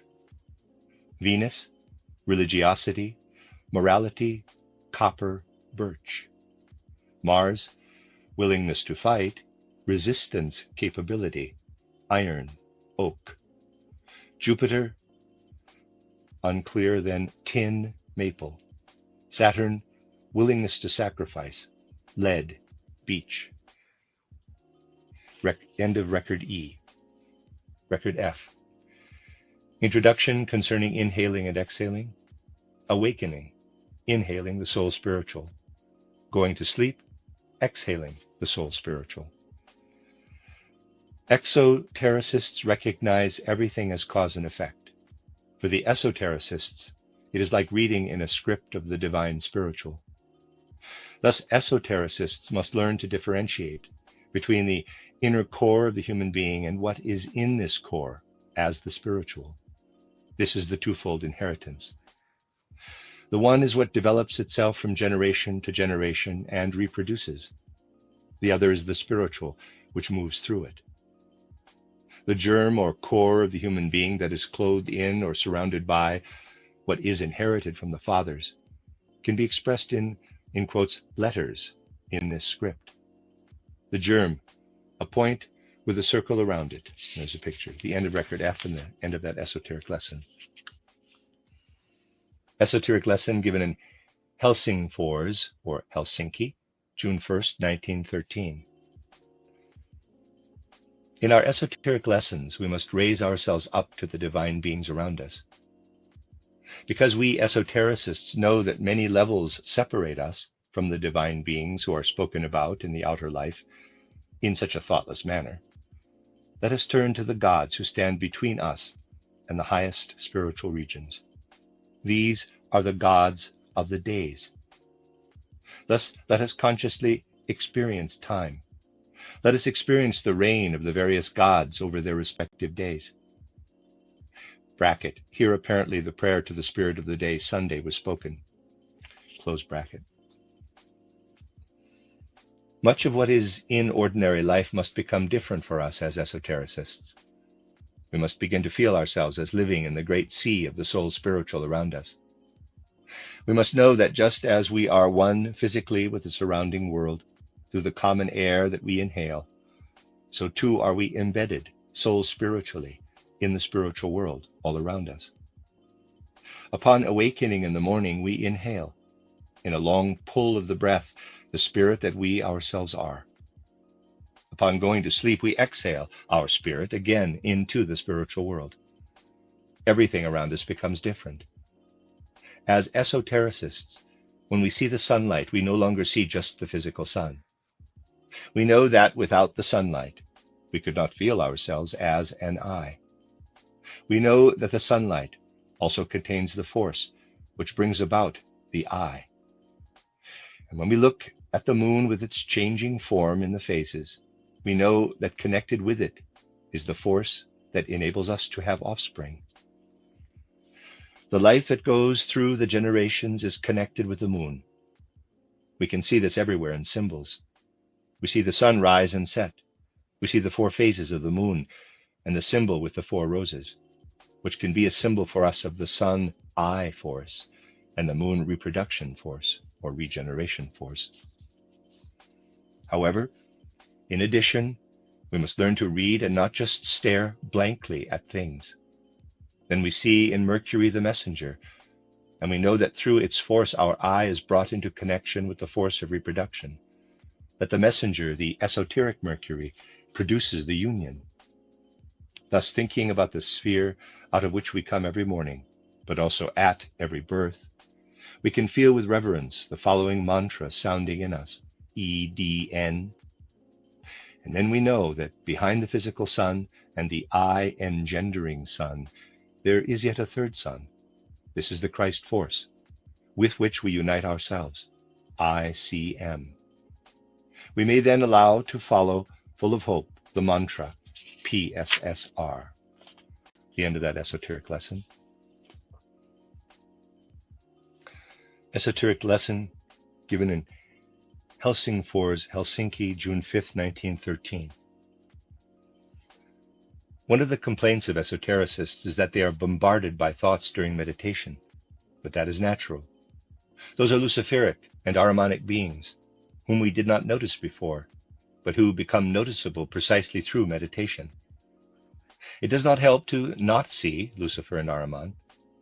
To say that the thoughts which inundate us are not there would be just as foolish as to say that someone we feel in a dark room is not there, because we cannot see him or her. We must not fight against such thoughts. That would be like trying to fight against a swarm of bees. Precisely through calm, still continuation of our meditation, they will have to leave us of their own accord. With many things, we must learn to think differently. Our meditation does not actually depend on the amount of time involved, but rather on the intensity, on the complete interest in the content of the meditation. The events in Adyar caused us much pointless, useless thinking, and many of our theosophical friends were obliged, because they had to give time to the situation, to think useless thoughts, instead of being able to dedicate themselves to spiritual progress.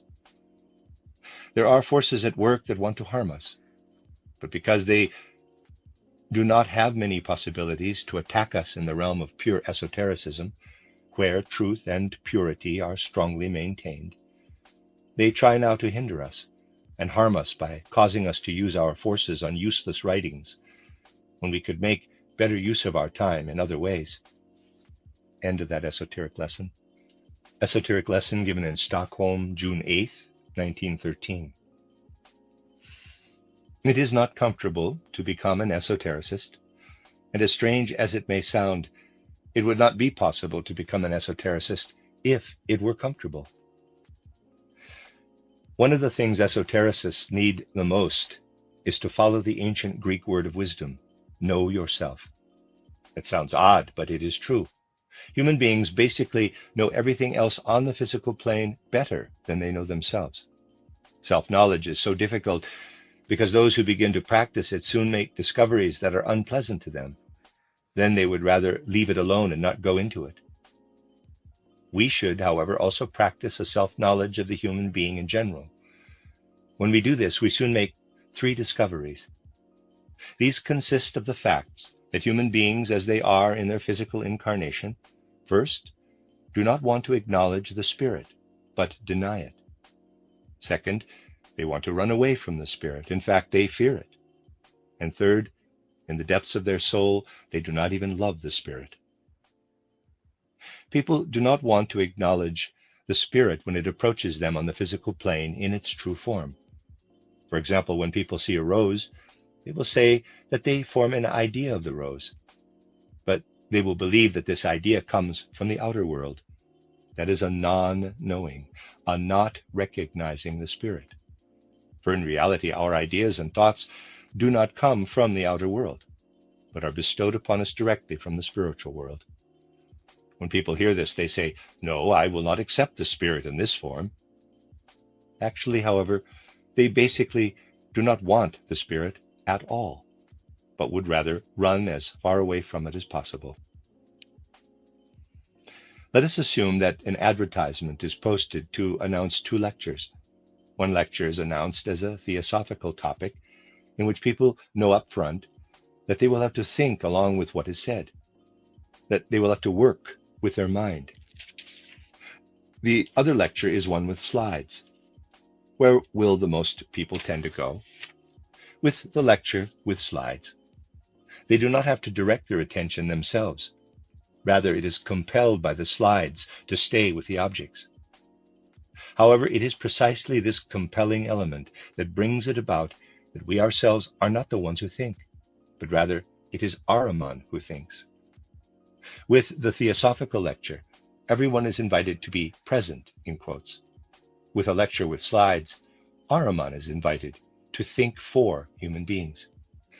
The greatest conjurers of the spirits are the materialists.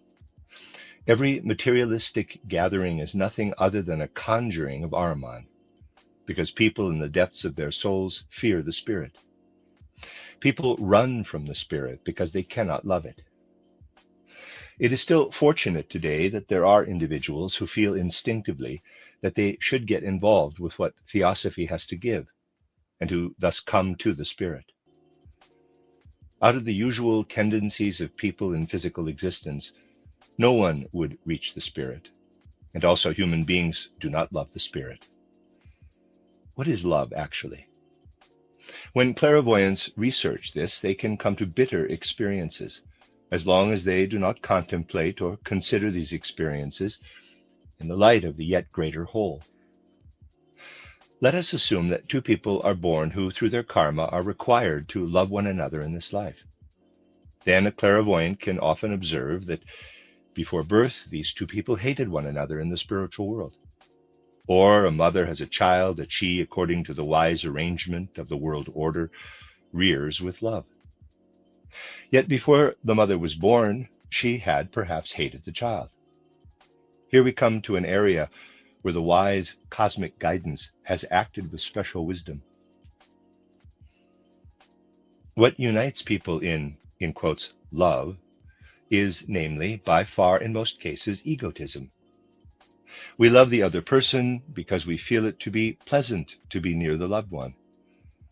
The good gods had to use egotism in order to train human beings in love. Without using the means of egotism, which is often where Luciferic influence occurs, no one could be brought to work out karmic connections through love relationships. A mother would not even want to bring the child who is connected with her karmically into the world. Thus, in this world, everything is really reversed. Love is given by Lucifer and Ahriman, and egotism is given by the progressive gods, so that through the ennoblement of egotism, human beings can achieve true love. This is said in order to point out the following. Beginning esotericists often complain about the thoughts that inundate them in their meditations. It is actually a sign of progress that they sense these thoughts. It proves that they no longer have Lucifer and Ahriman within themselves, but that they are beginning to perceive Lucifer and Ahriman as powers outside of themselves. For such thoughts rising up come totally from Lucifer and Ahriman. If everything had remained as originally intended, then human beings would never have been able, after the Luciferic temptation, to forget their thoughts. They would always have had access to the Akashic Chronicle, but it would have been Lucifer and Ahriman who would have written this chronicle for them. For this reason, the good gods had to arrange that human beings can forget their thoughts. Everything that sinks into unconsciousness is dead, but Lucifer and Ahriman eat it all. They make it into a part of their being, and as Luciferic and Ahrimanic nature, it comes out again during our meditations. The moment we set about to meditate, there arises in Lucifer the hope, perhaps I will conquer the world yet. Then Lucifer storms us with our discarded thoughts. People actually love going from thought to thought. What they don't like is contemplation, remaining inwardly filled with the thought content. Observe how long non-esotericists will carry out an intention when they have made this resolution in freedom. With esotericists, there is a certain self-imposed compulsion, for instance, like the Essene pupils who thank the sun every morning for rising. How few will manage to do it for more than a few days? In reality, human beings do not love the spirit at all. They must force themselves to hold definite thoughts in their soul for a longer time. In truth, it is actually Lucifer and Ahriman that human beings love. As protection against this, we have our Rosicrucian mantra, Ex Deo nascimur, in Christo morimur, per Spiritum Sanctum revivissimus. From God we are born, in Christ we die. Through the Holy Spirit we come to life again. End of that esoteric lesson. Esoteric lesson given in Munich on September 3rd, 1913. Record A. The mantra for Wednesday was spoken. Going forward, our task will be to bring out all the esoteric elements that are between the lines of all of the outer things that we experienced during our time together. All esotericism consists of taking in and grasping with our mind and soul what we can understand outwardly. Mainly, what we have spoken about during this whole time are the guardian of the threshold, Lucifer, and Ahriman. We must learn to know and recognize Lucifer and Ahriman in order to protect ourselves from attacks from them. Above all, we must avoid taking concepts that we have formed and accepted on the physical plane, and which are correct for the physical plane, into the spiritual realm when we cross the threshold. Philosophy is not something that many of you here think about, but you know that it attempts to give views of life and of the world. Philosophers speak chiefly about two things. The first is multiplicity or plurality, in which everything is reduced to its smallest particles, atoms, and monads. For example, Leibniz's philosophy is a monadic spiritual worldview. Haeckel's materialism is one of atomism. The second is unity or indivisibility. An example of this is Spinoza's philosophy, and also Hegel's worldview can be counted here. Multiplicity and unity, however, are concepts that have meaning only for the physical plane and not for the spiritual world, at any rate, not for the elemental world. From among earlier friends who were philosophers and were working along with us, one day one of them came to me to tell me that since unity alone is true, and because we did not believe this, it would be impossible to work with us any longer. This person left us. Those who worship unity and take this concept with them into the spiritual realm succumb to Lucifer. Those who regard only multiplicity to be correct succumb to Ahriman. Those who become conscious in the spiritual realm, and that is the main requirement for advanced esotericists, so that during meditation they are conscious outside of their body, will first of all see themselves. As the main impression, they have themselves before them, their physical body and their own relationship to their physical being. Here in the physical plane, we feel ourselves to be a unity in relation to the environment, which we regard as a multiplicity. We see the clouds, mountains, and trees. In short, we see the various kingdoms of nature around us. Were we to believe that the cloud up there is a part of ourselves, like a finger is a part of us, we would give ourselves over to a great error. In the spiritual realms, we perceive our own self as a multiplicity.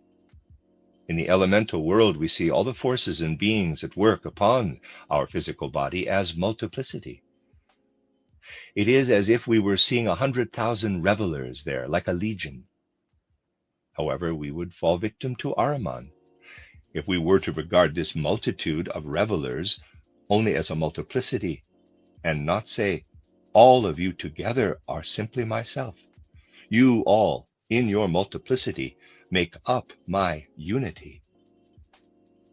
We must say this with all our strength, energy, and thoughtfulness, and not just in a theoretical, intellectual manner. We must really experience the conviction that multiplicity is unity in the spiritual realms. If we were not to strengthen our soul to feel this, but rather regard the 100,000 revelers as 100,000 revelers, pieces of us would fly off. We would be torn apart into the multiplicity. Ahrimanic beings would take pieces of our being. These beings would veil themselves in the pieces and reflect error and lies to us. Certain primitive tribes know lions only as multiplicity. They cannot think of them as a unity, as a species. We must really accurately grasp the concepts of unity and multiplicity, and those concepts that are suited only for the physical plane, we must leave behind when we cross the threshold. Title: The Soul's Awakening. Fourth scene, Romanus. Quote, "But when I left their doors, my reason swept aside the temple's mood for daily life." Close quote.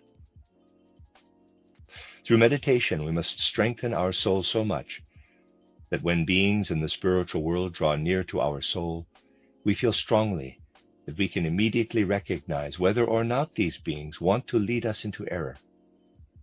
Our soul must be able to recognize, you are builders of my physical body. In theosophical literature, we often find diagrams that are useful as far as they go. They start from a unity and then divide and go more and more into multiplicity. Or they begin with multiplicity and go until they reach unity. Even if these presentations are perhaps not quite correct, no great harm is done. It does some harm, but not so much as long as it remains on the physical plane.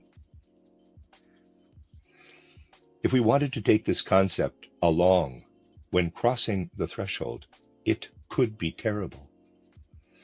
A scheme can serve as a teaching tool when it is serving only as a symbol. And when we remain conscious of the fact that we can also represent the same thing through this or in hundreds of other ways, if we are not aware of this, we succumb to Ahriman. Feelings and emotions play into all presentations. One must present something to one person in a lively manner and to another in a totally different way, which could perhaps have affected the first person antipathetically. It must be that way. No one should ever, through eloquent means, force a spiritual truth, so to speak, upon an esotericist. That would mean that Lucifer is involved. Students of esotericism must be free in their willingness to be receptive. Thus, you must keep life on the physical plane properly separated from life in the spiritual worlds. When you cross the threshold, you must not take with you the concepts that are valid in the physical. It is the same when coming back from the spiritual world into the physical. The spiritual concepts and moods must be left behind, as said by Romanus in The Soul's Awakening. The working of the Ahrimanic and Luciferic beings is necessary for the world order, as long as they remain within their appropriate bounds. Esotericists must so strengthen their soul that they can recognize and protect themselves from the attacks of these beings. Only when human beings have managed, in physical life, to maintain the balance between Ahriman and Lucifer, when they know the origin of everything that meets them, only then will they have self-assurance in the spiritual world. From what is given in the esoteric lessons and through their meditative life, esotericists should accustom themselves to feel differently from the exotericists. The esotericists should let their whole life and all their actions be shown through by the spiritual, so that there is no possibility for trouble and strife to reign in their ranks. It works. Really, it works. In exoteric life, the esotericists must behave as exotericists. It is only that they must feel themselves like an adult in relation to children. However, they must be purely objective and not be arrogant or presumptuous. It would be as if a 40-year-old man went bowling with children, and when the bowling ball hurts his finger or hits and blackens his eye, he would want to beat the ball. It would be natural for a child to vent anger this way. Adults can play the game better than the children, but they have different feelings about it. The adult can stand above the game, whereas the child is wrapped up within the game. Many of our dear friends have told me that my book titled Theosophy is so difficult to understand and have asked if it could not be presented in a simpler way. Once in a while I have started to write it again.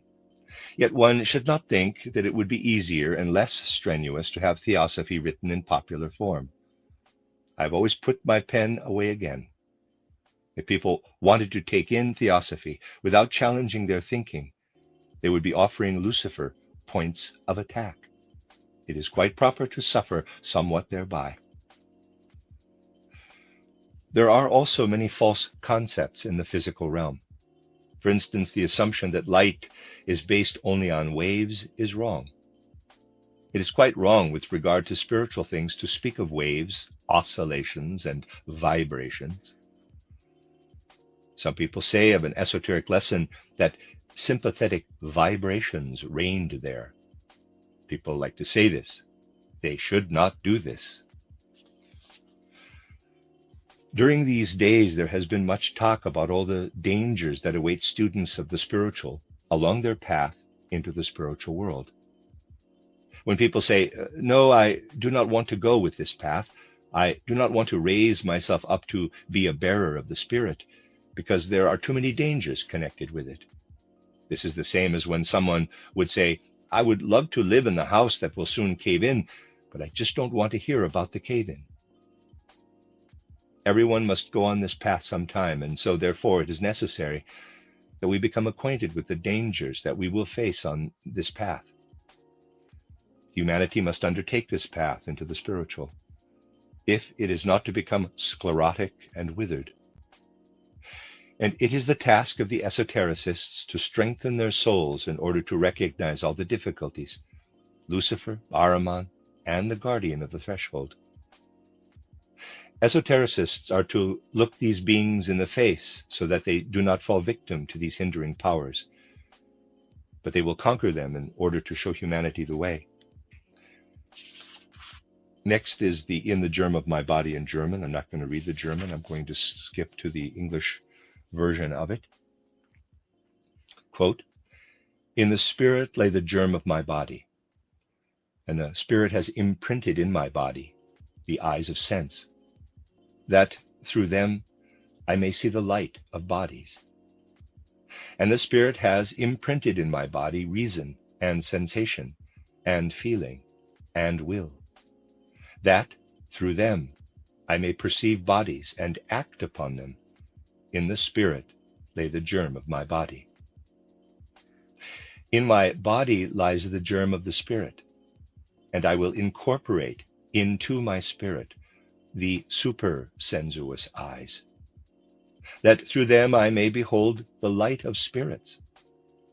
And I will imprint in my spirit wisdom and power and love, so that through me the spirits may act, and I become the self-conscious organ of their deeds. In my body lies the germ of the spirit." Close quote, end of record A. Record B. Many hear the lectures and many have heard the esoteric lessons over the years. In spite of this, one sometimes hears that one or another person finds it difficult to differentiate between the exoteric lectures and the esoteric ones. In fact, it is difficult to differentiate and to determine what should be designated as esoteric. We can have a simple measure for it by being clear that the communications, which are also given exoterically, actually come from the spiritual world and should be understood in that way. Only the nature and manner of the understanding is what makes a person an esotericist. When we manage to make inward, to spiritualize what was brought to us outwardly, then we are esotericists. This spiritualizing or making inward of the exoteric is esotericism. We are esotericists when we really experience in our inner self what was communicated to us outwardly. When we experience not just with the intellect, but with all the senses and all the soul forces. In everything that surrounds us in the physical, sense-perceptible world, the Ahrimanic and Luciferic are to be found. These two forces flow together in the physical, sense-perceptible world. This should not occur, however, in the esoteric life. There, the Ahrimanic and Luciferic should be kept apart. How should this be done, since we do not have a measure for determining what is exoteric or esoteric, or what is Ahrimanic or Luciferic? Also in science and in art, in short, in the whole outer life, these forces are working without the human being knowing it. When we look at the various philosophies and worldviews, we can differentiate two main groups. There are philosophers who think that everything in the world is based on a unity thought, on a unity. To this group belong all the modernistic and standardizing philosophers, whether they are philosophies related to the physical, the spiritual, or to the soul. On the other hand, there are those philosophers who think that everything must lead back to a multiplicity. Those who want to base everything on a unity are permeated with Luciferic impulses. Those who want to have everything lead back to a multiplicity are imbued with Ahrimanic impulses. Now, since both streams, Luciferic and Ahrimanic, are justified in the physical sense-perceptible world, it is necessary to know how far this justification goes. And so the question is, how far is the one and how far is the other justified? What their respective justified areas of working are. The Ahrimanic, a multiplicity, is justified in the physical world and to a limited extent in the elemental world. But it is not justified in the spiritual world. There are no atoms in the spiritual world. There are no vibrations of light in the physical. Even a concept itself exists only in the physical sense-perceptible world. We cannot ever bring a concept into the spiritual world. Even the mathematical is not valid on the spiritual plane. We cannot base anything there or build on the fact that 3 times 3 equals 9. If someone comes into the spiritual world with such a dogma, it is almost a certainty that an Ahrimanic being will interfere with the first, in quotes, 3. And because of that, a totally different result will come about. Thus, even mathematical concepts and arithmetical axioms have no validity or worth in the spiritual realm. The whole of atomism has validity only on the physical plane, and to a limited extent in the elemental world, but none in the spiritual world. People who have the tendency to bring everything together in a unity are working with Luciferic impulses. Those, however, who have a tendency to regard everything as broken into atoms or monads work under Ahriman's influence. Leibniz and Haeckel break everything down into atoms and so are influenced by Ahriman. Those who ascend into the higher worlds with such views hide from themselves the things as they really are. The things of the spiritual world are shown to them in a false light. Just as when children playing 9-pin, a bowling game, beat the ball when something goes wrong. So it is approximately the same when people put the blame for what happens to themselves onto other people. What happens to them is karmic.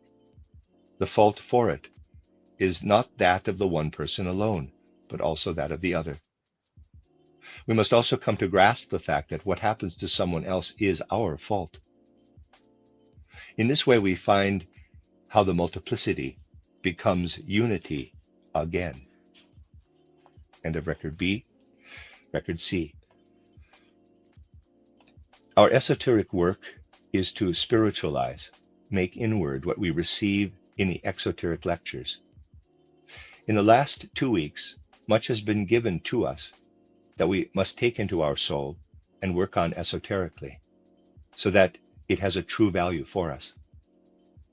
Much has been said about the threshold to the spiritual world, at which we must leave quite a lot behind.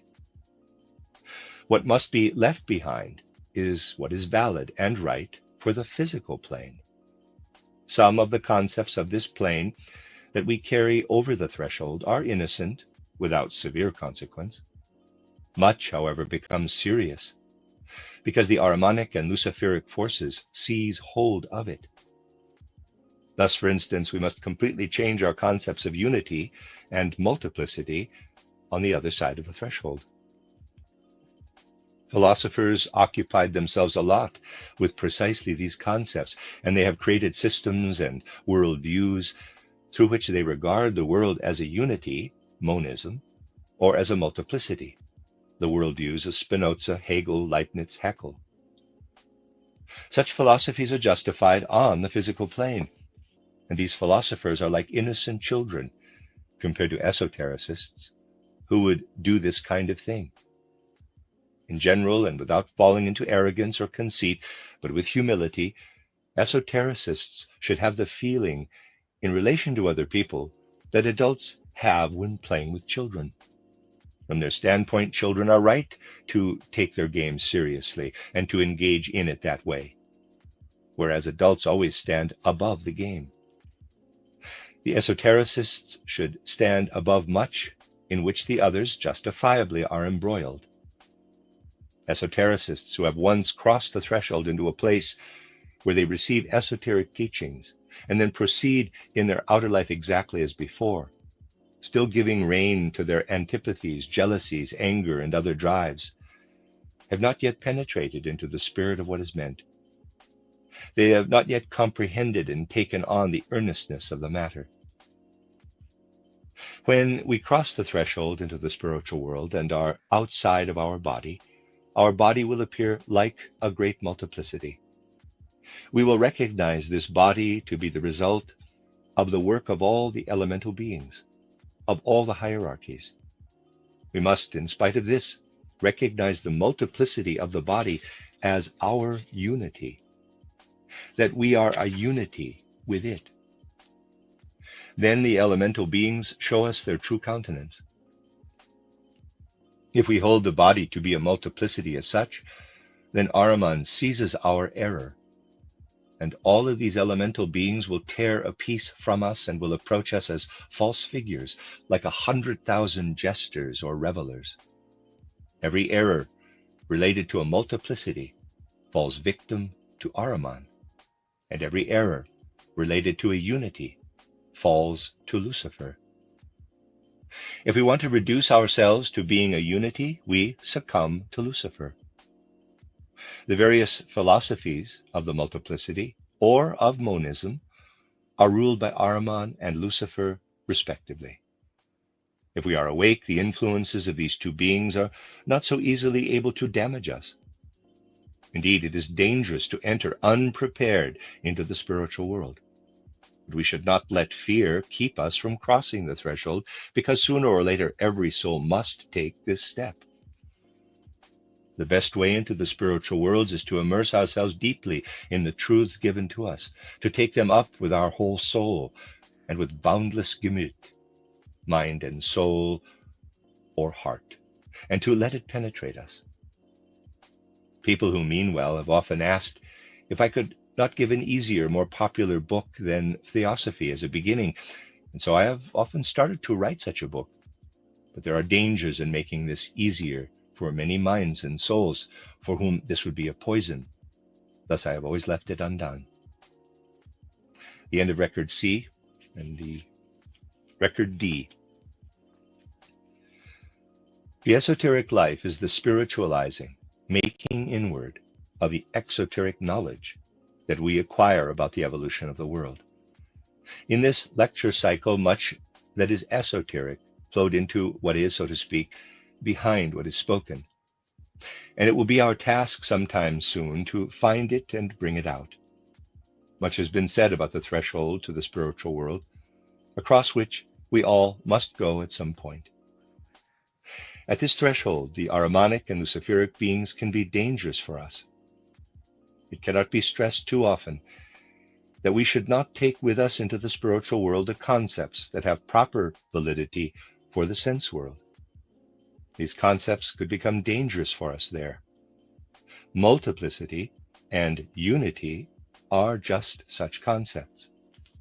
Philosophers who are esoterically intellectuals but have naive, childlike souls develop systems in order to explain world phenomena. They lead everything back to multiplicity, monadism or to atomism. Haeckel's philosophy. In these systems or philosophies, Ahrimanic impulses are at work. Or the philosophers move back to unity, monism, Spinozism or Hegelianism, in which the Luciferic impulses hold sway. These concepts of multiplicity and unity are foolish in the sense world and dangerous in the supersensible world. They would lead us, when we are outside of our body, to see 100,000 jesters or revelers. In the suprasensible world, we must learn to recognize multiplicity as the unity of our body, which is outside of us there.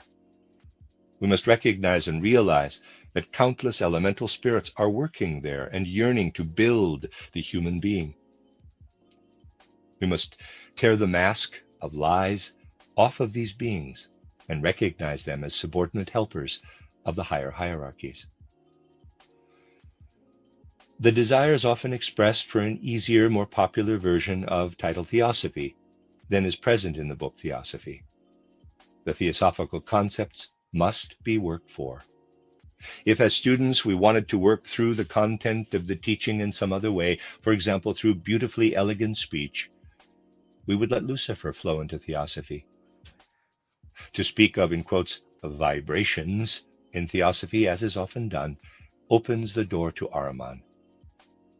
We must return to the sense world from out of the esoteric life, in the same way as adults taking part in children's games. If we return to our old strife, emotions, and passions, we are like those adults who, like children, beat the ball that hits them in the eye. That is the end of that esoteric lesson. I'm on page 139. That is the end of section 3 of this book. And again, I will mention, these are notes. These are not the words of Rudolf Steiner.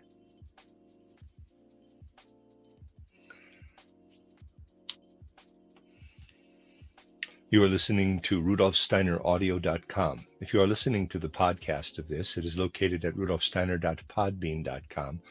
Please consider becoming a patron. As well, there are two publishing houses, SteinerBooks.org in America and RudolfSteinerPress.com in England, who are the sole publishers of Steiner into English and have given me permission to do these recordings. Please consider patronizing them as well. This is a reading of Collected Works, Volume 266, the third volume of that, entitled Esoteric Lessons from 1913 to 1923 by Rudolf Steiner.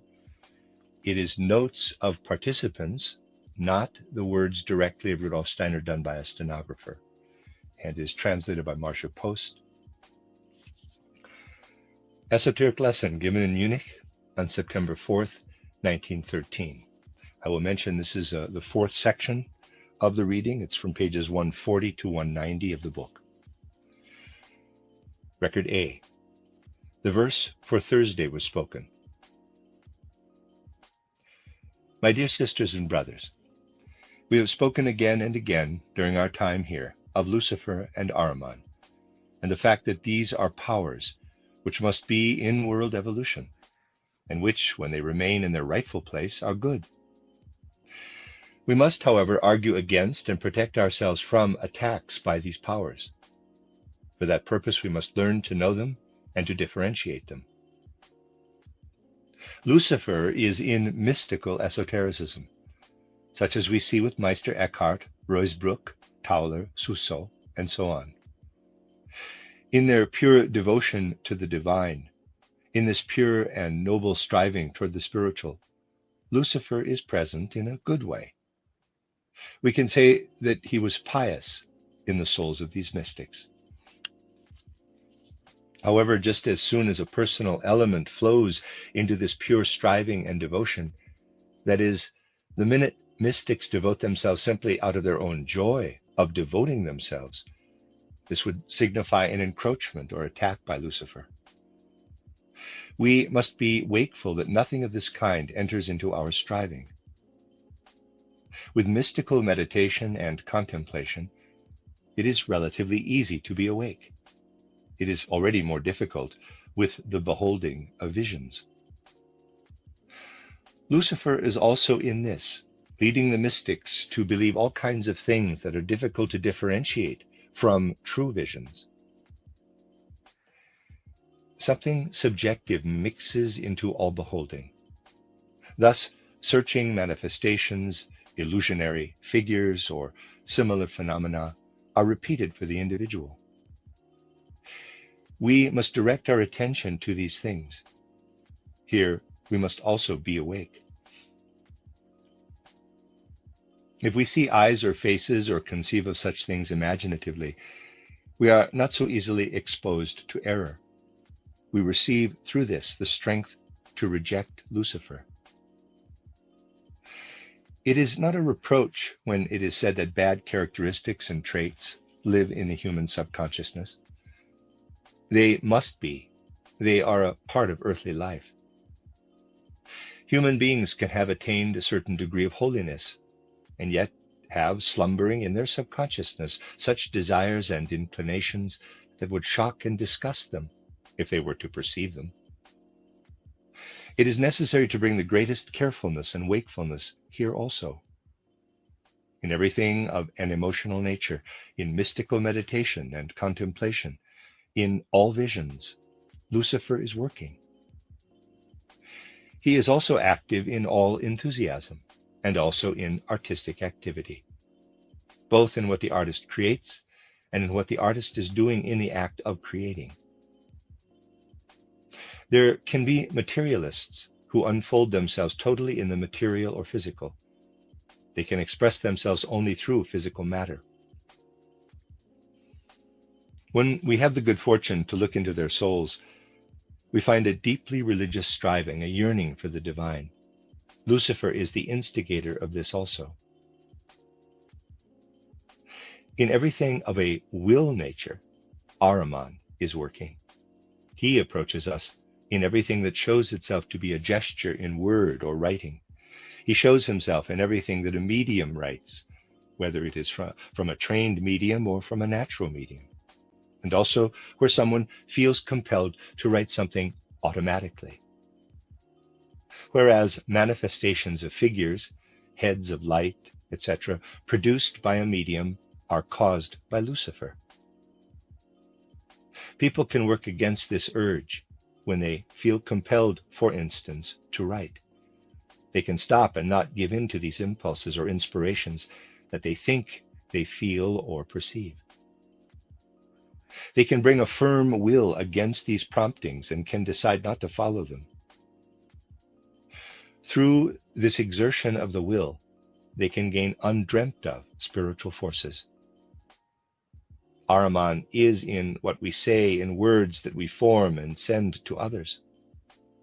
As soon as the ear hears the sound, the larynx gives forth sound and words are written. Ahriman comes and hardens the tone or sound, the words and the writing. For this reason, it is important to strengthen the soul and to test our thoughts most subtly. Swedenborg's worldview, his visions of the future and his experiences, prophetic dreams, are imbued with Ahriman. Ahriman also permeates what Kant was interested in and what he took from Swedenborg's writings. Readers aside, I realize Swedenborg is properly pronounced something like Swedenborg, but I'm going to pronounce it in the regular way, Swedenborg. End of readers aside. Quite often, almost daily, the question is asked whether or not one should set any store in what one sees, hears, or perceives. Is it the truth? Certainly you should set some store in it. Certainly it is the truth. Every small thing in esoteric life is important and is true. It is just a matter of knowing what stands behind it. We must be tremendously careful and pay attention. Be awake.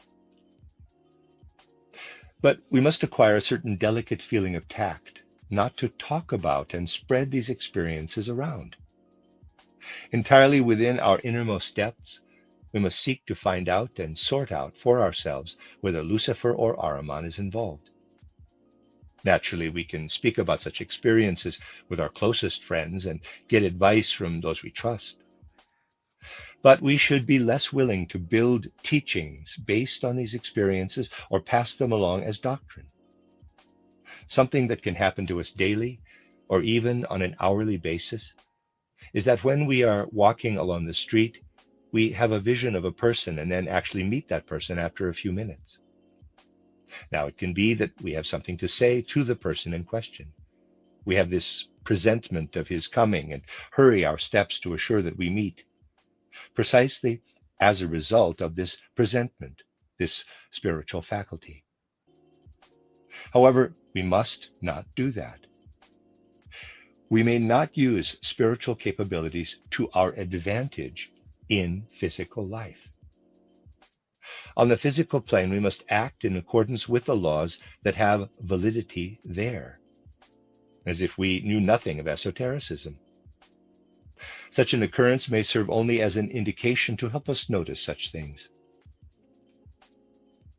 In the Esoteric lectures, we have spoken repeatedly about how Metterlink wanted proof of the spiritual life. If people were to experience Goethe's soul standing before them, and had true proof that it was Goethe's soul, and if they spoke with this soul of Goethe, they would quite certainly say that this is an irrefutable proof of the immortality of the soul. Compare this with record D, According to the laws of the physical plane, this conclusion would be the only right one, and yet it is not correct. It is not right to say that is Goethe's soul. Lucifer is hidden in this soul of Goethe and leads us to believe that it is Goethe's soul from such and such a year. Only when we are conscious that Lucifer is hidden in this soul of Goethe do we have the possibility to penetrate to Goethe's real soul, which develops further in the spiritual world. Only then can we approach his true soul and thus have a real proof of the immortality of the soul. People approach esoteric exercises quite thoughtlessly. Many begin to do them but don't continue out of laziness, half-heartedness, etc. But the meditations are for the soul what breathing is for the physical body. If we gave up breathing, Ahriman, as Lord of Death, would intervene immediately. The soul must come to the point of not having to struggle or force itself to do the meditations, to the point where it does not want to live without them anymore. The meditations must become for the soul what breathing is for the body. Over against this half-heartedness and laziness is the impetuous wish and yearning to penetrate the spiritual worlds. We must not wish to enter the spiritual worlds before the soul is properly strengthened. The main condition is quiet and peacefulness in the soul. The titled The Soul's Awakening, Scene 3,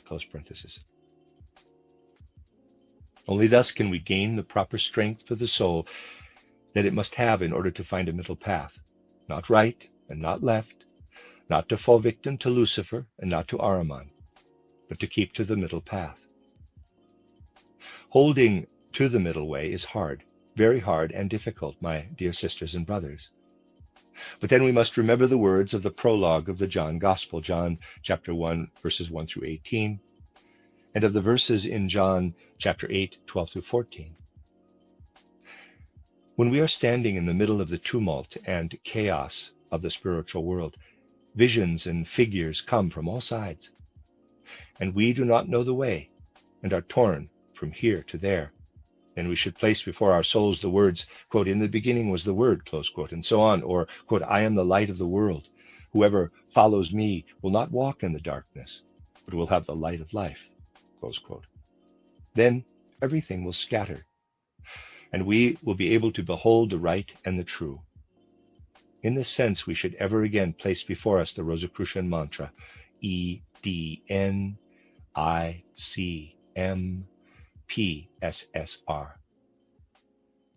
And further, we will find more and more what is right along this difficult path when we are mindful of the simple but deep mantra with which we close our esoteric lessons. Quote, "In the spirit lay the germ of my body, and the spirit has imprinted in my body the eyes of sense, that through them I may see the light of bodies. And the spirit has imprinted in my body reason and sensation, and feeling and will, that through them I may perceive bodies and act upon them. In the spirit lay the germ of my body. In my body lies the germ of the spirit, and I will incorporate into my spirit the supersensuous eyes, that through them I may behold the light of spirits. And I will imprint in my spirit wisdom and power and love, so that through me the spirits may act, and I become the self-conscious organ of their deeds. In my body lies the germ of the spirit. End of Record A. Record B. We want now to attempt to point out the subtle effects that the Luciferic and Ahrimanic beings exert upon the most intimate stirrings of our soul. For it is the duty of all who seek the way to the esoteric life to know these effects. There are especially two kinds of people who seek in totally different ways the path of spiritual knowledge. This seeking for the spirit is within the disposition of all human beings, even though not everyone wants to admit it. Even in the worst materialist, there lies quite deep in the subconscious the yearning for the spirit. They cannot attain this knowledge because they seek physical proofs for spiritual matters. Metterlink can be cited as an example. He who comes so close to the spiritual also desires physical proofs. Now there is another type of human being. There are human beings who, out of their most inward consciousness, out of their deepest soul feeling, feel themselves drawn to the spiritual. And they have an intimate knowing that does not manifest in visions. They do not need, either through physical proofs or through sense physical theories, to have the existence of the spiritual world explained. They have this knowledge out of their own feelings, out of the deepest sensing of their hearts. Such people were the mystics, Johannes Tauler, Ruysbroek, and others. The mysticism such as these people had was often under the influence of Lucifer, but in a good sense. It was in the sense that Lucifer himself, who led these highly developed souls upward into beautiful divine rapture, progressed through them in his development. One could say that in mysticism, Lucifer had the inclination to become pious. In this mysticism, only the pious devotion, the pure religious feeling, confronts us. In contrast, there is yet another mysticism, namely that of the prophetic seer, mediumistic mysticism, that can either be a natural, innate disposition, or that is also often attained through specific training. From time to time, such people also turn into mediumistic writers and that sort of thing. Here we see only the impulses of Ahriman holding sway. He wants, for his part, to turn everything into a multiplicity, or to make things fixed in writings or symbols. We find the Ahrimanic principle also in writing that is momentarily impulsive and arises out of inspiration, without being mediumistic in nature. We must bring the right harmony between the state of entering into rapture and that of immediate direct writing under the influence of Ahriman. For this we must suppress the impulsive writing down of things as soon as it begins to appear. It can be pushed back, as it were, until it becomes clear in us. Only then will we be able to connect the two forces with each other in harmony. It was essentially Ahrimanic impulses, for instance, that mixed in with Swedenborg's great gift as a seer, his foreseeing on the physical plane, his prophesying physical events. Thus the Luciferic and Ahrimanic principles exert themselves in many visionary manifestations that esoteric students often have in the beginning as experiences of the spiritual worlds.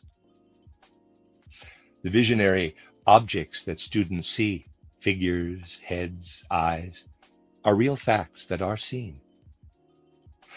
They come up from the depths of the subconscious of the human being. Hidden away, lie furtive, secret inclinations, drives, and desires, of which human beings know nothing in their upper consciousness. They do not always need to feel ashamed of these inclinations and desires, because they belong in a certain sense to human nature, and without these things earthly evolution would not be conceivable. Such feelings of the most hidden drives and desires surface through our esoteric training as visionary forms. They can even appear as the figures of the most exalted personalities, and yet they are human desires slumbering deeply hidden in our subconscious that Lucifer holds up to us symbolically. It would be good to let such visions pass on by us in peace and to not speak much about them, or at most only to those people who are called to explain these things to us. Even more important, we should not use these visions as teaching material. Esoteric students could now despair and ask themselves how they are to find their way when Lucifer and Ahriman are lurking there.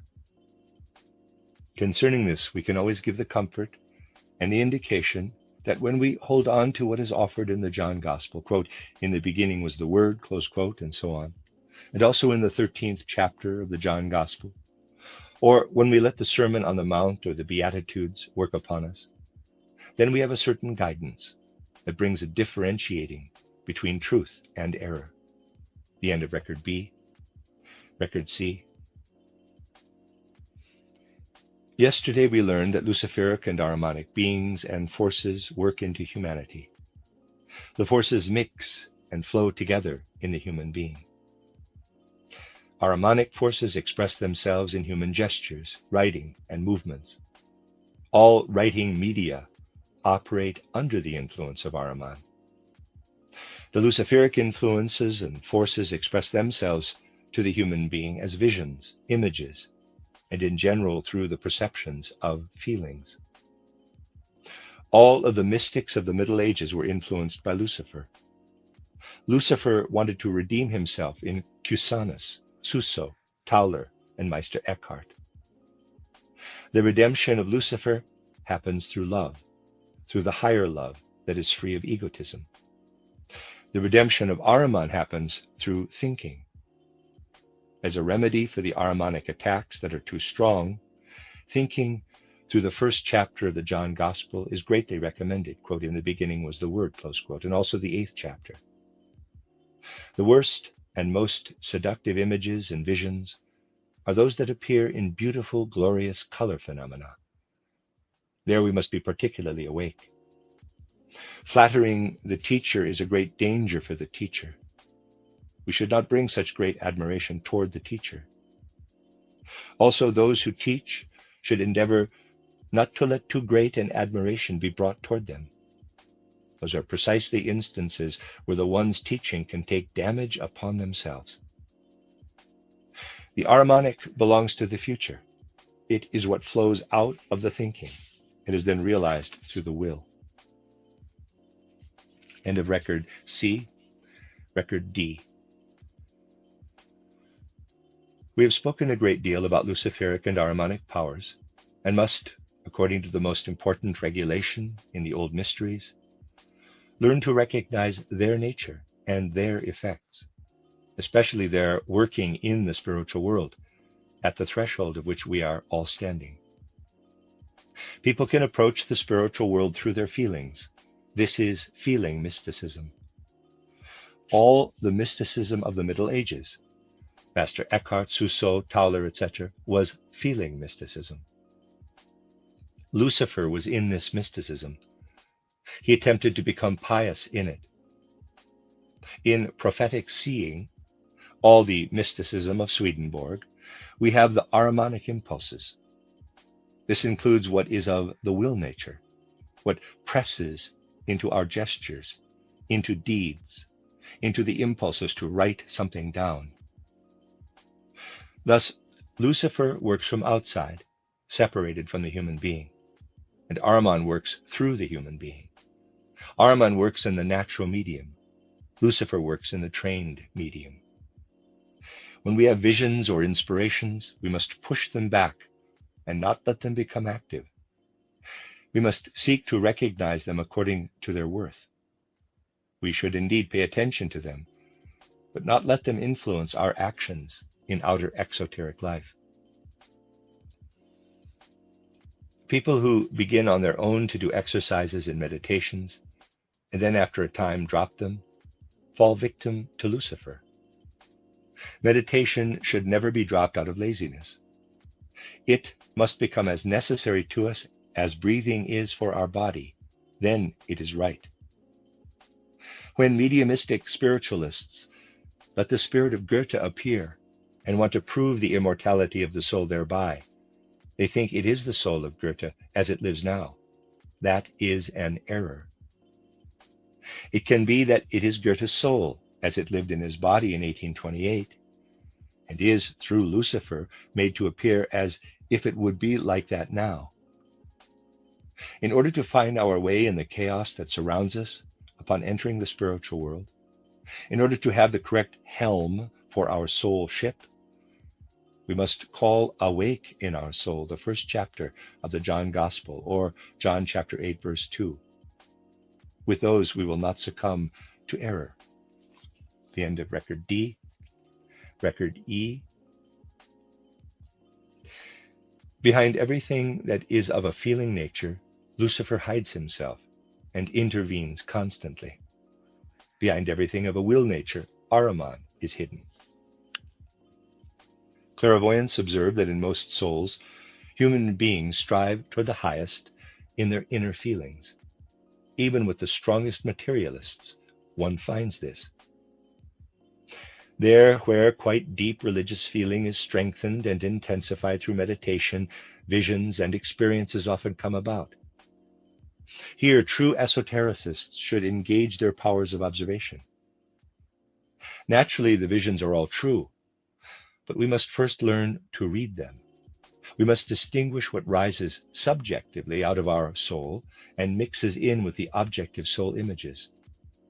We must know how much is from Lucifer and how much is from our own being.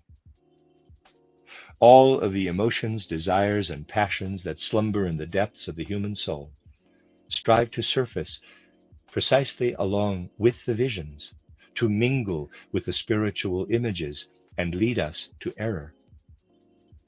It is also especially important to observe how what is subjective always repeats itself, for example, in animal forms, and so on. There we can learn to be especially careful and can take our self-education in hand. Wakefulness, everything that manifests through the word, writing, sound, and gestures, is of an Ahrimanic nature. Also all visions and dreams of the future, and so on. Everything that is produced from outside of the human being in visions and so on is Luciferic. Everything that goes through the human being, such as hearing, writing, and so on, is Ahrimanic. Everything in the physical world that wants physical proof in the spiritual world is Ahrimanic. All attempts to convince another about spiritual science through eloquent speech or through suggestion is Luciferic. The main thing is to remain conscientious and honest in our meditation. Bear in mind the content of the John Gospel, and let spirit peacefulness reign in our soul. And that is the end of record E and the end of that esoteric lesson. Esoteric lesson, given in Christiania, Oslo, October 5th, 1913. Record A.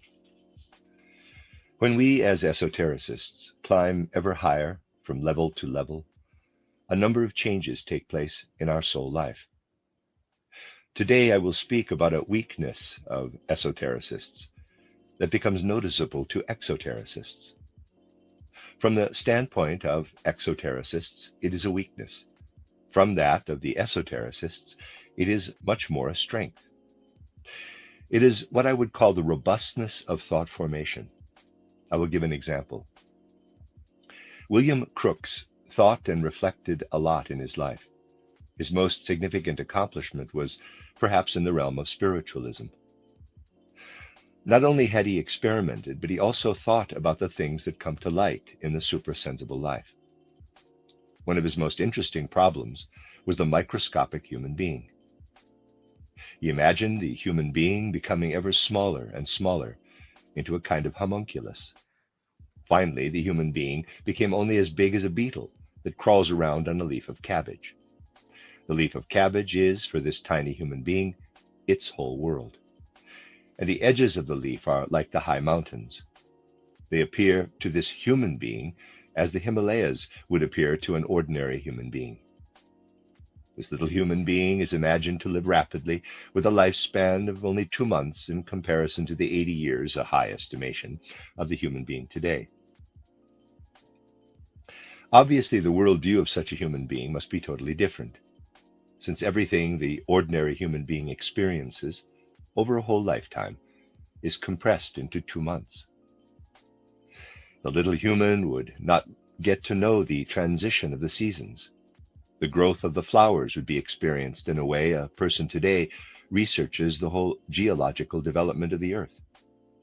The sun would hardly seem to move. Also, a human being was imagined who lives very slowly, with a lifespan of 80 years. The movement of the sun, which we can follow exactly, would appear to such a human being as a fiery circle, approximately as if one were to swing a glowing ember in a circle so that one sees a closed circle of light. The flowers would sprout and immediately fade away again. A mushroom would shoot through the surface of the ground and immediately disappear. For esotericists, such pictures are of interest insofar as they see from them to what extent modern exoteric thinking can get carried away. Of the 3 soul forces, it is the thinking that can digress the most. Esotericists cannot go along with that. They do not have such robustness in relation to thinking. Why is that? It is because such pictures as those of the microscopic, fast-living human being do not lie in the necessity and lawfulness of world existence. Quite certainly, the good gods were more concerned about human life than the human being was. They created the human being not as a microscopic human, but as a macrocosmic human being, because the macrocosmic human being alone is suited to world existence as the gods set it up. Now, if William Crookes had been able to become a god, it is possible that he would have created a microscopic human being. The good gods did not do that. They were too weak. But the modern exotericists are strong. They paint such thought pictures for themselves like that of the microscopic human being. They are stronger in their thinking than the next higher hierarchy is, the angels. Regarding the angels, an ancient document states, quote, "and they hid their face," close quote. Why did the angels hide their face? What from? From the error of the human being. The gods created the human being as a thinking being and arranged the whole universe accordingly, because the human being should be a thinking being. When people believe, however, that thinking can exist on its own, when they allow it to digress from the lawfulness of the world, they must fall into error. They must then lose the connection with the universal thinking, with the source of thinking. Then the angels hide their face. So deep were these religious documents. We must just understand them. When modern theology speaks about the Bible, it has as much meaning in relation to reality as would be the case if European scholars who did not understand Chinese were to judge the handwritten sacred Chinese writings based on what they could see outwardly. As little value as that has, just so little value does modern biblical research have for humanity. Therefore, the exercises that you, my dear sisters and brothers, have been given contain such thought pictures that exist in the great cosmic plan. And esotericists will reject imaginations such as that of the microscopic, fast-living, or the slow-living human being. Such imaginations cause them pain, and they sense them as being unhealthy and unnecessary in world existence. In relation to the microscopic human being, they will feel something like a burning. It becomes hot for them, and that everything flows together into a point. In contrast, everything spreads far out into the universe, for instance, when they imagine a human being who is 80 years old. A feeling of coldness overcomes them. They freeze. We can also have such a feeling of coldness with various philosophers. With Anaxagoras, and to a lesser extent with Empedocles, one has an icy feeling. In relation to Leibniz, one senses a feeling of beneficial warmth. He is, if the expression is correctly understood, an agreeable philosopher. One has a feeling of burning, of being hot, also when one meditates on a point. That is, at the same time, a good measure of esoteric development. If I have no trouble imagining a point, if it costs me no effort, such as is the case with how it is taught to the school children today, it is not right. When esotericists have to exert themselves and when they have a hot, burning feeling, it is proof that they are advanced in their training. Such a picture taken from world processes is a bowl filled with oil in which a flame is burning and shining. The bowl stands still and the oil is consumed. Whoever imagines themselves in this picture receives through it a true image of the nature of the human being. The bowl is the solid, the physical body. The oil that is consumed is the etheric body. The flame is the astral body. And the light is the I, capital, of the human being. This human essence or being is very different according to each climate and place. And more than we usually realize, human beings grow together with their surroundings. There is a difference if a person travels from Berlin to Sicily or to here, Oslo. People experience something different when they travel to the north. The etheric body becomes ever larger, especially in the northeast, for instance, in Finland. When someone travels from here, Oslo, to the north, the etheric body must contract. Through this, strong healing forces can be set free. Of course, it depends on whether the one who is to be healed gives resistance or not, and it depends on karma. The end of Record A. Record B. There are many things that esotericists cannot do, things in which they are weak when compared to the exotericists. Tomorrow we will discuss things that esotericists must acquire for themselves. Esotericists can no longer let their thinking buzz around such as the exotericists do. An example is given of what is meant. Exotericists imagine a little human being, like that imagined by Crookes, which is as small as a little beetle. It is a human being that lives only 2 months and is, in this time span, child, adult, and elderly person. In comparison to such thought-out things, the thinking of the gods is weak. They can think the human being only in the size and makeup actually existing now. It must cause esotericists burning pain to think of the microcosmic instead of the macrocosmic human being. The little compressed one must cause the esotericist pain. The large macrocosmic human being must create fire for them. All of this vague thinking about the universe, such as questioning and brooding about what was before Saturn, what was there before God was there, etc., must create a tremendous coldness for the esotericists. To think or imagine a point and a circle, or a point or a circle, is difficult for esotericists, but not for exotericists. The esotericists also train their soul. In this way, we can get an idea of from where error and evil came into the world. Getting to know the etheric body happens through attention and concentration. Getting to know the astral body comes about through the devotion of the soul, through meditation, through going into our soul. And the result is an expansion of the memory. A good means of meditation is to imagine a bowl of oil and a flame that shines and consumes the oil. That is a symbol for an imagination that corresponds to a natural possibility.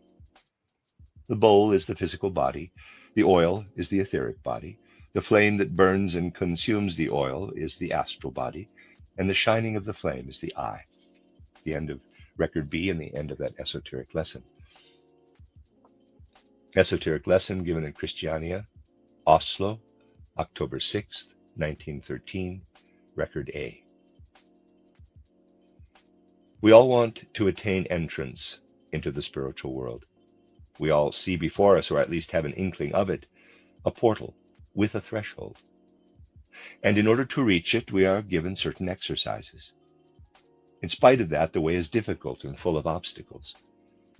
The path leads through a sea of sorrows, and a great deal of patience is necessary, so that we do not become exhausted along the way. Who creates these obstacles? First, our own nature creates them, and second, Lucifer and Ahriman seek to lay obstacles in the path. Both of these beings have their effectiveness on earth. It is an effectiveness that could be good, if they limited themselves to what they should, to living in the effects of the sense world. However, they are not content to remain in the spiritual realm where they belong and only to send their effects down into the physical plane. They want to reign on earth also with their eye consciousness. We know that human beings attain their eye consciousness on earth.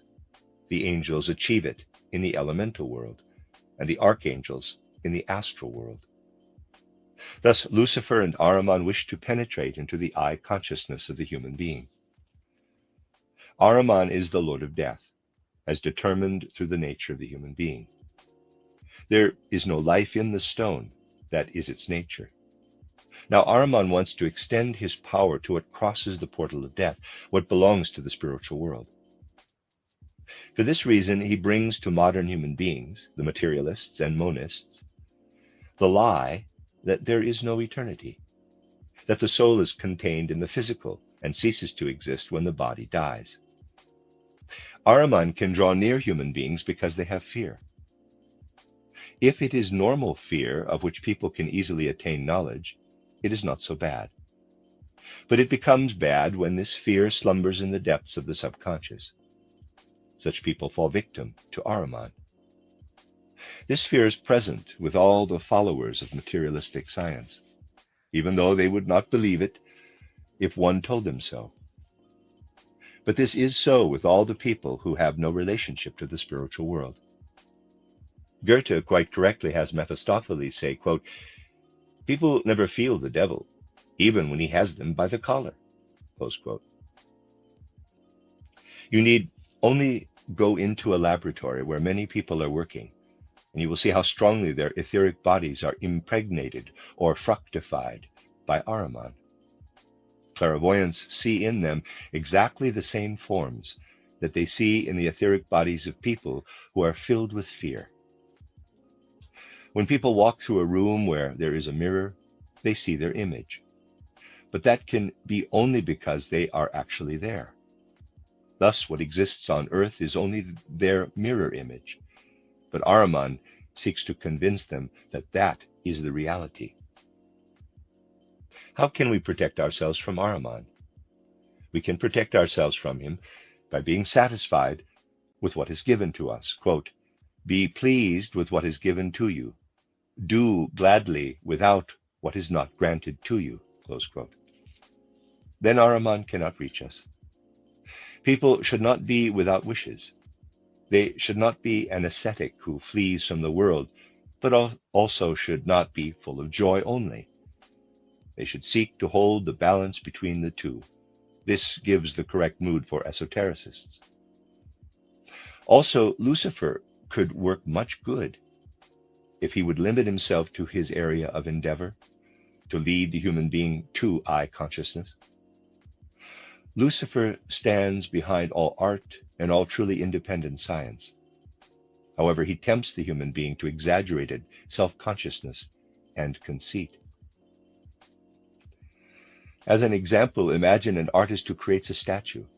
As long as it is a copy, everything is in order. However, when he wants to keep his creation for himself, wants to be God, and demands that the statue walk, breaks it, and really imagines that it walks, then Lucifer stands behind this.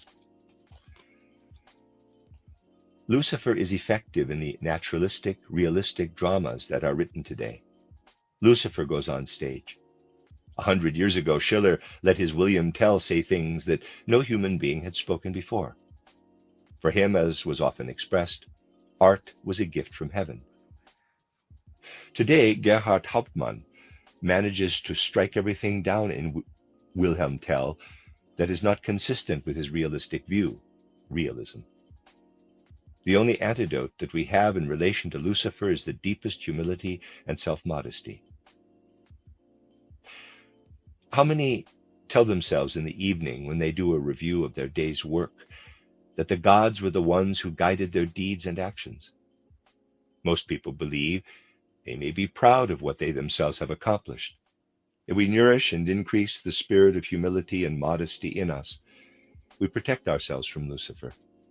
If we develop satisfaction within our inner being, Ahriman cannot get to us. The end of Record A. Record B. Those will keep Ahriman away who follow the saying, quote, "Be pleased with what is given to you. Do not desire what is not given to you," close quote.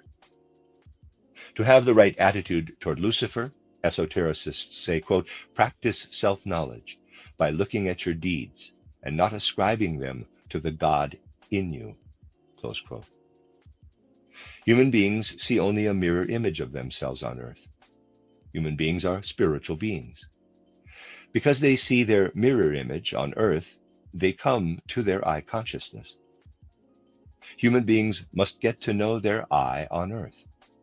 Lucifer and Ahriman commit the mistake of carrying their I into the physical plane, instead of carrying its effect into the physical plane. We must not stop with just having the imagination. We must learn to read it. Ahriman has influence in the physical world when only the physical sense world is acknowledged. And this condition of the physical body and etheric body is revealed exactly to clairvoyance.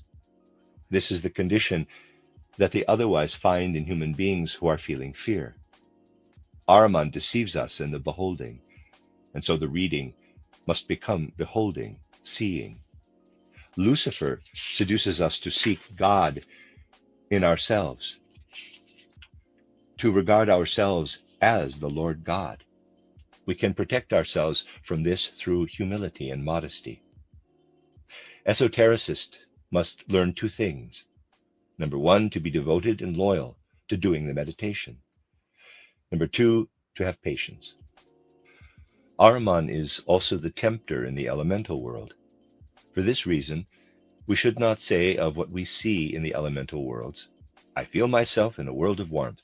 Nothing solid is there, or streams," etc. No, we should not say this. We should learn to read what we see there, and then we can say that it is the old Saturn evolution period. Every being has its world where it must experience its I. The angel hides its face before the becoming of the human being. The angels experience their I in the elemental world. The archangels experience their I in the astral world. But their effects reach down into the physical world. The blood symbolizes the I of the human being. Those people who cannot stand to see blood, either their own or someone else's, cannot bear their own I.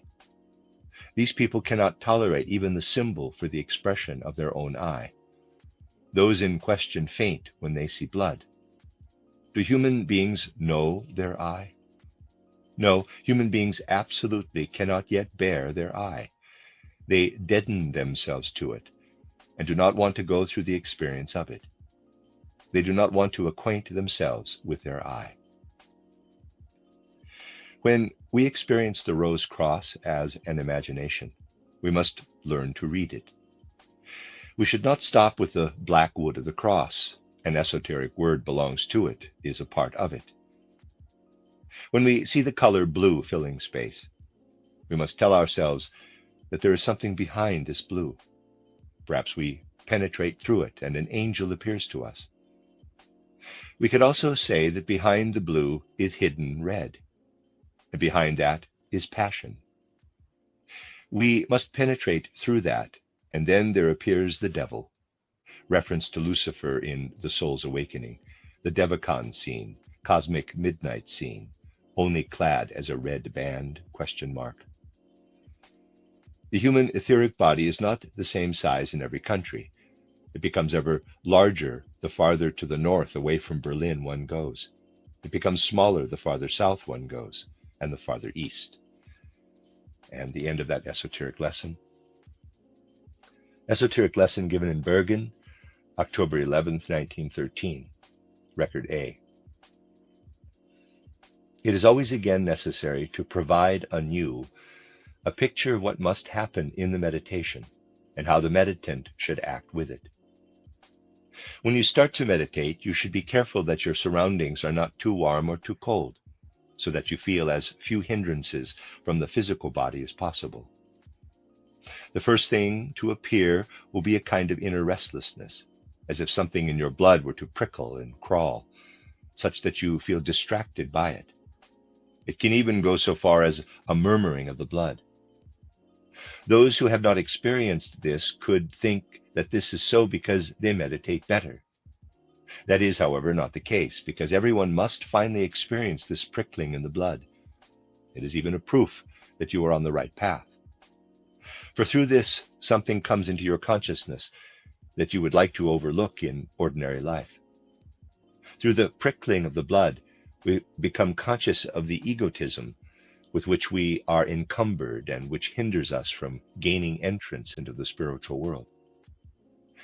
It prevents us, first of all, from attaining the necessary stillness.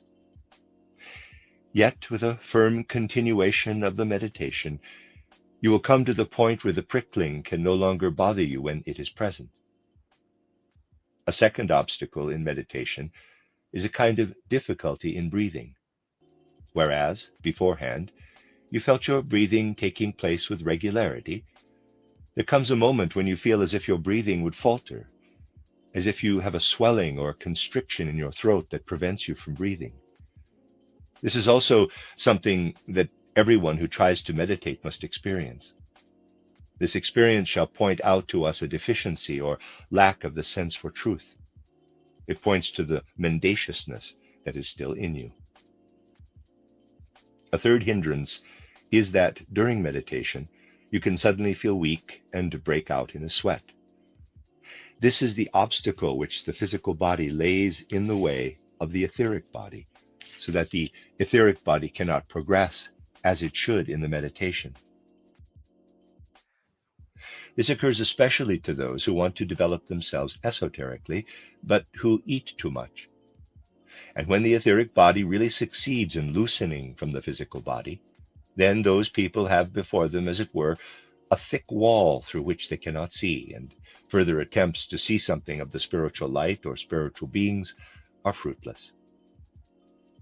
A fourth thing that can happen is that everything feels very pleasant and easy to you, and you find yourself in a kind of dream state.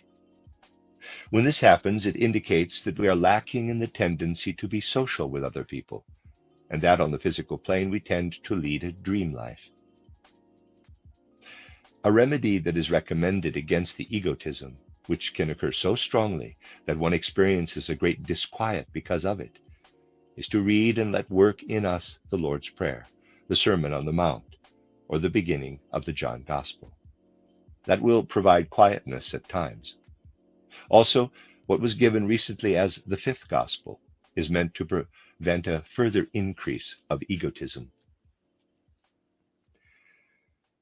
The more earnestly we develop ourselves as esotericists, the more we should nurture within us an offering, a devotion, that we should bring from our soul to the higher beings, for example, the angels.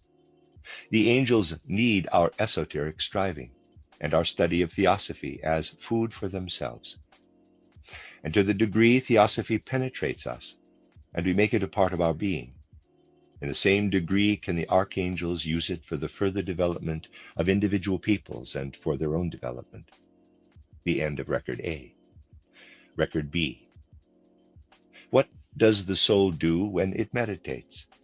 It becomes completely one with the meditation content. The hindrances that appear are the thoughts and cares of life that the soul cannot ward off. Then further obstacles arise. Number one, a prickling, sticking, or buzzing in the blood during meditation. This reveals the egotism that we have in us, and we should thereby test where the impulses of egotism lie within us. Those who say they are glad that in their meditation no sticking, prickling, and also no buzzing arises have absolutely not yet meditated deeply. Number two, the appearance of a choking in the throat during meditation. That is our untruthfulness, this angel of death. The breathing is felt and it goes to the point of constriction. Number three, we experience during meditation, outside of our body, woven out of dreams or dream substance, a form of our physical body. It is the phantom, the form that takes in what will then become the physical body, and which is not buried with us. When both the blood and the breathing are overcome, and when we meditate further, it can then happen that during meditation, the etheric body wants to leave, and because of the impure forces in us, the etheric body is as if pressed out of us in strong sweating, and then we see the physical body like a form woven out of fine material. The end of that esoteric lesson. Esoteric lesson given in Copenhagen, October 15, 1913. Record A. Through our exercises, we gradually enter into the spiritual world, but this is not possible without at the same time coming into contact with Lucifer and Ahriman. In the Bible, we find the story of the fall of humanity, through which Lucifer, and then later also Ahriman, achieve influence over human beings. They work into human beings in such a way that when human beings enter into the spiritual world, it is difficult for them to endure their I, capital. Certain people, even in the physical world, cannot bear the outer symbol of the I.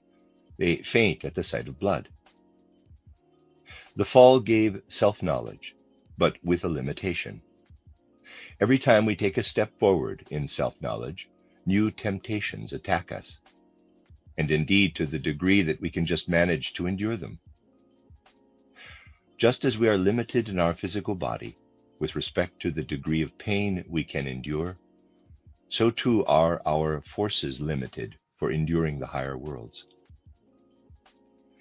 Because Lucifer and Ahriman drove us out of paradise at the fall, they are again the ones we meet when we want to enter the spiritual world. And these beings bring it about that we feel our limitations. Ahriman is in everything that comprises the spiritual sounds, words, etc., that we can hear. We should always be distrustful toward these, for in human speech, which is differentiated into the various national languages, there lives untruth. Of course, it is not total untruth. Otherwise, we all would have to be lying every time we opened our mouths to speak. As much truth as is in the language, just so much truth lies in the voices, in quotes. If the voice always spoke the truth, then in the temptation at the fall, Lucifer could not have said, "You will become like the gods," but would have had to say, "I lie." Lucifer gives visions. We must break through these visions. Otherwise, we do not break the shell that is around every human being and covers up the true spiritual world. The visions and the voices are around us like the shell is around the chick in the egg. In a vision, we can perhaps behold an angel, and when we penetrate the vision, the angel turns into a serpent, the symbol of Lucifer. For Lucifer was in the form of a serpent in the temptation at the fall. Or, perhaps in our meditation we see the color blue. If we break through the blue can disappear and become red. This shows that we have seen our own passions. After the temptation, the human being did not receive through Lucifer everything that the gods have. The human being did indeed receive premature knowledge, but not life. Because of this, everything we know and perceive is imbued with Lucifer and Ahriman. Thus is it basically also this way with the content of our exercises. When we examine our exercises, we will find that they are so formed that they never call on human egotism. Many people find this unpleasant.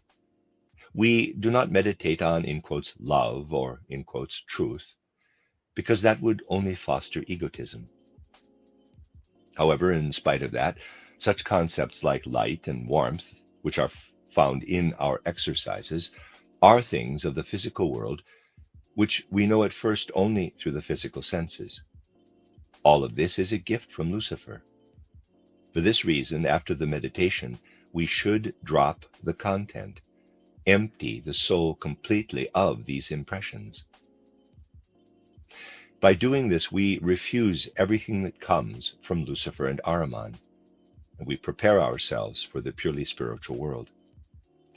Then the world of the senses disappears, and the spiritual world opens up before us. This spiritual world has nothing in common with the physical world.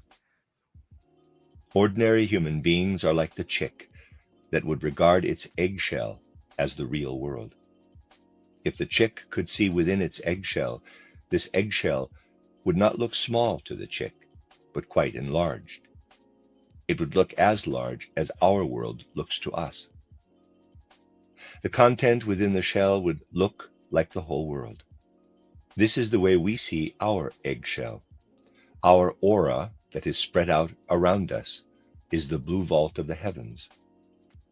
If we break through our shell, then the sun and moon become dark, the stars fall to the earth, and in their place the spiritual world spreads itself out. Human beings live in their eggshell, their aura. The Elohim gave us our aura, and through the fall this aura became like a shell around us. We are within it, just like the chick is in the egg. The sky and the stars are our boundary, and we must use our soul strength to break through the boundary, just as the chick has to use its own strength to break through its shell. Then we achieve entrance into a new world, just as the chick has a new world before it when it has crawled out of the egg. And because human beings all actually have the same eggshell around them, and because astronomy could arise such as it now has, this lets the celestial bodies move around on the celestial vault. The eggshell is ex deo nascimur. In order to break through this shell, and also take something with us into the spiritual world, we must bring with us what penetrates into our shell from the outer world, that is, from the spiritual world, and what is common to us all. This is Christ. Thus we speak in Christo morimur, and hope that when we have broken through the shell with Christ's help, we will be resurrected again, per spiritum sanctum revivissimus. The end of Record A. Record B. We should feel the suppressing of the content of the meditation as the fight against Lucifer. We must achieve an understanding for the so-called fall of the human being. We experience something similar to the fall when we become an esotericist. For what do people do when they become esotericists? They take on ahead of time something that humanity must go through only later. And always when human beings actually do not want to progress in the regular manner, the temptations of Lucifer begin to approach them. Lucifer tempts us when we hear voices within ourselves that speak to us in our language. On the other side of the threshold, our language is not spoken. A different language is spoken there. For this reason, we must say to these voices, "You all lie." Ahriman tempts us by showing us pictures. We must penetrate through the voices and the pictures in order to come to the truth. The following was given as an example. Imagine a chick before it comes out of the egg. It has the eggshell around it, and this is what the chick knows and sees from inside. It sees the inside of the eggshell, in the same way we look at, as our eggshell, the sky and everything that our eyes see. All of this that we see is a beholding of the egg from the inside. We see our own aura from inside. We must break through this eggshell, just as the chick punches through its eggshell with its beak, throws it off, and enters into a new world. Only when we also do this, do we then enter the world of the divine spiritual beings, the hierarchies.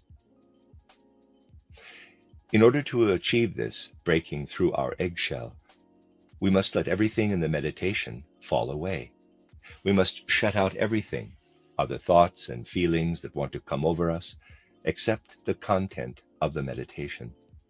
Then, however, we must also let this content fall away. We must shut it out, and yet remain conscious. That is the most important thing. We must feel that. Lucifer lives in our thinking, also in our thinking during the meditation. We, therefore, enter into an association with Lucifer in our thinking of the meditation. Now, we must drop our thinking in the meditation. This means we have to make ourselves empty by dropping the content of the meditation and letting go of the thought force. Through voluntary conscious suppression of the content and thought force, we voluntarily and consciously kill what comes from Lucifer. It is a matter in the meditation of generating a concentrated attention without having an object of our attention. To be attentive to an object is the beginning of the meditation, but then we must turn our attention away and give the thinking back to the gods. That is the most important thing. And only then do we enter the true spiritual world. After the human being succumbed to the temptation of Lucifer, who said, "You will be like the gods," then the Godhead said, "No." And the gods took away the life from what Lucifer gave. The gods inserted death into it. When we enter the spiritual world, we experience the force that molds and builds the human bodily nature. We come to the truth of ourselves. Through Lucifer, the human beings learn the difference between good and evil. They receive the ability to judge. The physical body has a limit to how much pain it can endure. When this limit has been surpassed, the person faints. The soul too has limits, beyond which unconsciousness enters in. Through letting go of brain thinking, we experience ourselves outside of our brain. We feel as if we are circling around our brain in streams. We really slip around our brain afterward, after letting go of the thinking. If we continue the otherwise ordinary thinking and feel ourselves connected with processes which are otherwise always in effect, and with that force through which the thought process arises, then we come to know a feeling that we can express in this way. We have a real fear to let it, what we experience outside the brain, come into our thoughts. A certain willpower and overcoming of ourselves must be brought in relation to the communication of such truths and facts, these spiritual imaginations, which we have experienced outside the brain, because we have now learned what actually works on the human being. We behold the destruction process of ordinary thinking. Spiritual researchers manage for a while not to involve themselves in the destruction process. They place themselves beside their brain. Devoting oneself or giving oneself up to the universe without exerting inner activity is a part of spiritual research. Then spiritual researchers learn to do voluntarily what is otherwise done involuntarily during sleep. Spiritual researchers learn to feel all of the functions of the body, breathing, processes of the glands, etc., and they face and experience the whole human being from outside.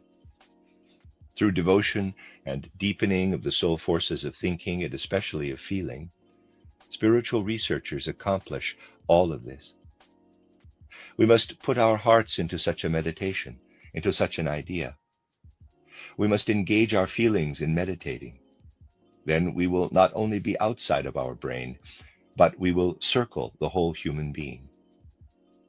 Then it begins to dawn on us. You were there before conception. You descended down into this incarnation. We look out over earthly life, and we have a typical spiritual experience. It is as if a lightning bolt split this body. This experience shows us in a picture that it is as if a lightning bolt shot through the house, through your body, and carried it away. That is a distressing experience. It is the experience of coming close to death. Now we see and know what the soul spiritual core of the human being is. We must then also learn to concentrate our will selflessly in regard to the outer daily act of speech. Just as we can release the power of thought from the brain and the whole human being through the feeling, so too can we release the power of speech from language itself. The speech movements must be silent. We may not come outwardly to speaking. We must practice inwardly, soul spiritually. We execute the same activity that we would otherwise do in speaking. It must go so far that we do not let the sound even enter the nerves. What is normally used to speak must remain in the gestures. In the mantric, in meditation, it is not a concept that is involved. It is only inwardly experiencing the sound. We listen to ourselves, but do not let anything come into speaking. Through this, we will come to know our earlier earthly lives. That is true memory. The forces of our mind and heart, Gemüt, allow us to look into our life beyond birth and conception.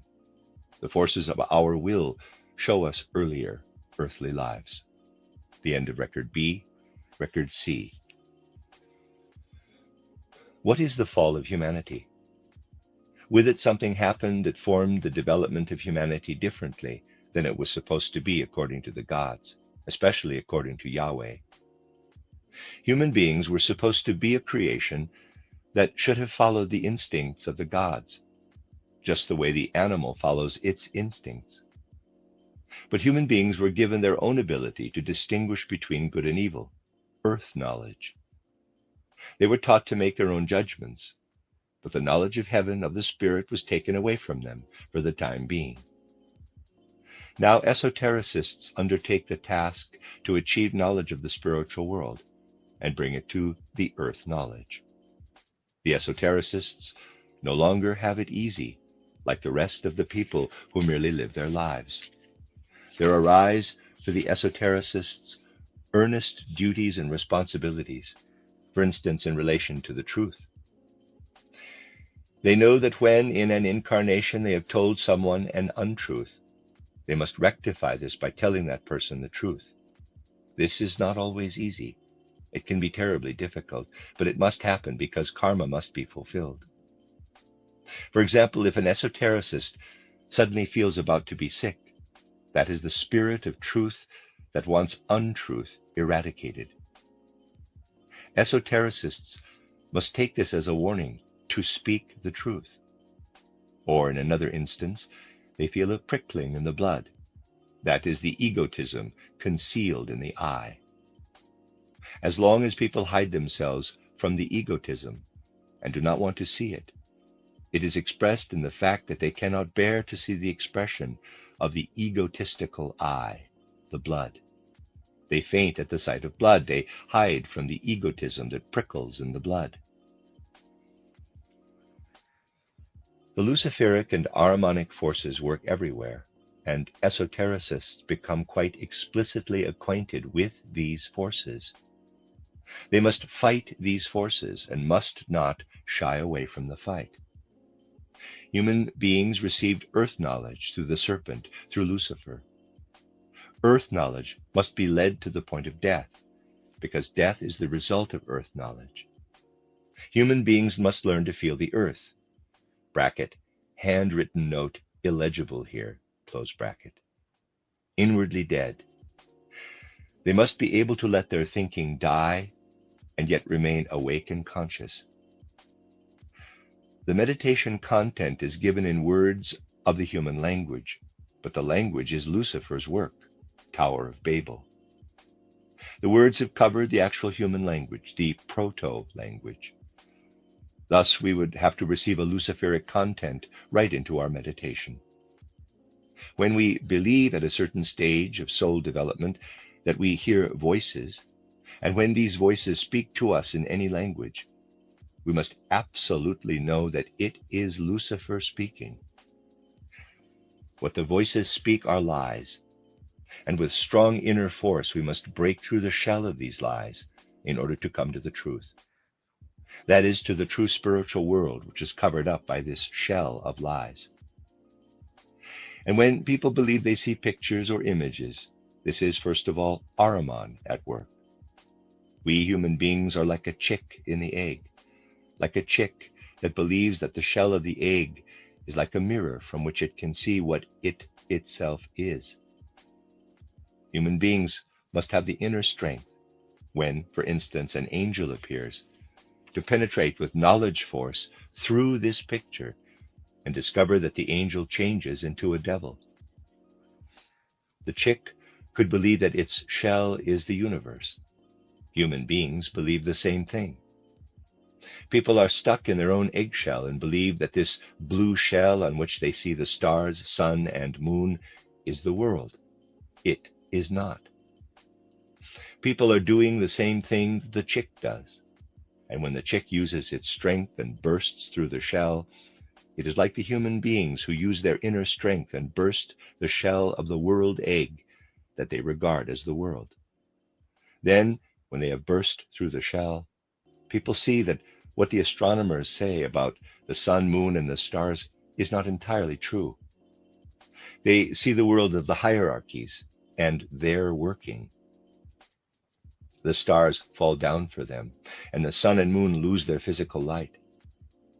They go out into the world of the Father God, of the Creator of the world egg, which before was their whole world. Human beings enter into this world of the Father God through death, but also through initiation. Christ belongs to both worlds, their primordial world, but also the world of the egg, because he made the sacrifice to give himself into it, the world of the egg, and to work in it. He did this so that human beings could find the inner strength to burst the shell, and so come into the world of the hierarchies, the world of the Holy Spirit. The mantra "In Christo Moremur" means to let our earth knowledge die, so that the heavenly knowledge can light up again. Just as the physical body comes to its limit of how much pain it can bear and passes out when the limit is surpassed, so too does the soul have limits of its ability to endure. Then it, the soul, cannot manage any more, and must do what the Spirit of Truth demands of it. It must break through the knot. The soul feels itself in its own force, which surrounds it like a shell. The soul must break through this shell, and then Lucifer and Ahriman are there immediately. The end of record C, record D. The fall can be experienced again on the esoteric path, because with every advance by the human being, temptation stands in the way. Those who become esotericists must be aware that they must take life differently from the exotericists. We can numb bodily pain, but we can no longer numb soul pain. We must know that when we speak untruth, we must sometime in a later life rectify this by speaking the truth, but then with the feeling of shame. The physical body can endure only a certain amount of pain, and then we faint. We lose the power of our eye. Weak souls can also faint through fear or shock. When immature souls with a psychic nature enter the spiritual world rapidly through the exercises, they fall victim there to a numbing through voices that speak to them in their language. Lucifer places these voices before the spiritual world. We must then awaken a great soul strength in order to call to these voices, "You lie." Then the voices stop. In our imagination, Ahriman opposes us. Some people see an angel. When they examine it closely, it disappears in mist, and in its place is a devil. If a manifestation has a blue color that when looked at sharply turns to red, this shows that there is still desire in us. Human beings sit in the aura of their illusions, also in regard to their physical surroundings, like a chick in the eggshell. We must break through this shell in order to enter the spiritual world. We must first learn to understand the speech of the spiritual world. For this, we must imbue ourselves with something that has come from the spiritual world to us in the eggshell. This is the Christ impulse, and we must take it with us out of the eggshell. Behind the Maya of the celestial vault, we then find the hierarchies.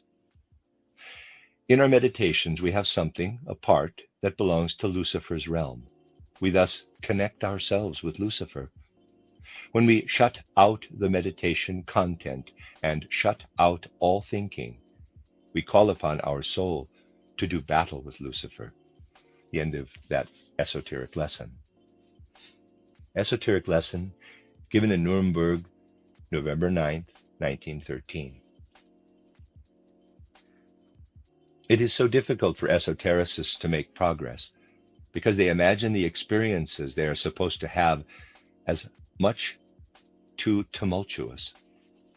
Above all, it is important to pay attention to the subtlest processes. Imagine that you walk on a quiet evening through an isolated forest. Every smallest sound is perceptible, the falling leaves, an approaching sleigh, and so on. And now, imagine in contrast the big city. In the noise of the streets, you will perceive nothing of that kind, and yet these still, fine sounds are present here also. In meditation, there surfaces everything possible that did not reach the threshold of consciousness before. I hear the complaint so often that so many thoughts and pictures surface in people's meditations. They cannot control the thoughts and pictures, nor can they free themselves from them. You can absolutely take this as progress in meditation. Because the astral body and etheric body loosened their connection to the physical body during meditation, the esotericists objectify their other human being.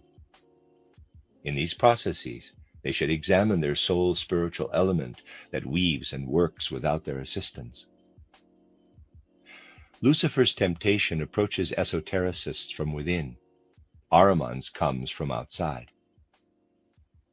An example, let us assume that you live in a well-behaved, quiet family. However, your family lives wall on wall with people who often tell or read aloud stories about robbers. Even if you have not heard them with your physical ears at all, their stories imprint themselves on your etheric body and emerge during meditation. Another example, you experience a dog being run over. In your own body, a whimpering and barking can result after experiencing such an accident. Out of other connections, a whole pandemonium sets in during meditation. Meditants should not despair about this, but should be happy because they can get an idea of the connection and learn to examine ever more objectively everything that has worked upon them beforehand. It is like a feeling or touching of your whole body during meditation. Here and there feelings of pain appear as the result of egotism and other things. With this feeling or touching, you begin above your head and go bit by bit down the whole body. You will also learn, starting with the phenomena of an illness, to draw conclusions about earlier experiences. For example, an inner ear infection can suggest the most peculiar impressions that were imprinted on the etheric body because the person had, as a youth, heard without full consciousness stories about robbers.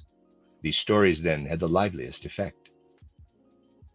If people fall asleep during theosophical or similar lectures, what they heard works on in their etheric body, especially when they later have pangs of conscience about having fallen asleep. When they reproach themselves, it often works very strongly in the subconscious.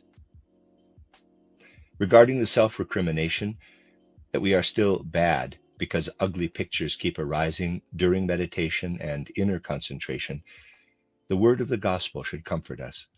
Quote, "He took our guilt upon himself," close quote, end of that esoteric lesson.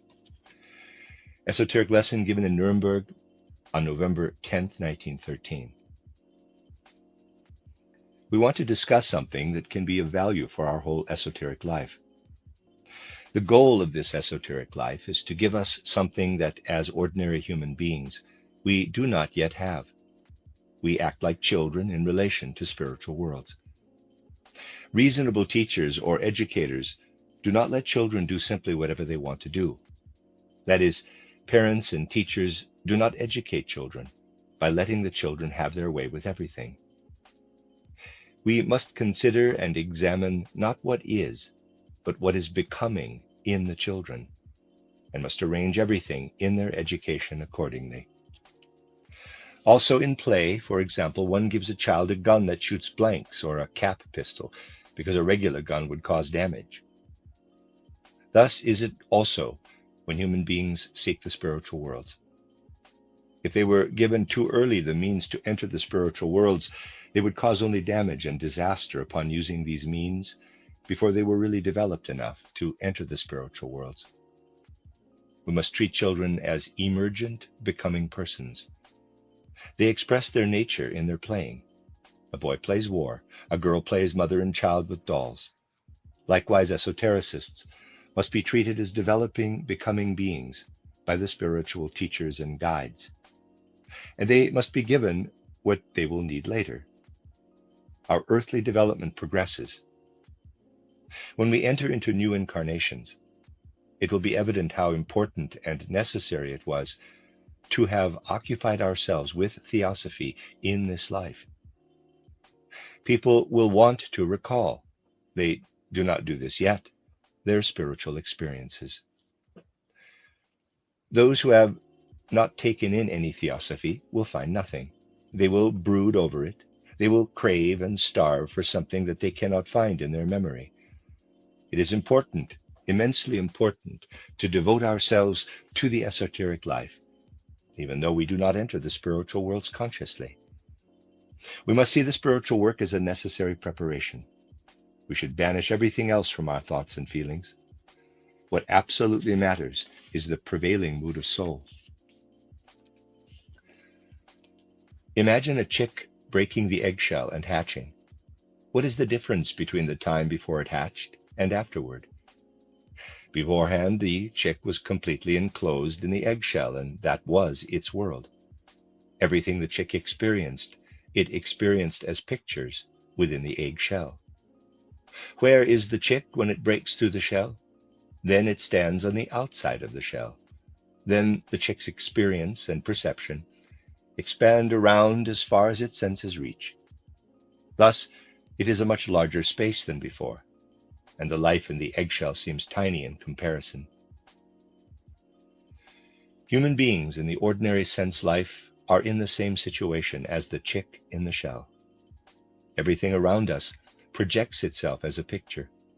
It appears to be the size it does because we are enclosed within this sense life and do not have a measure for comparison other than this. We look up to the blue sky and see the stars. Astronomers calculate their orbits and what they call their astronomical laws. And in truth, they see no further than the eggshell. In our astral body, we all carry such an eggshell around with us, an aura eggshell, a hull. It is only that with the chick, the shell is condensed to the point of being physical, and with us it is not. For this reason, we do not notice it. Materialistic science, for instance, sees the sun as only a hollow sphere, or suppose it to be imbued with matter similar to what is thought to be in our earth, but just in other states of being. In truth, however, the sun is the center of our I capital. And when we see the evening star or the morning star, then we know as theosophists that there outside the forces are working which correspond to our etheric body. The end of that esoteric lesson. Esoteric lesson given in Berlin, November 17, 1913, Record A. Starting from the often stated fact that the mystery of Golgotha is the most important event in the evolution of humanity, and that since this event Christ is connected with the aura of the earth, Dr. Steiner said that many of us have had during our striving the question imposed upon us, where is Christ actually now? Parenthesis, in the lecture before the last one in the lodge, Rudolf Steiner already said that people seek Christ where he is not, just as the women at the grave sought him and found that the grave was empty. And also, like these women, the crusaders of the Middle Ages sought him where he is not. Only the disciples sought him where he is, in the Spirit. Close parenthesis. Then Dr. Steiner spoke about the point in time back to which people can remember. This time lies between birth and the 7th year of life, and it is the time when the self-consciousness of the human being awakens. This point lies between birth and the change of teeth, and in this time, the individual form of the physical body is essentially molded. In the first years of life, human beings live in a dull, dreamlike condition of consciousness. The whole soul life of humanity today takes the course it does, because human beings awaken to their self-consciousness in the first 7 years of life. Let us assume for a moment that this were different. Hypothetically, we will assume that human beings do not awaken to self-consciousness until they are in their 10th year of life. Then their whole soul life would be different. Let us imagine that such people who have awakened to self-consciousness in their 10th year have the intention to wake up at a particular time the next morning. They would, upon waking up, have the impression that they themselves came to the door, knocked, and awakened themselves. Or they might see themselves coming into the room as a light form, walking up to them, opening their eyes, and thus awakening them.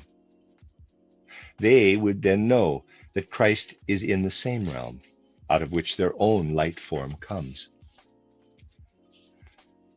In spite of human self-consciousness, entering already during the first 7 years, many people will at some time soon have this experience. We are standing at a significant turning point, and we must point it out. People will then experience how the light form of their astral body sails up to them, and they will recognize that this light form consumes or saps the physical body. When the astral body leaves the physical body, it takes a piece with it. And when in the morning the light form again takes possession of the physical body, we know that the cost of our living is dying. This knowledge can lead people to the deepest sorrow and melancholy. They will no longer value their physical body. Whereas through outer culture and the accomplishments of technology, airplanes and other things, human courage is immensely intensified and increased. At the same time, little value is placed on life. People will fall into a deep earnestness, a sorrow and melancholy, and the number of suicides will increase tremendously. While outer courage grows in the outer sense life, inner courage, on the other hand, will necessarily decrease and give way to a cowardice, a hidden cowardice. Human beings are becoming ever more materialists and want to know nothing of the soul spiritual. There is a kind of cowardice behind this. The angels foresaw this in the evolution of humanity and inspired Kant to develop his doctrine of the boundaries of human knowledge. This was necessary in the development of humanity. Those people who do not find their way to Christ fall victim to boundless sorrow and deepest earnestness when they experience, quote, "I lived at the expense of dying," close quote, and they actually see the figure of death walking beside them. But we know that Christ lives in the aura of the earth. We are always connected with him. And when we know this and keep this knowledge alive in us, the image of death takes on the characteristics of Christ, who walks beside us, even though we do not behold him clairvoyantly. Seeing Christ clairvoyantly does not yet make him alive. We must know him. And because of this, the following must now be said. We cannot withdraw from the spirit of the time. He works everywhere, and we are standing in our time. However, knowing that Christ lives and that we can reach him will preserve our souls from desolation, deep melancholy, and the contempt for life. Through this, we will understand the meaning of our Rosicrucian mantra, "In Christo Morimur." When we can let all of this become quite living in our soul, in our moments of stillness, it can become a great help. End of Record A. Record B. We want to examine something important today. You must inwardly work on all the communications and information that have been given to you in the esoteric lessons. They must fill you completely and be the object of your inner contemplation and reflection in your leisure time. During meditation, or as a result of it, it can happen that we ask ourselves, where then, actually, is Christ? Where must I seek him? We know the following. Before the mystery of Golgotha, Christ was a cosmic being who lived outside the earth's sphere. In the event that is designated as the John baptism, Christ descended into the already prepared bodily nature of Jesus of Nazareth and was active within it for 3 years. And finally, we know that through the mystery of Golgotha, the Christ being flowed together with the aura of the earth, and that since then, Christ is to be found in the surroundings of the earth. Those who were initiated before the mystery of Golgotha did not yet find him in the surroundings of the earth. They had to be transported to the sun to find him. However, since the mystery of Golgotha, Christ flowed into the aura of the earth, and everyone can now experience him there. For we know that yet in this century many people will come to behold the etheric Christ. Naturally, to have a knowledge of Christ is yet something different. It has already been pointed out often that the forms of the physical body develop by the 7th year of life.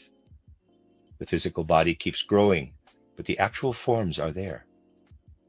We know further that modern human beings develop in such a way that sometime between birth and the 7th year of life is the first moment that we can recall. Many believe that we can think back only to the 7th year, but that is not correct. It only appears that way because today memory is frequently covered up by other imaginations. This moment between birth and the 7th year back to which we can remember is the moment when our I consciousness awakens. Now, the following question can emerge and be given as a thorough, detailed meditation to the meditant by the Master. How would evolution proceed if human beings continued in dreamlike life without the I consciousness that modern beings have? How would it be if people's I consciousness awakened only in the 2nd period of their life, perhaps in the 9th or 10th year of life? A part of the question is immediately answered. Let us assume hypothetically that a man who has developed his I only in the 2nd period of his life gave the order to awaken him in the morning at a particular time. Then, in a kind of dream which begins as the appointed time for being awakened approaches, he has the feeling that he himself, his I, knocks on the door, approaches his bed, and wakes up his physical body. He will be as one with this action. Or, in the case that he waits until he awakens of his own accord, which usually occurs at the beginning of daylight, he sees a light form that comes to him and wakes him up. Then he will know that it was not the daylight that awakened him, but that his soul, which was in a sea of light, came back as a light form into his body. Also, the whole soul life would be different. There would be no sharp, exact separation between day consciousness and the dream-filled sleep consciousness, as is the case with other people, but they would merge into one another. The day-waking consciousness would be permeated by dreams that lead over almost unnoticeably into the night dreams. Because people experience themselves more as a spirit being and feel that this spirit being consumes the physical body and must gradually bring death, they would always experience this death in their dreams. They would always have the image of death before them. Thus, a melancholic mood would spread itself over the whole of life, and in the end, lame the creative forces. But Christ is to be found in this world of death. He is there. Modern human beings often lack the courage to seek Christ and to penetrate into the spiritual world. In this connection, people have become cowardly. We realize that when a characteristic develops on the one side, it weakens so much the more on the other side. Those who have the courage in the field of technology, for example in travel by airplane, can be cowardly when it comes to entering the spiritual world. An angel inspired Kant to maintain in his works that reason has boundaries and that our powers of knowledge are limited to the physical material realm. Thus, the striving for the spiritual is quite dampened down today. People do not even think about or realize how cowardly they are in relation to the spiritual worlds, and how their soul must become more and more desolate because of it. We are all dependent on the nuances of our modern culture, on the commercial, industrial times in which we live. And we must never forget that this is the time when materialism has reached its zenith. However, just as a rubber ball can be compressed only to a certain point and then springs back to its original size, so too will the souls that have been constricted by materialism unfold their wings again. The greater the soul desolation was, the stronger will be the reaction. It is always said that all of evolution proceeds in an even, steady fashion, but everywhere in nature there are jumps forward. And the development of the soul is preparing precisely now to make a leap forward into the future. The divine cosmic leadership foresaw materialism. Human beings were as good as cut off from the spiritual worlds, so the forces of the soul could then move all the more strongly in response. This is because the soul forces allow themselves to be pressed together only to a certain degree. The physical constitution of human beings will remain the same in the future, but their soul life will develop as if their self-consciousness would awaken only in later years. We must realize that the forces of death and life are in us, and that it is up to us to take hold of the life forces. If human beings do not achieve knowledge of Christ, if they reject the Christ impulse, they will face a boundless soul desolation and hardening, and will feel only death beside themselves. They will feel only death forces walking beside them, and will always have the feeling, I die into the death. A deep melancholy will take hold of such human souls. It will generate revulsion and weariness of life, and lead to epidemics of suicide. When we, however, imbue ourselves with the Christ impulse, we will know clearly that all life proceeds at the cost of death, but in such a way that death is the seed or germ of a new life in the spiritual world. Death itself will approach us in the form of Christ, and we will grasp correctly the meaning of the words in Christo moremur. Contained in the 3 parts of our 10-word Rosicrucian mantra, we have all the wisdom that can lead us up into the spiritual worlds. The end of Record B. Record C.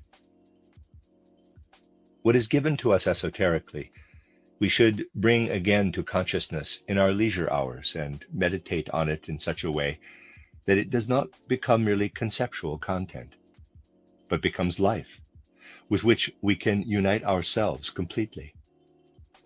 Also, now something will be given to us which can be important for us to make into a meditation.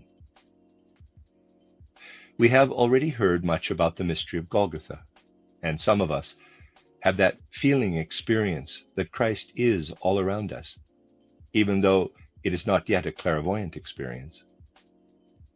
However, even though we will come to this higher experience only later, we can still feel ourselves permeated by Christ.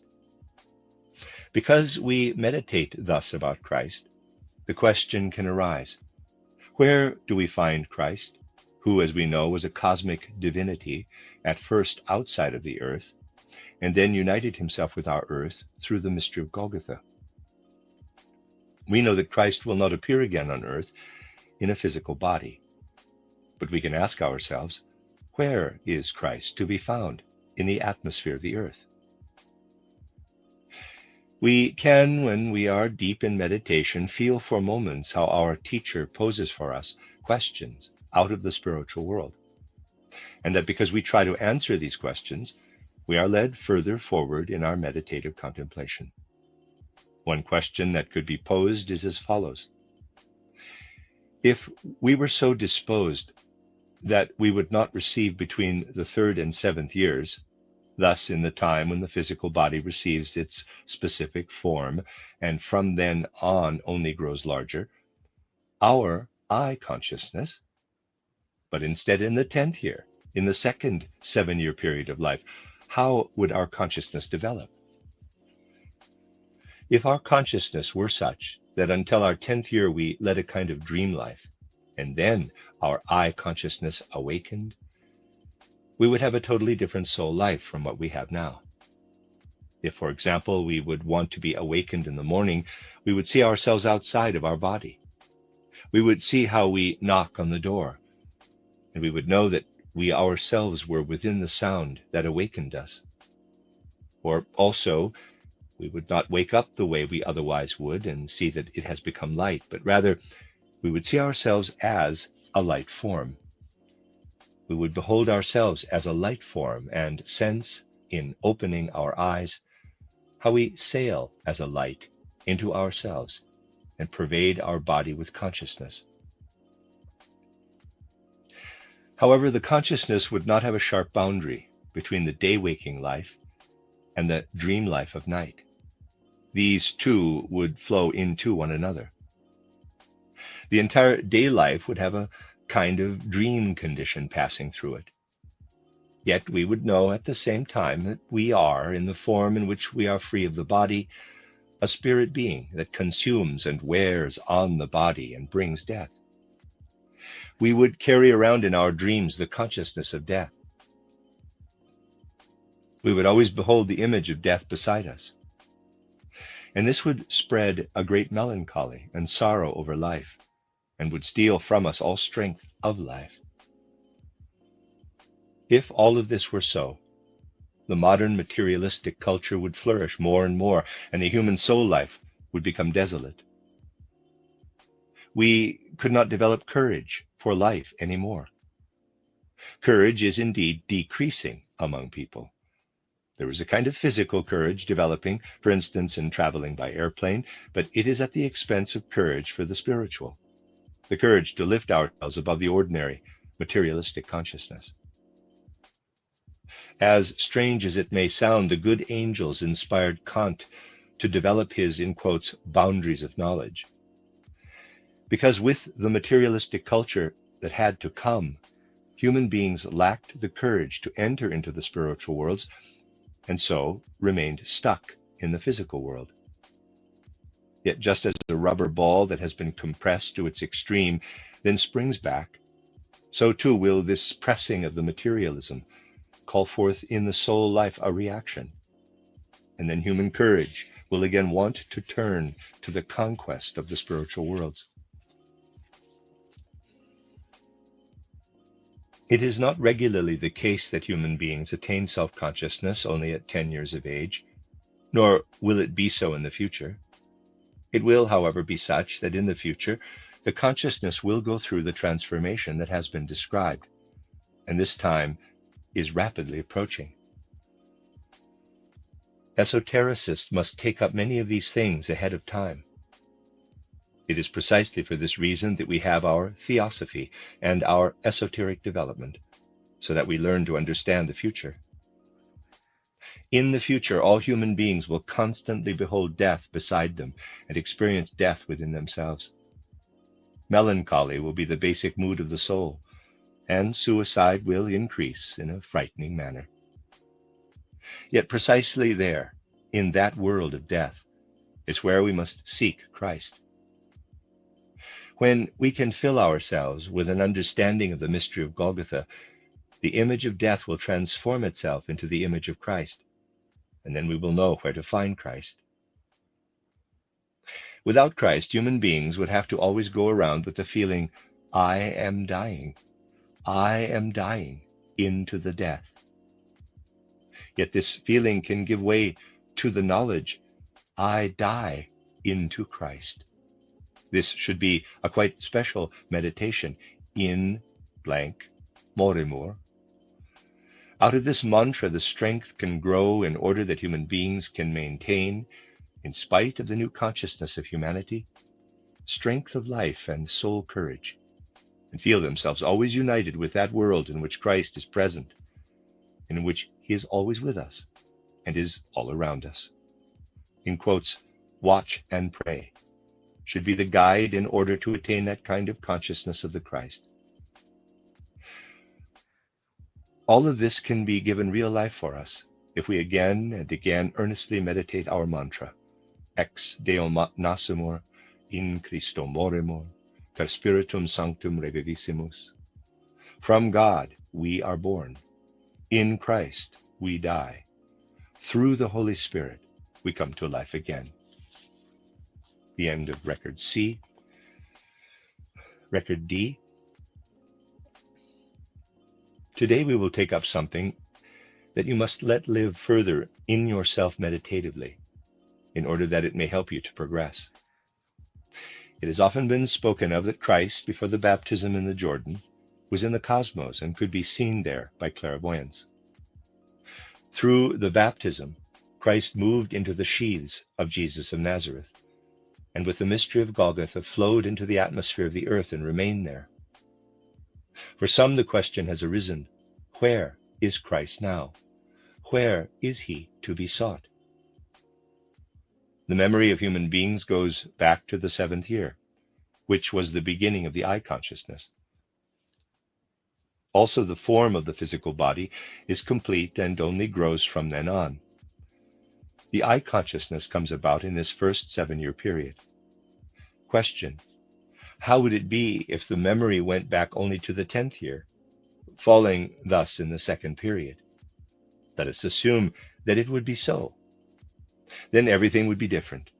Those people who let themselves be awakened in the morning would have a dreamlike experience, as if they themselves were the ones who came up to their door and knocked in order to awaken their physical body.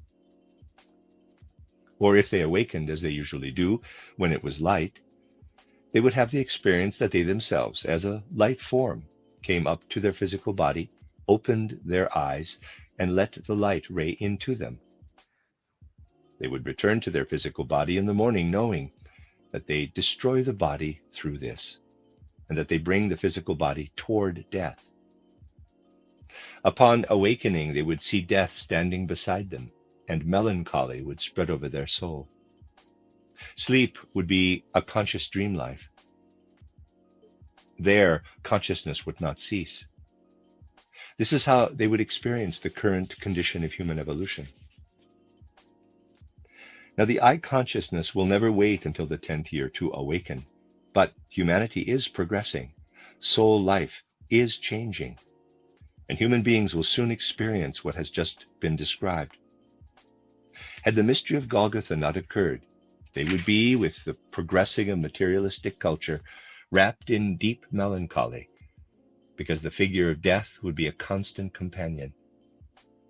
Through the mystery of Golgotha, the form of death will transform. For those who have taken into themselves the Christ impulse, the form of Christ. What was just described is the place where Christ is to be sought, and it is our task to prepare the time when the human being will thus experience awakening. Knowing these esoteric secrets, we should wait and look toward the morning star that will rise for humanity. The materialistic culture of technology creates courage for the physical life, but cowardice for the spiritual, for the strengthening of the soul forces. This is the reason the spiritual is denied.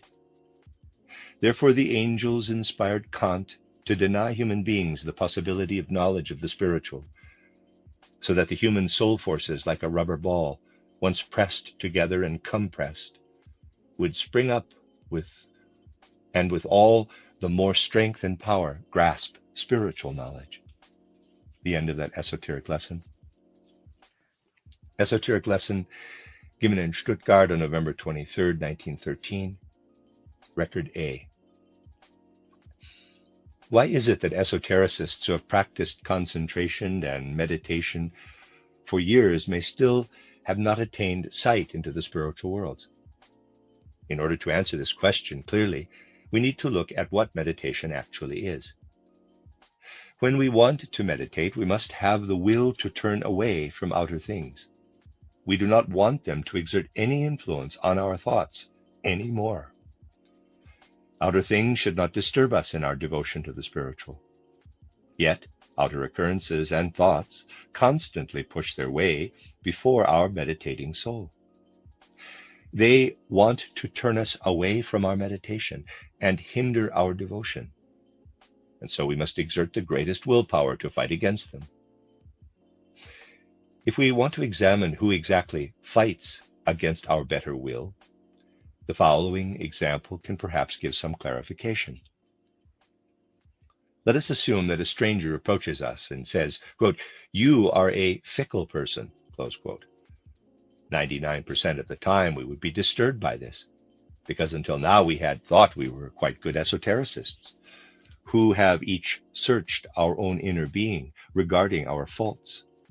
And now a stranger comes and maintains the opposite. In exactly the same way that the stranger stands in front of us, so too, something in all the thoughts that shove themselves into our meditation appears before us. We believe we do not know what this is, and yet it is our own self that reveals itself in all of these thoughts and shows us how fickle we really are and how little we can free ourselves from our daily cares and desires. What always presses into us during our meditation, though we wish to separate ourselves from outer things and to unite with the spiritual, is our streaming life of desires. In the pictures of our daily life, this life of desires streams ceaselessly into our thinking and resists our efforts when we try to connect with the spiritual realm. That this happens can be of benefit to us, because we therefore come to know ourselves in our desire life, which is constantly flowing into these pictures and thoughts. It must lead to the self-knowledge that we have, until now, practiced superficially.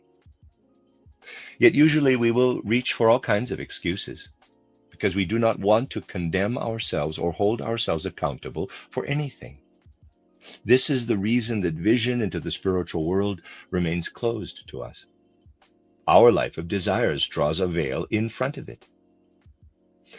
If we would turn our attention away from the occurrences and experiences of our desire life, if we would turn our eye and our devotion to the spiritual, we would have already had success long ago. To use a trivial example, even if we were to bring only so much attention to our meditation as we do for all kinds of social conversation, or also for new information about friends, we would rapidly progress in our knowledge of the higher worlds. We would then push back our eye that is defending itself. Our thoughts are nothing but memories of earlier occurrences, and these occurrences are nothing other than desires that we have felt. If they had not been pleasurable to us, we would not have stored them in our memory. If we examine our memory, we will find that everything we have enjoyed the most is buried within us. Everything toward which we were indifferent, for which we did not have special interests or have not had pleasure in, disappeared from our memory. It is exactly like the school children who cannot remember in later years the small specific details of their studies because during the school years they were not so interested in the content, and therefore these details did not leave so deep an impression on their memory. It is also necessary that we bring devotion and dedication to our esoteric development. It is not the method we use to meditate that should influence us, nor should we wish to meditate often in order to have many experiences in the spiritual world guide us. All of that should not move us, as we would thereby see only our own wishes, because Lucifer would reign over us then. We will not free ourselves so easily from the world of Lucifer and Ahriman. When we believe to have practiced thorough self-knowledge and yet seek excuses for ourselves, it is Ahriman who stands beside us. It is just as much Ahriman when we seek excuses after someone says that we have done this or that badly. We love Ahriman and Lucifer too much. They accompany us through our whole life precisely because we love them so much. And why do we love them? We will give an example to try to make this clear. How does a mother calm her crying children? She does so by caressing them and stroking their face, which calls forth a pleasant bodily awareness. Now, we must know how Lucifer and Ahriman reveal themselves and endear themselves to us. They do this by bringing us into contact with the things of the world in which we seek pleasure, and where the satisfaction of our desires is so pleasant. Through the light rays that Lucifer and Ahriman let fall upon the objects and which ray forth from the objects to us, we feel a pleasant stimulus, just as the crying children feel at the caressing touch of the mother. Lucifer and Ahriman stroke us through the magic of the light rays that they spread over the things of the world, and our eyes become aware of these things through contact with the rays. Above all, these powers show their influence also in modern science and philosophy. For example, in a conversation that a student of Schopenhauer's had with Nietzsche, Deussen maintained in relation to Nietzsche that denial of the will determines life, whereas Nietzsche said the ennobling of life leads to life. If we look closely at Deussen's statement and think about it, we would have to say that the denial of the will does not lead to life but to death. Drinkers and vagabonds who live in the state of will denial in relation to their desires, and do not keep them in check but allow themselves every pleasure offered, will not attain life, but will find a premature death. On the other hand, people who strive for the ennoblement of their will radiate the forces of a healing seed or germ with which their rays have connected. Scholars believe themselves, with the statements of Deussen, to have looked through crystal clear glasses, whereas their glasses actually had wooden lenses.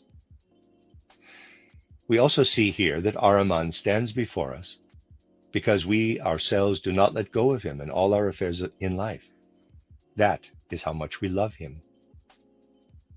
It is necessary to become clear about this because we must quite consciously recognize Lucifer and Ahriman in what we do or do not do, and especially there where these powers want to stand between us and our meditation in order to deny sight into the spiritual world.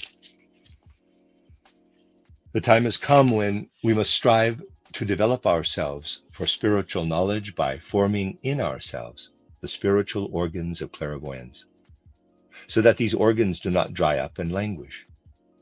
Slowly and gradually, we must grow in the spiritual realm out of which we are born, ex Deo nascimur. In the beginning of our life, which has its source in the Godhead, we were still imbued by the divine spiritual forces. They work on children until the change of teeth. They still work in the milk teeth. The change of teeth is completed in the 7th year, and the new teeth intended for this life appear. Thus, everything with human beings is renewed. The old is pushed away by the new. The hair falls out and is replaced by new hair, and the fingernails are cut and grow again. With the falling out of the first teeth, the milk teeth, the spiritual forces that have worked on the building up and growth of the child have reached their end. Now other forces or beings begin to work on the building up process for the current incarnation. With this building up, however, the decline and dying of the organs begins immediately. They gradually approach death, for even every thought we think causes destruction in the brain cells. Matter is ordained to a slow dying, in Christo moremur. We grow slowly toward the spiritual. Our hair becomes white, and all of our organs pass over into the spiritual. Our whole body strives toward spiritualization. It will be resurrected again in the spirit, per spiritum sanctum revivissimus. The end of Record A, Record B. Esotericists must become more and more aware that the world is complicated. When we human beings come into the physical plane, something takes place during the first year of life that we can compare with the fight that spiritual beings fought before the creation of old Saturn, in order for Saturn to be able to come into being. This is the fight of the spirits of personality, who worked from within, with the spirits of will, who worked from without. In the first year of our life on the physical plane, we must fight and overcome what we have within us that is inherited. We must thus struggle with the spirits of will and with our personality. This fight takes place around us in our first year of life. If we examine children, they become similar to their ancestors only later in life, and this is so to the extent that heredity, which comes from the spirits of will, prevails over what is individual, over what the spirits of personality represent. We love being caressed. We love to enjoy ourselves. Ahriman strokes and caresses us, just like we caress a child. It makes the child feel good. It is Ahriman who whispers the excuse to us for what we do. He says, "You could not have done it any differently. You cannot help it," etc. Lucifer strengthens and increases our egotism. There is also a third being that comes to us, the unknown, and says, "You are a superficial human being." This irritates us. What we experience in meditation as disturbing thoughts is the unknown who says this to us. And indeed, we are ourselves this being. It is uncomfortable to discover how and what we are. People go to church and pray to beings whom they love. Often we have the name of Christ upon our lips, but we really mean Ahriman. Concerning the first and second teeth, it is only with the first teeth that we are immortal. The pushing from the spiritual human being brings forth the second teeth. All memory is egotism that has become fluid. We remember what once stimulated desire in us. The stronger the desire was, the better the memory. In meditation, nothing stimulates our desires. For this reason, the desire nature revolts. The desire nature wants to be stroked, and this does not happen in meditation. School children learn a lot that does not stimulate their desires. Therefore, they soon forget what they have learned. Everything concerning the secrets of our existence lies in the Rosicrucian mantra, quote in German, "Aus dem Göttlichen sind wir geboren. In dem Christus sterben wir. In dem Heiligen Geiste werden wir auferstehen." Out of the divine we are born. In Christ we die. In the Holy Spirit we resurrect. EDN disposes the divine human being. ICM, so that within the divine can be born PSSR, the force that carries it upward. The end of that esoteric lesson, and the end of section 4 of the book. You are listening to RudolfSteinerAudio.com. If you are listening to the podcast of this, it is located at RudolfSteiner.podbean.com. Please consider becoming a patron. As well, there are two publishing houses, SteinerBooks.org in America and RudolfSteinerPress.com in England, who are the sole publishers of Steiner to English and have given me permission to do these recordings. Please consider patronizing them as well. This is a reading of Collected Works, Volume 266, Volume 3, entitled Esoteric Lessons, 1913 to 1923 by Rudolf Steiner, translated by Marcia Post. This is the fifth section, which will cover pages 191 to 234. Esoteric Lesson given in Munich on December 9th, 1913. Record A. In order to progress in our esoteric life, we must become more attentive to the observation of things that tend to go mostly unnoticed in our daily life. Also, first, we must form other ideas about what we will experience. For instance, we complain that thoughts storm into our meditation and disturb and irritate us. Were we really to think about this, we would have to recognize that this is progress. We have become more sensitive, and therefore notice that these thoughts are stronger than we ourselves are. They cause us to exert more strength in our meditation, because Luciferic beings bring up into us our own thoughts. These Luciferic beings are always in us. It is only that they are drowned out in the surging of daily life. When we walk at night through a quiet woods, we hear quite clearly the soft falling of leaves, the scurrying of animals on the ground, and the coming of footsteps from a distance. However, such quiet sounds would be totally imperceptible in the noise of a large city. It is just the same with our meditations. The stillness that we create allows us to notice what goes unnoticed in the noise of everyday life. All kinds of things can enter our consciousness. For instance, a pain in our physical body that we do not otherwise feel. We can concentrate on our body to look for the pain. This is, however, good to do only in quite special cases. With this process, we start somewhat above our head and, shutting out all other thoughts, concentrate our attention only on this one point.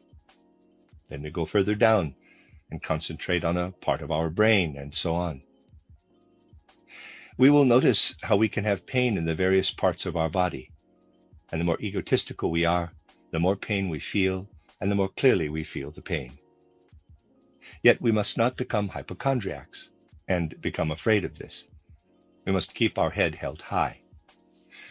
Readers aside, these are the notes of participants, by the way, and not the actual stenographical words of Rudolf Steiner. End of readers aside.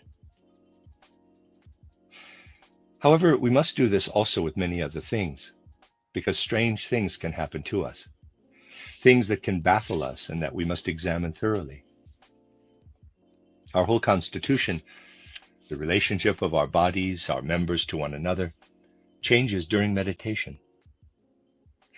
Even when we do the meditation poorly and clumsily, we still pull the I, astral body, and a part of the etheric body out of the physical body.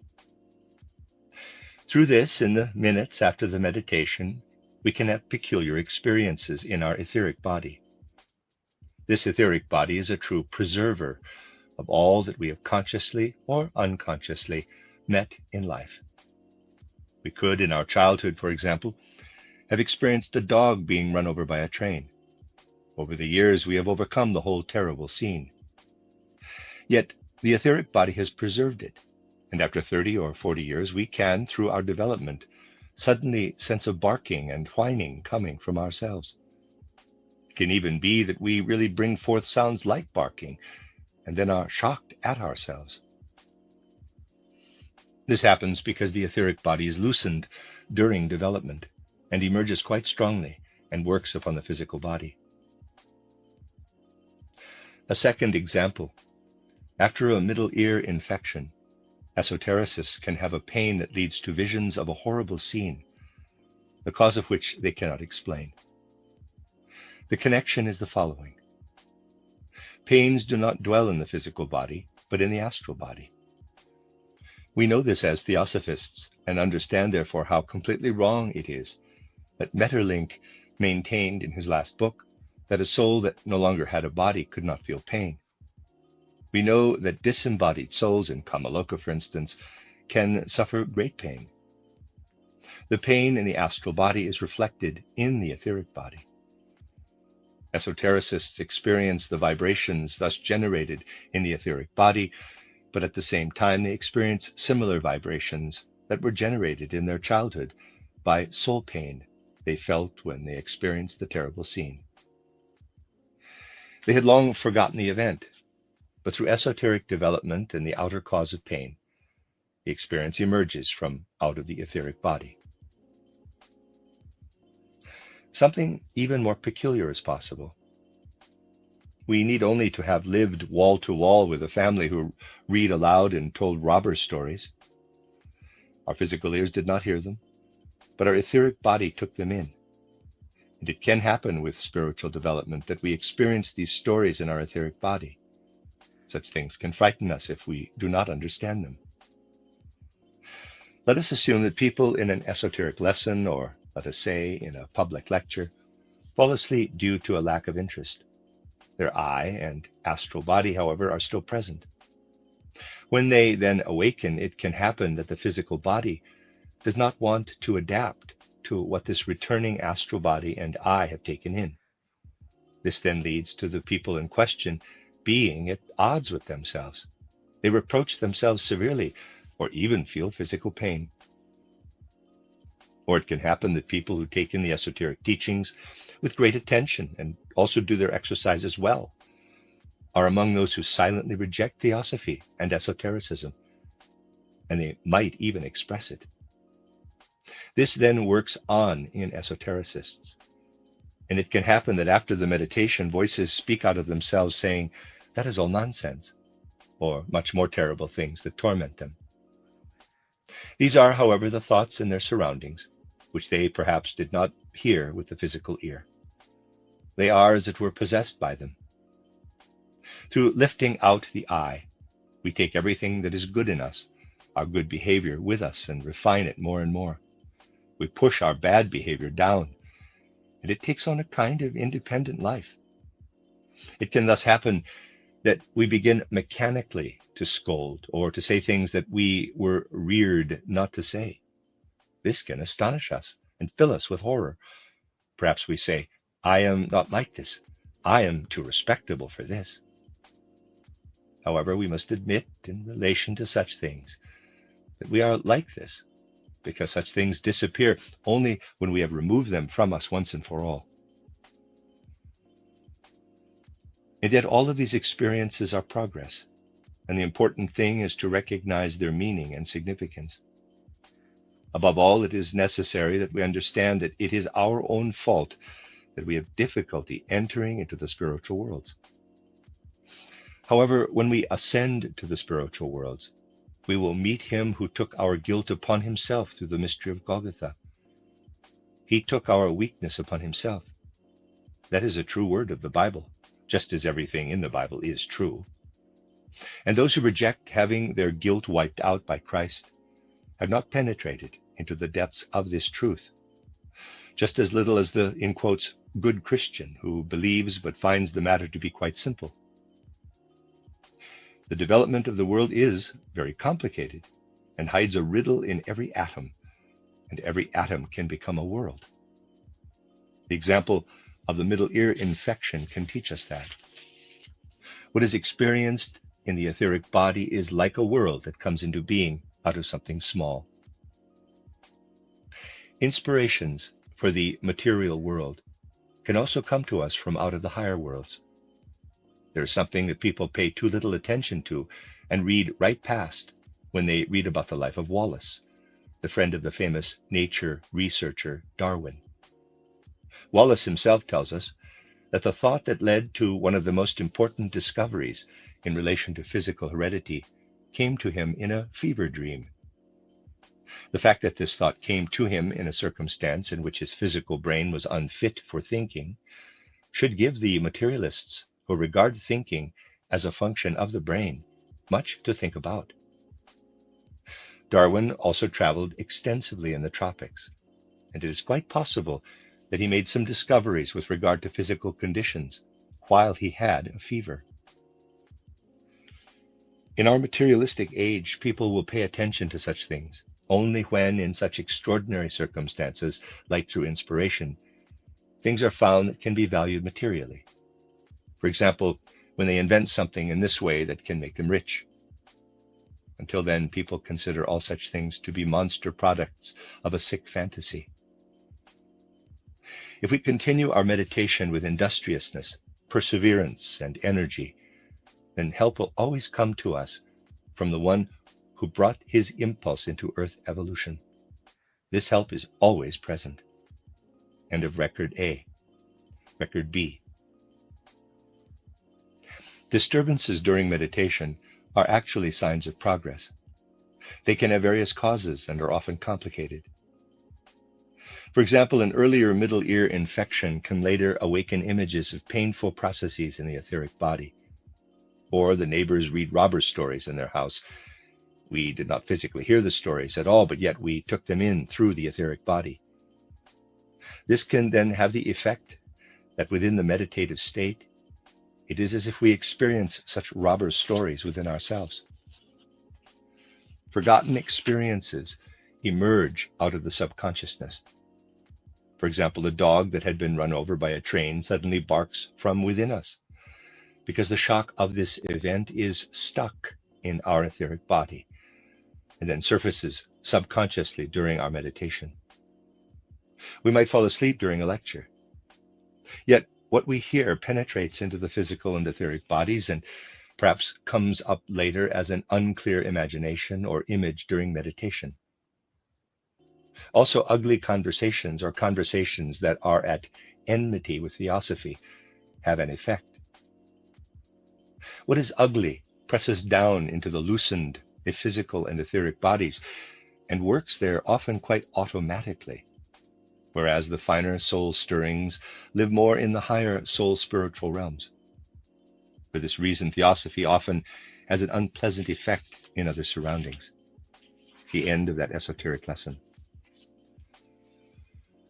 Esoteric lesson given in Cologne on December 18th, 1913.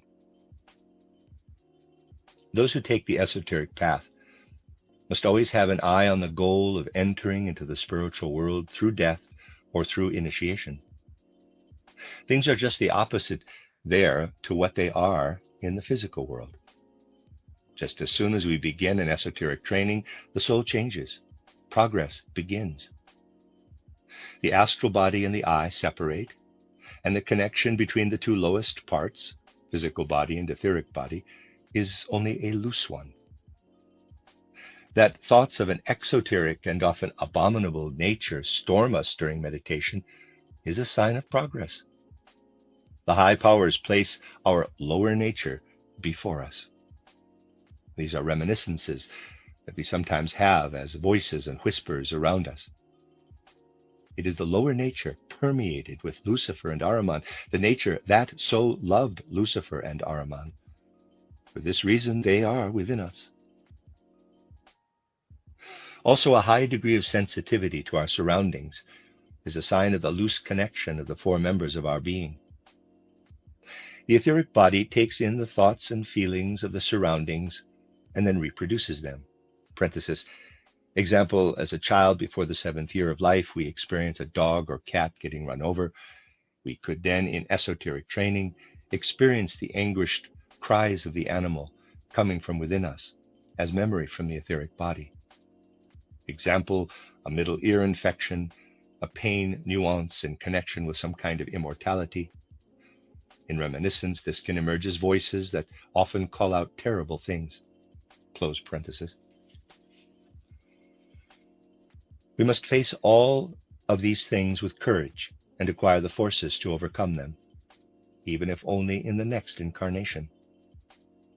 The main thing is to always practice truthfulness. Precisely in our time, truthfulness has been lost in the making of judgments. We incarnate again and again in order to achieve truthfulness and morality in the physical world and to take them with us into the spiritual world. Ahriman has taken possession of the world, and we must hold the counterbalance to him through our esoteric life. We must be conscious of the biblical saying, quote, Christ is to come to take our weakness upon himself, close quote. End of esoteric lesson. Esoteric lesson given in Leipzig, December 30th, 1913, Record A. If the view were right, which the sole investigator of the Middle Ages had, and which is shared by modern psychologists, then there would be no esotericism. During the Middle Ages, the sentence was coined, everything that occurs in the soul is intentional. All soul processes are based on a specific intention. When I think, my thinking has a specific content. I must think something. When I feel, hope, imagine, and will, I must feel something, hope something, imagine, and will something. The soul investigator of the Middle Ages expressed this clearly, much more clearly and exactly than the modern psychologists, because our age is a time of the blurred concept. If this view represented in the Middle Ages were correct, an esoteric thinking would not be possible, as esotericists want to eliminate precisely this something from their soul and make it completely empty, so that the divine thinking can flow into their soul. In a certain sense, this is not brought about by our exercises, because in our exercises we concentrate on specific words, images, etc., which are given to us by the spiritual teacher. Thus we meditate indeed on something, but not something taken from the sense world. And our soul is prepared through these exercises, when it has matured sufficiently, to receive the divine existence. What is the purpose, then, of concentrated thinking? Its purpose is to lead us away from the materialistic thoughts around us and to bring us to rest in a specific thought content. Gradually, we must reach the point in the meditation of disregarding a particular object of our thinking, of making ourselves completely free of it, and of developing the forces themselves that are necessary for thinking. The soul investigators of the Middle Ages knew this quite well, but they followed a rule that is still followed by many today. It is a fundamental rule for all theories of knowledge. They said it is very difficult to achieve thinking, feeling, and willing without having intention, and what is difficult is impossible for the human being. Therefore, all of those ideas about the limit of knowledge came into philosophy. Naturally, it is not so easy in meditation for esotericists to remove the content of their thinking, feeling, and willing, and to develop only the forces themselves. Only through constant, strenuous meditation will we achieve this. Basically, meditants find themselves in the same situation as the sleeping human being, only they remain conscious. What takes place in sleep? The astral body and the I leave the body, and the physical body and etheric body remain lying on the bed. This is, as I have often mentioned, correct only to a certain degree. Just as the sun goes down only for part of the Earth's globe in order to rise for the other half, so too only a part of the physical body rests. In the other part, the sun of the astral body and I begin to develop their activity.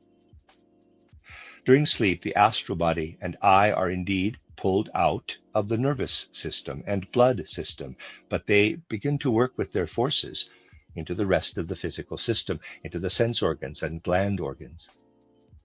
This will be clear through a comparison.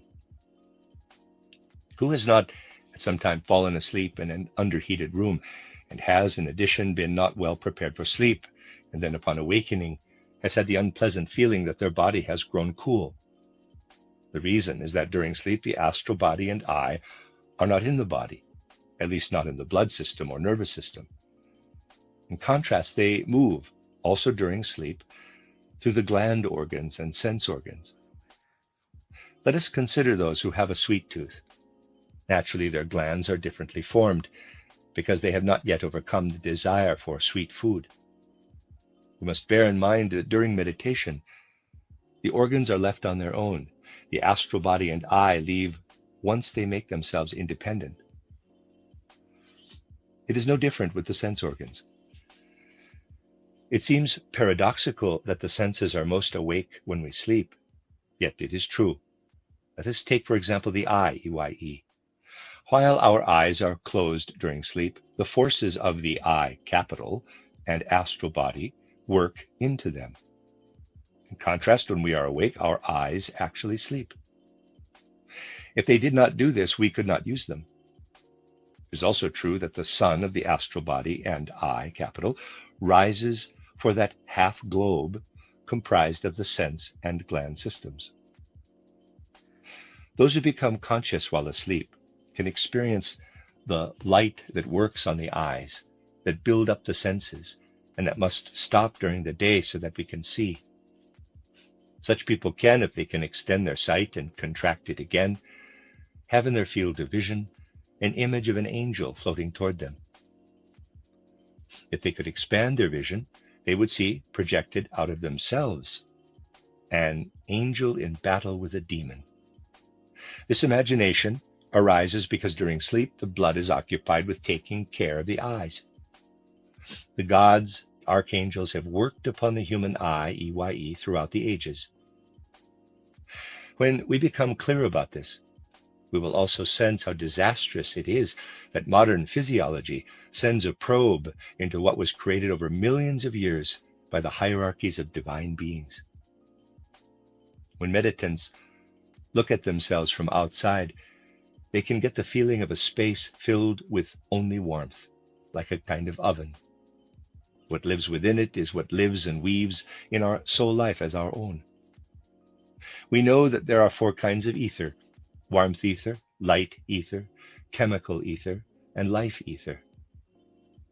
Warmth is not merely the movement of molecules, as physicists believe, but it is the first of the 4 ethers.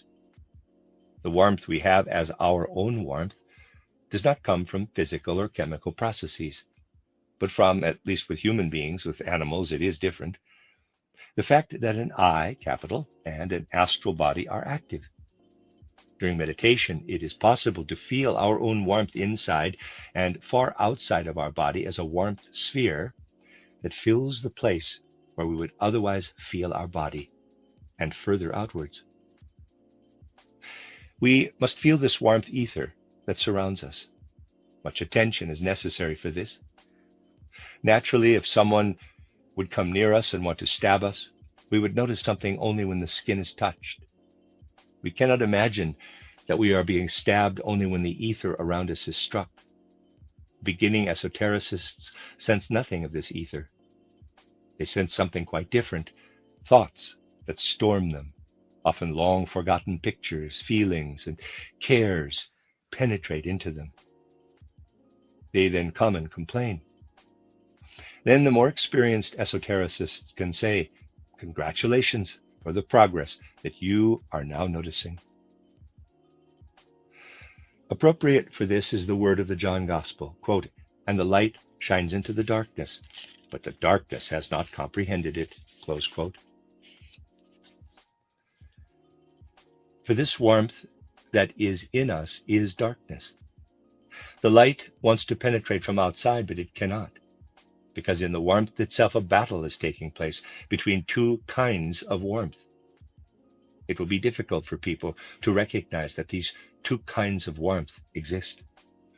In order to understand this somewhat more clearly, we must go to the farmers, to the farmer philosophy, or wisdom, at least as it once was. In the last decades, the farmers have fallen away from this wisdom because they have come more into contact with cities. The old farmers were not dumb. They knew much in their farmer philosophy. One time an old shepherd said, as a thunderstorm was approaching, that there were 2 weathers moving toward one another. Modern physics would speak of positive and negative electricity, but with these abstract concepts, its understanding ends. The old shepherd felt and still knew, out of the depths of his soul, that when a thunderstorm forms, two powers fight against each other. A battle takes place there. Modern people are no longer conscious of the two kinds of warmth. They can more easily imagine that there are two kinds of light, the inner light, Luciferic, and the outer, the divine light that they see approaching them in meditation. Yet besides our own warmth, which is Luciferic, there is also the warmth that can radiate toward us from outside, a warmth that we at first sense as a coldness during meditation. It is a good sign during meditation to feel ourselves breathed upon by this coldness, which is the warmth of the spiritual world. Having given ourselves up to this coldness, we feel our own warmth like a sphere around us and within us. We have passed as if through a fiery furnace, in which everything Luciferic within us is burned. And yet this fire of the divine wrath, which is actually love, is felt as coldness being breathed upon us. When we have gained the knowledge of this process, we come to say, "Thank God I am being tormented and punished to experience the divine wrath that burns away what should no longer exist in me." Then the warmth from outside comes to us, which at first is felt as coldness. And with it comes light, that, though it is from Lucifer, comes from the good side of Lucifer. Light that streams into human beings gives them knowledge, Lucifer. The source of this light is Yahweh, who lives in the cosmic wisdom water. The spirits of the good hierarchies use Lucifer in order to shine this light into us. Lucifer equals light knowledge, warmth, Christ, love. First, we must recognize Christ as the highest, then experience him as he himself shines in to us as love, life. It is Christ versus Lucifer. In this way, we can come to a soul life that does not have intent to a spiritual world that is not merely a continuation of the physical, but is a totally different world. The rose cross can be a symbol of all of this for us. Often people say that the rose cross remains only a symbol for them. This is, however, their own fault. In Title Outline of Esoteric Science, it is already indicated with what feelings we should imbue ourselves, so that the rose cross will not be just a symbol, but will become a living force. We could also transform what was said today into a feeling. From God we are born, ex Deo nascitur. Because Lucifer mixed into creation, the wood of the cross must burn, must become charred and become black, in blank morimur. When we have thus died in Christ, then can there come to us from outside, from the 7 planets, the cosmic forces, the forces of the 7 red heavenly roses, which shine into us as light and warmth. The end of Record A. Record B. If the view of the psychologists of the Middle Ages, shared by most of the modern psychologists too, were correct, no esotericism would be possible. The psychologists of the Middle Ages expressed it more exactly and clearly than those today, as ours is a time of blurred, unclear concepts. They said that the entire human soul life is filled with intent. They meant by this that it would always have to have a content. People could not merely think, but they would have to think a something. Thus, they could also not merely feel, will, hope, expect, or imagine, without directing themselves to a specific content. It must be just the opposite in esotericism. All of our exercises have the goal of teaching us to think without thinking something, a content, and so on. What we practice is not the essential thing, but is only a preparation for what we want to achieve through it, thinking, and so on, without an object, objectless thinking. What purpose does this concentrated thinking serve? The purpose is to lead us away from the outer material thoughts that buzz around us and to direct our thinking to a specific thought. Gradually, we should then also succeed in disregarding or setting aside the object upon which we concentrate in meditation, and make ourselves totally free of it, and develop only the forces themselves that are necessary for thinking. The psychologists of the Middle Ages knew this quite well, but they used a rule that is also used by a majority of people today. It has become a fundamental rule of all theories of knowledge. They said, it is very difficult to achieve thinking, feeling, and so on without intent, and what is so difficult becomes also impossible for human beings. From this came later all the ideas about the boundary and limits of our capacity for knowledge, and so on. For esotericists, it should, however, become possible to develop a totally different thought life than the ordinary one. Through meditation, we should be able to enter into the same condition as that of the sleeping human being, and yet be conscious. Let us take a concrete example.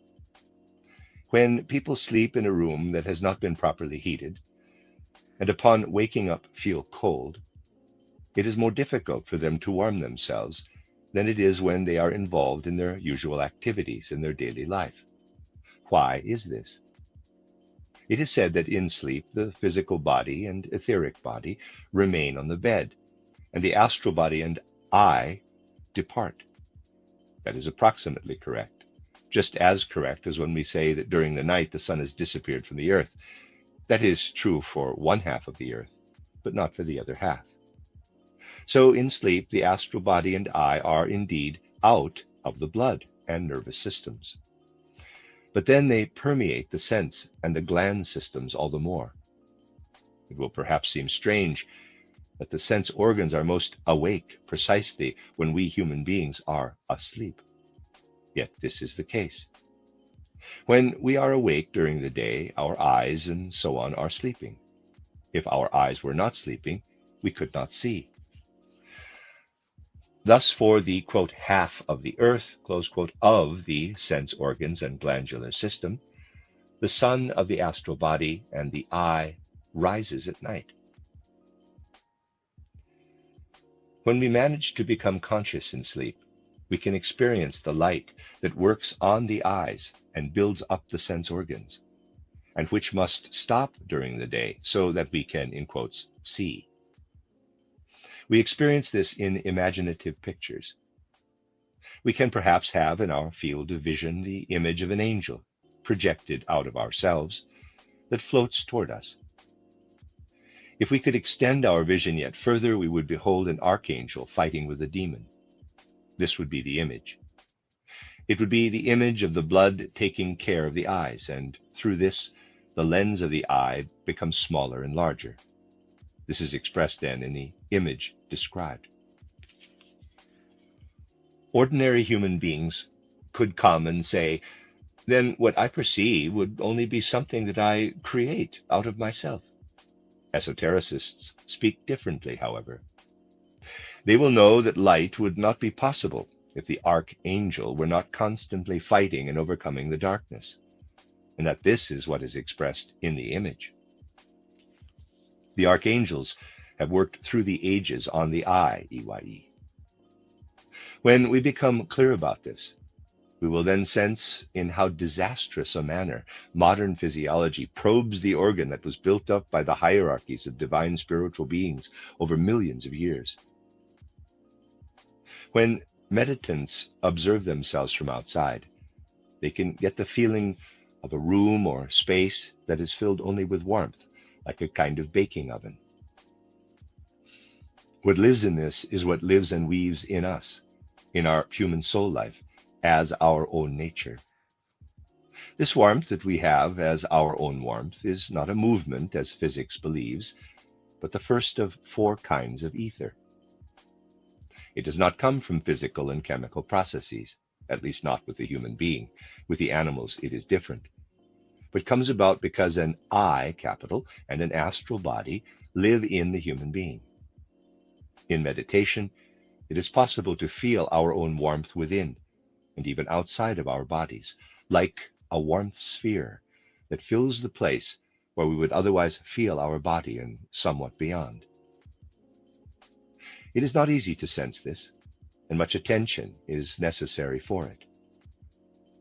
Beginning esotericists will at first experience something quite different than this warmth sphere. They will experience the storming in of thoughts. These are sometimes long forgotten thoughts, cares, feelings, etc. To this, the more experienced esotericist can say, I congratulate you on your progress that you are now noticing. The words of the John Gospel apply here, quote, and the light shines in the darkness, and the darkness has not comprehended it. Close quote. This warmth that is in us is darkness. From outside, the light wants to enter, but it cannot, because in the warmth itself, a battle is taking place between two kinds of warmth. It will be difficult for modern people to see that there could be two different kinds of warmth. In order to see this, we must go to the farmers, who still have the farmer philosophy, at least as it once was anyway. For in the last decades, farmers have become more and more dumb, in quotes, but only because they have come more and more into contact with the cities. The earlier farmers were not dumb, and they had a farmer philosophy. An old shepherd once said as a thunderstorm approached that it is actually two conditions of weather that are moving toward one another. Modern natural scientists will speak of positive and negative electricity and will have many things to tell, but their understanding ceases the moment they say the word electricity.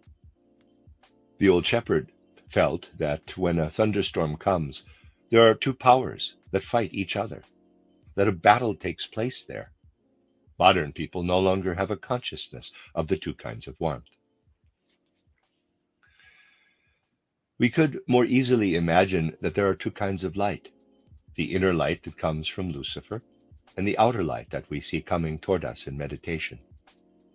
Besides our own warmth, which is Luciferic, there is also a warmth that can ray forth to us from outside, which we feel at first as coldness in meditation. It is a good sign to feel ourselves breathed upon in meditation by the coldness that radiates out of the spiritual worlds. Surrendering ourselves to this coldness, we feel our own warmth as a sphere within and around us. We go through a fiery oven in which everything that is Luciferic in us is burned.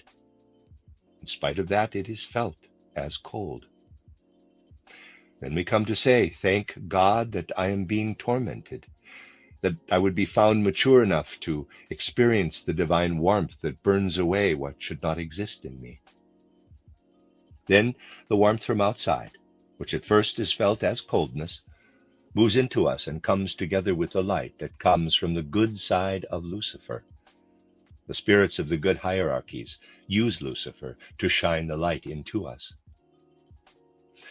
In this way, we can attain a soul light that is not causal, and a spiritual world that is not merely a continuation of the physical world, but is a totally different world. The rose cross can become a symbol for all of this. Often esoteric students say, the rose cross continues to be only a symbol for me. Then they must be given as an answer, that is your own fault. Already noted in Title Outline of Esoteric Science are the feelings with which we should imbue ourselves, so that the rose cross does not remain just a symbol. What was said today we can change into a feeling. Out of God we are born, ex Deo nascimur. Because Lucifer mixed into creation, the wood of the cross must burn, become charred, must become black. In Christo morimur, in Christ we die. If we have died in such a way in Christ, then there can come to us from outside the seven cosmic forces, the forces of the seven red roses, which can shine into us as light and warmth, per spiritum sanctum revivissimus. Through the Spirit we are reborn. End of Record B.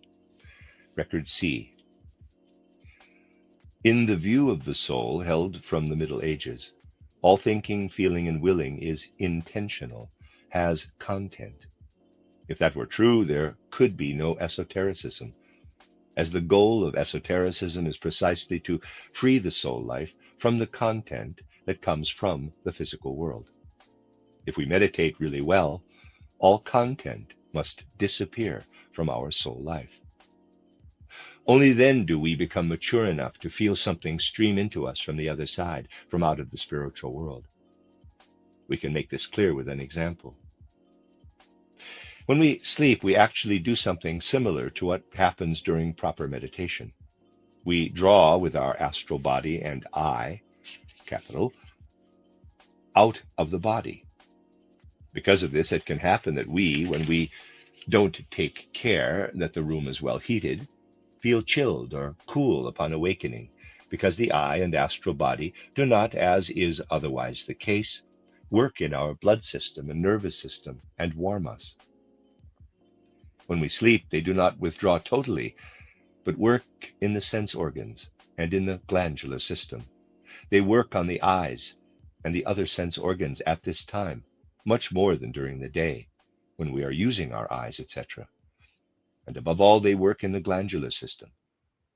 Because the work is taking place more in the glandular and sense organs, the first visions often manifest in a bodily fashion. An angel that conquers a devil, forces that work in the eyes. When we make progress in esotericism, we can feel around us the aura of warmth that our eye and astral body draw to themselves out of the circling warmth ether. We normally do not feel this because thoughts, memories, cares, etc. arise and want to disturb our meditation. When we conquer these disturbances, however, we feel around us the aura of our warmth. We can then feel deeply the truth of the words, quote, "And the light shines into the darkness, and the darkness has not comprehended it," close quote. For what we ray out of ourselves is darkness that prevents the divine light from shining into us. It is our luciferic soul life that presses outward as darkness, warmth, and hinders the divine luciferic, wisdom, light, from raying into us from out of the spiritual worlds. Spirit of truth, Holy Spirit. Farmer philosophy of two storms that collide with each other. Also, with the warmth, something similar occurs. Also, there comes toward the warmth that we radiate from us, the warmth of God. This warmth out of the spiritual world is felt by us as the opposite, as a breath of cold upon us. It is not comfortable to feel the divine warmth washing around us, warmth that we feel as cold, but this is precisely the spiritual burning process. We must go through the fiery oven of our own luciferic soul life that we have set outside of ourselves. And then we feel ourselves washed with the divine warmth that is like the cold, so that the burning process is like a freezing process. Thus must all of our darkness and egotistical warmth be burned before the divine light can ray in upon us. We can think of the rose cross, the charred wood, the body, and then the pure light roses, the divine forces newly radiating into us. Then we will become deeply conscious of the mystery of Golgotha. Our passions must be as if burned, so that we can receive the pure light of the spiritual world. EDNICMPSSR. Concentration on a sentence formulation or on an imaginative picture. Meditation, soul quiet, streaming into us of the divine, be it in our cosmic thoughts or in images or inspiration and intuition. End of record C. Record D. If we wanted to believe the doctrines of the Middle Ages, we would have to assume that an esoteric life would absolutely not be possible. At that time, people were followers of what we can call intentional content. thinking, feeling, and willing. People had to think something, feel something, and will something. Esotericists should, however, free themselves precisely from this. In meditation, a pulling together of the soul forces must take place in stillness and tranquility. Beginning esotericists almost always complain that they fail at this and that. Pictures and thoughts rise up that they cannot ward off. These cloud their meditation. Experienced esotericists should answer them, "Congratulations, you have taken the first steps." Said in approximate terms, during sleep, the astral body and I are out of the physical body and etheric body. Yet this does not fully correspond to the reality. It corresponds fully just as little as when we say that the sun goes under and so forth. For the one side of the earth, the sun does indeed go under, but at the same time it rises for the other half. It is the same for the astral body and the I with their forces. During sleep, the senses and glands are actually awake because they are being worked on. During day waking consciousness, for instance, the I is not awake at all. Otherwise, it would not be able to perceive things in space. It would not be able to see. Only in the night does the spiritual of the I awaken. Take the following, for example. Someone sees an angel and how it conquers a devil. The pupils of the eyes contract and expand. The picture does not, however, remain only within, but is projected outward. The archangels have worked on the eyes for millions of years. We should consciously imitate the condition of sleep in meditation. We differentiate 4 kinds of ether: warmth ether, light ether, chemical or tone ether, and life ether. We are at first embedded in the warmth ether. The feeling of being chilled, of not being able to warm ourselves on our own, such as we notice upon awakening in a room that is not sufficiently heated, occurs in meditation. There is an effect on the warmth forces, the nervous system, the sense system, and the glandular system. Especially the glandular system is worked on. It is for this reason that often in meditation, something comes up that lies hidden in our depths. An example was given of a person with a sweet tooth having in the glandular system secret desires that announce themselves as pictures, as visions of all kinds. In the warmth ether, we must not feel ourselves limited by our skin, but must extend beyond it, just as esotericists learn to feel themselves to be far greater than the limits of the skin. We feel ourselves full of inner warmth, like an oven. Into this substance pour the unpurified feelings, desires, and so on, and cloud the meditation by darkening the light ether, that wants to enter. Meditate, quote, "The light shines in the darkness, but the darkness does not accept it," close quote. There is a means to make progress. Meditating on the imagination of the rose cross. Our desires and passions must burn in the smelting furnace of the warmth ether.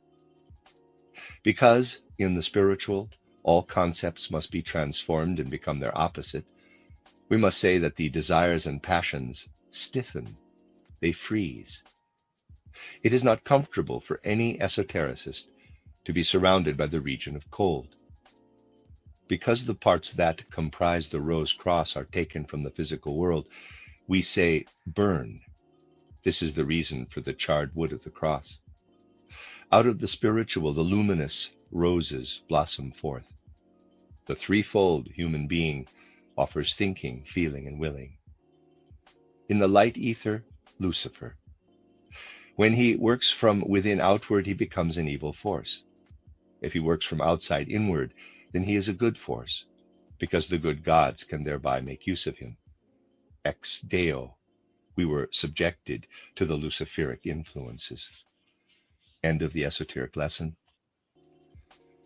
Esoteric lesson given in Leipzig on January 2nd, 1914. Record A. What matters deeply to all esotericists is the success of their meditative efforts. All of them have success even if they do not notice it. Beginning esotericists complain often about pain. These painful afflictions are disorders that arise in the body because the physical and etheric bodies are not in proper contact with each other. The pain was there earlier too, but human beings simply did not feel it, because then they were coarser and more robust. Esotericists must learn to endure such pain. Naturally, they must learn to differentiate between this pain and an illness process, in which case they must intervene. Why is it that we know our physical body so little? It is because we live within it and perceive it only through feelings. We see with our eyes and so therefore cannot observe them. Esotericists must learn to pull back with their soul's spiritual nature and free themselves from the physical. Then they will manage to observe their physical body.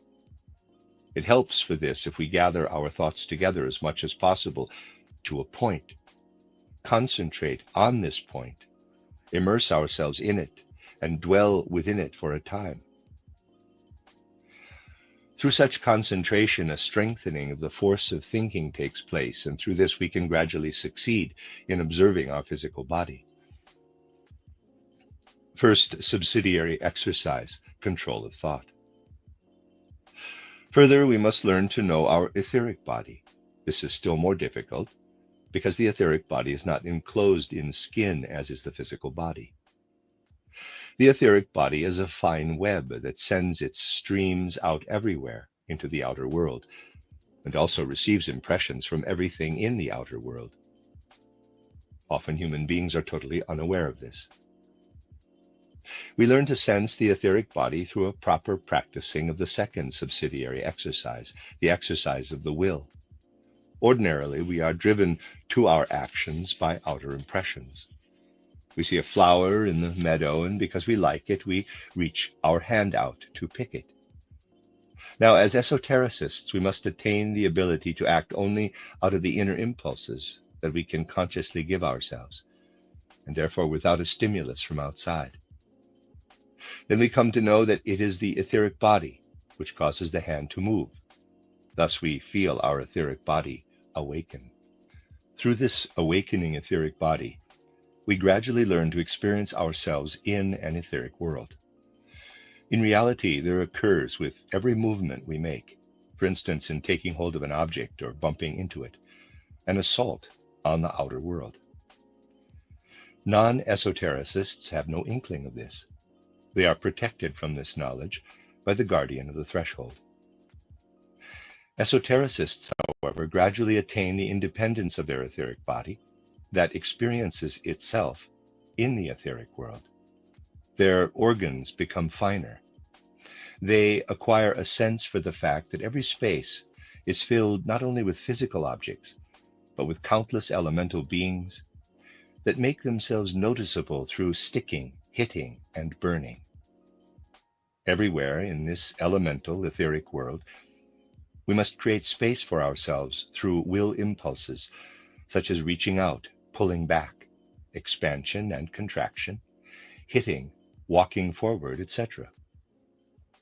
Such movements must occur with full consciousness, so that we will them out of our own being. That is the second exercise, initiative of the actions.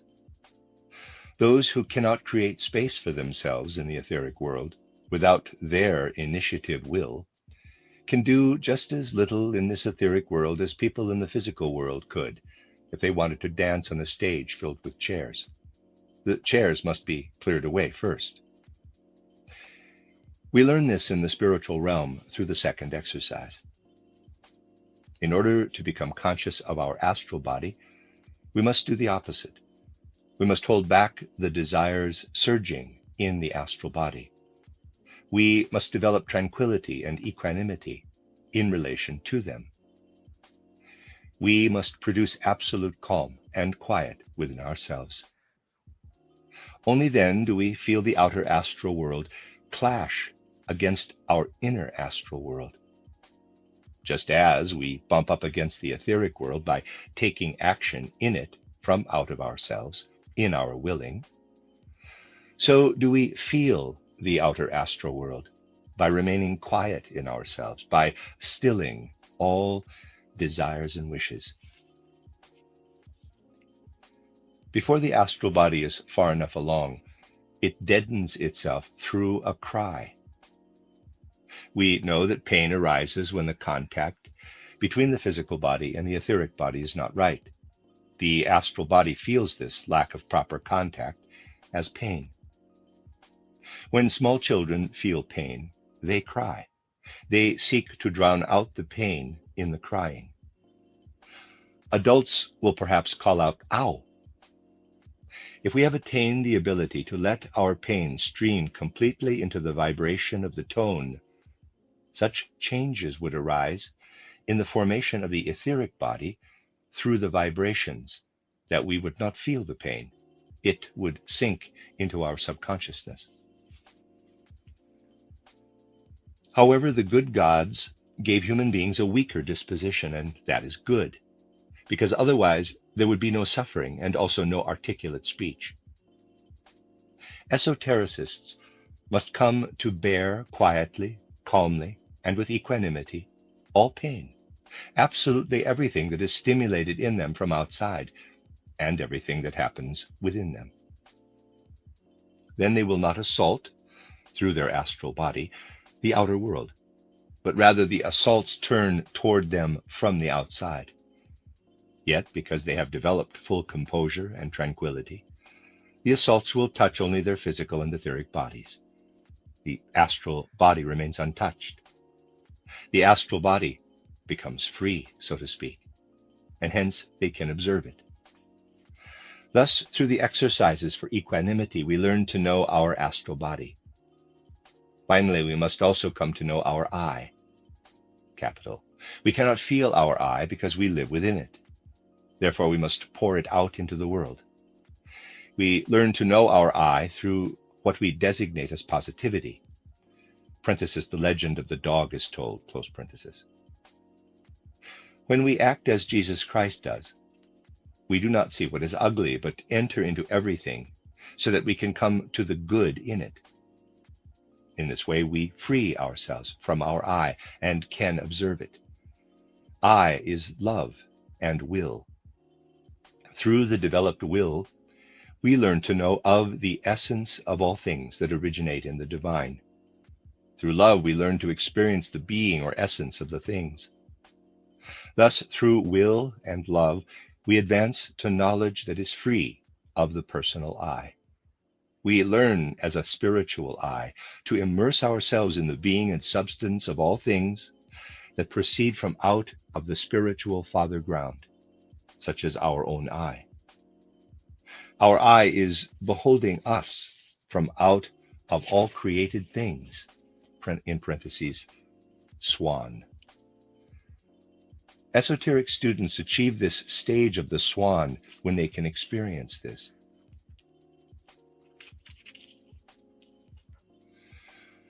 On the fifth stage, we develop manas, or spirit self. We must not take as our foundation what we have up until now seen, heard, and learned. We must learn to meet everything that approaches us in such a manner that we are as if empty of everything that was experienced before now. We can develop manas only when we learn to consider all that we have attained through our own thinking as being of less worth in relation to what we can attain by opening ourselves to the thinking that streams in from the God-woven cosmos. Everything that surrounds us has come into being from out of these divine thoughts. We have not been able to discover this through the thinking we have had up until now. There, things are hidden from us.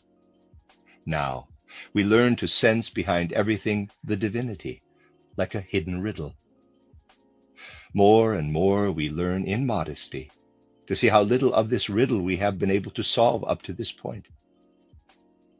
And we learn that we must actually remove everything from our soul that we have learned before. We must approach everything in an unbiased, free manner, like a child, because the divine riddles that surround us present themselves only to the unbiased soul. The soul must become childlike in order to be able to enter into the kingdom of heaven.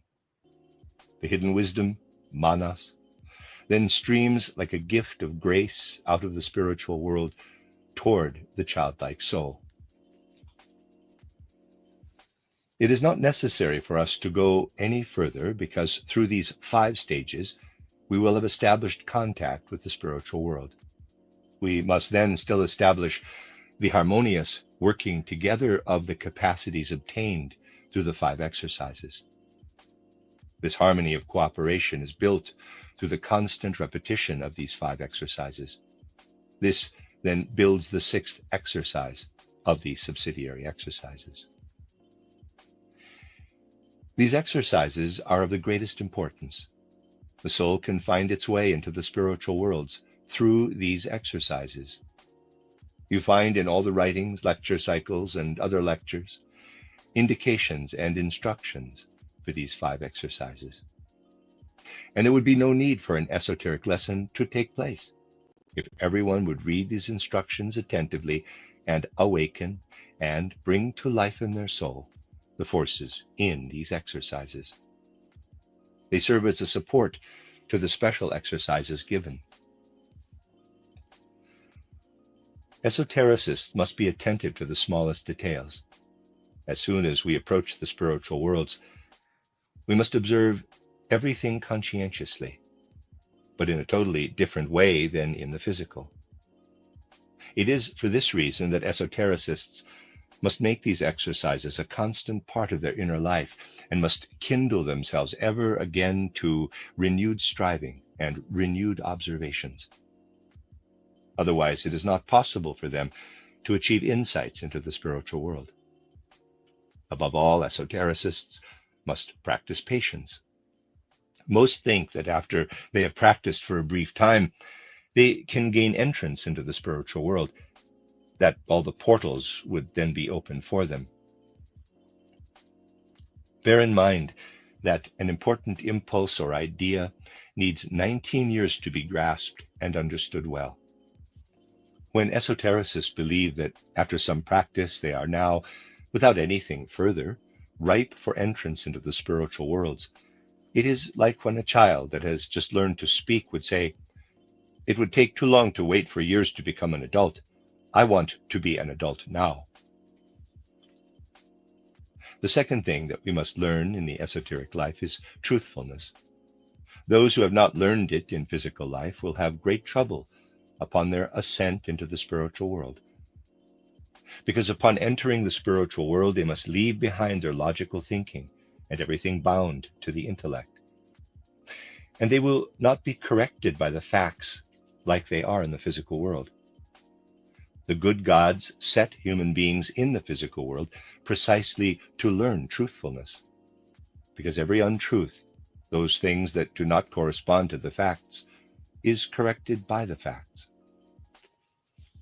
The tendency for truthfulness can be gained only in the physical world, not first in the spiritual world. Finally, esotericists must strive to train themselves to have, as a matter of habit, a good memory. The keeper of the memory is the etheric body, but without the physical body, it would not be able to preserve it well. Impressions are made upon the nerves, and these impressions must be written into the physical body.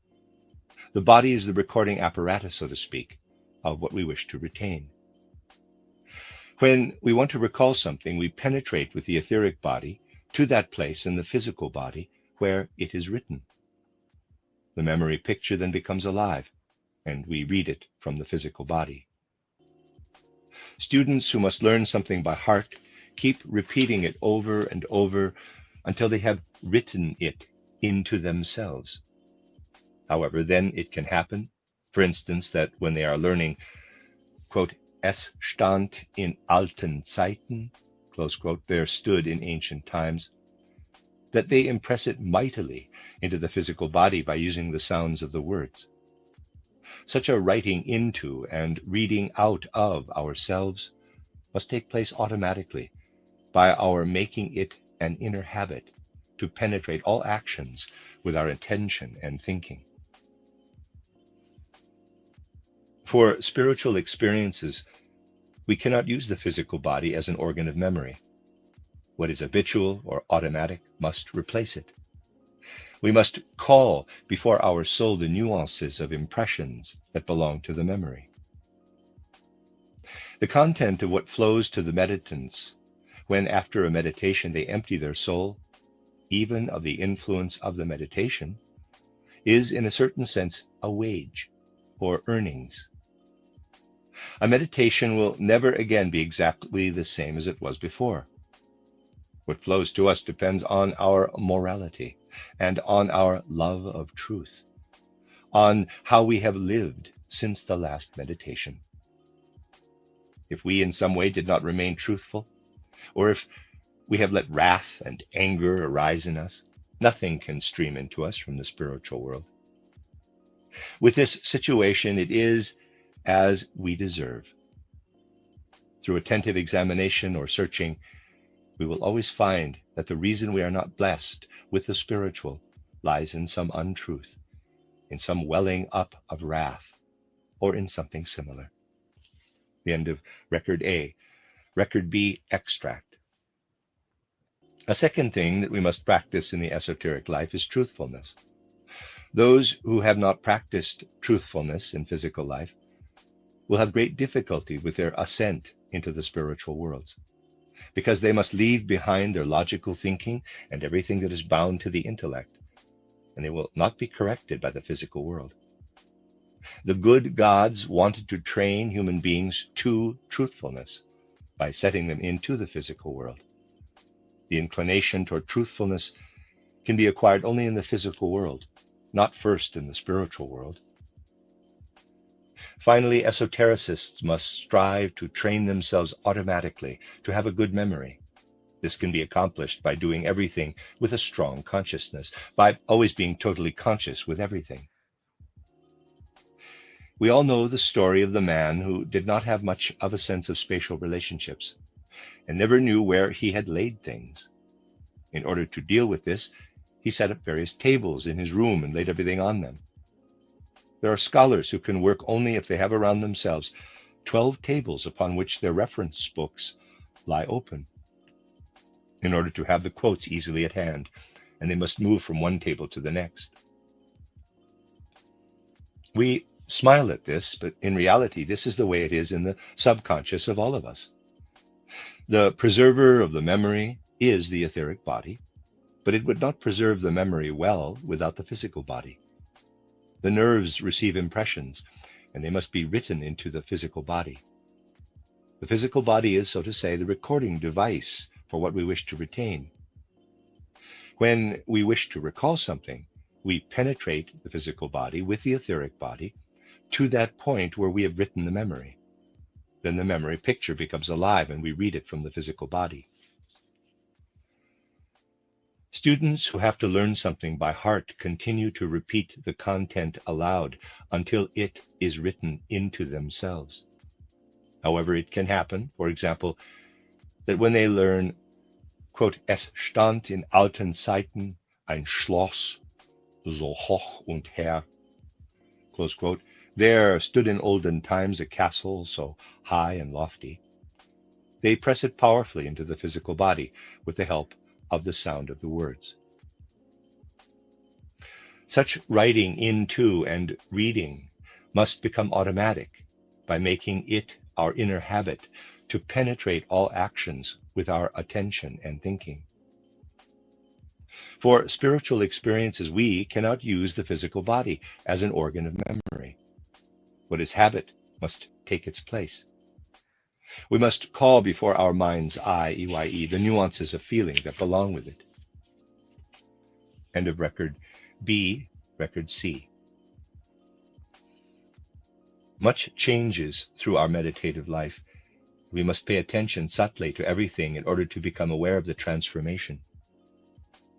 In ordinary life, we are usually not conscious of our physical body as being part of the outer world, although it belongs to the outer world. Number one, through concentrated thinking, through our concentration exercises, we become gradually conscious of our physical body as something outside of us. We feel it as something that is there and that belongs to us to a certain extent. Number 2, through the initiative of actions, control of the will impulses, we become conscious of our etheric body. As long as we simply will or want something because of the stimuli of the outer world, we do not feel in the etheric body the streams and currents that come into movement when we act. We must create space around us when we want to do something out of ourselves, just as someone who wants to dance has to first move tables and chairs out of the way. As soon as we do something out of ourselves without being stimulated from outside, we strengthen ourselves from within. We send our will from within outward, and then feel the streams and movements that must occur in the etheric body with every deed. Every movement is an assault on the outer world. We become more and more conscious that every space is filled with many elemental beings. When we act from within outward, we bump into these elemental beings and through this become conscious of our etheric body.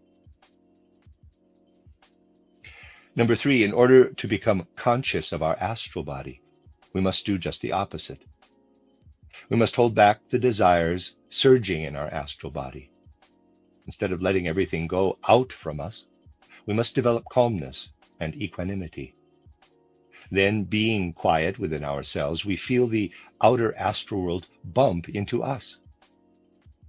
Thus, as we bump into the etheric world by intervening in it from within ourselves, action from the will center, we feel the astral world bump into us because we remain quiet within ourselves and still all desires, wishes, and the welling up of pleasure and pain. Before people have developed equanimity in themselves, they deaden themselves to the desires working within them by crying. They let them go out in sounds. However, because our astral body is weakened by the gods, this letting things out through sounds becomes articulate speech and song. Number 4, we become conscious of our I, capital, when we develop positivity in ourselves, when we develop out of ourselves judgments that enable us to see the beauty in everything, even in the ugliest manifestations. Number 5, and through impartiality or trust, through going out of ourselves over into the other in order to take him or her into ourselves, we learn to know and feel the spirit self. Under the influence of these exercises, our soul life changes. Our memory no longer becomes something that is written into the physical body. This must be replaced through the inner habit of independently reflecting upon and thinking about everything. For this, we must overcome all laziness. We must have patience. An important impulse, an important idea needs 19 years in order to be properly taken up inwardly and to be understood. Our truthfulness must also become an inner habit. It then gives us the sense for the correct and the true. Thus we see again that everything for the esoteric life is already given in our literature. Esotericists must be attentive to even the smallest things. We must conscientiously observe everything and must enkindle within ourselves the drive to new striving and to renewed observation and patience. EDN ICM PSSR. The end of Record C, Record D. Esotericists often notice that feelings of pain appear that they had not known before. These pains were already there before, but did not make themselves noticeable as disturbances. Now we notice them. It is not a matter here of having self-pity, even though we may not neglect anything to do with our health. How do we come to a feeling of the physical body? We do not feel the physical body when everything relating to it is in order, which means when also the etheric parts correspond to it properly. If the two do not correspond properly to one another, pain arises. Through concentration of the thinking, we must come to exert an influence on the physical body, or to develop a more aware consciousness of the physical body. Calling out, "Ow," at the sensing of pain is a method of deadening it. Through initiative of action, etheric body. Through the equanimity exercise, astral body. Through positivity, I. Through impartiality, lack of prejudice, spirit self. That is the highest stage to which we raise ourselves at first. Other exercises then reach further upward. The end of that esoteric lesson. Esoteric lesson given in Bremen, January 11th, 1914. As soon as we begin to meditate, the etheric body contracts. Through this an inner warmth arises, because the warmth ether, the lowest ether, is what contracts. Above the warmth ether are the light ether, tone ether, and life ether. When we pay attention to what is outside of us, we will perceive that there is something that is as if flowing, like a kind of religious devotion, a moral warmth in the cosmic ether. And we become aware that what we have within us is something different. It is like a feeling that we must be ashamed of ourselves before this moral cosmic warmth. Human beings do not like to do this. They do not like to be ashamed of themselves, and so they avoid it. For this reason, they say they are not making any progress. They hide from themselves. Only through the development of our will nature can we progress. When we say that we cannot, it really means we will not. We do not want to develop our will. We should often look and listen into our physical body and seek to perceive in sacred stillness the whispers and murmurs there. We must direct all attention away from the outside. That means to be attentive in spite of what is going on outside. However, we must conscientiously direct the power of attention inward, because to be merely inattentive to, unconscious of, what is going on outside of us is damaging to us, even right into the physical body. With the non-attention in question here, we indeed perceive everything. Everything makes an impression, though our consciousness should not be directed toward it, but rather toward the meditation. In the physical body, our consciousness must be directed to what is going on outside. Otherwise, it is not as it should be. The end of that esoteric lesson. Esoteric lesson given in Berlin on January 24th, 1914. Record A. We differentiate three parts of our soul life: consciousness soul, intellectual soul, and sentient soul. These three parts should not be completely equated separately with either thinking or feeling or willing, because each of the three soul members possesses thinking, feeling, and willing.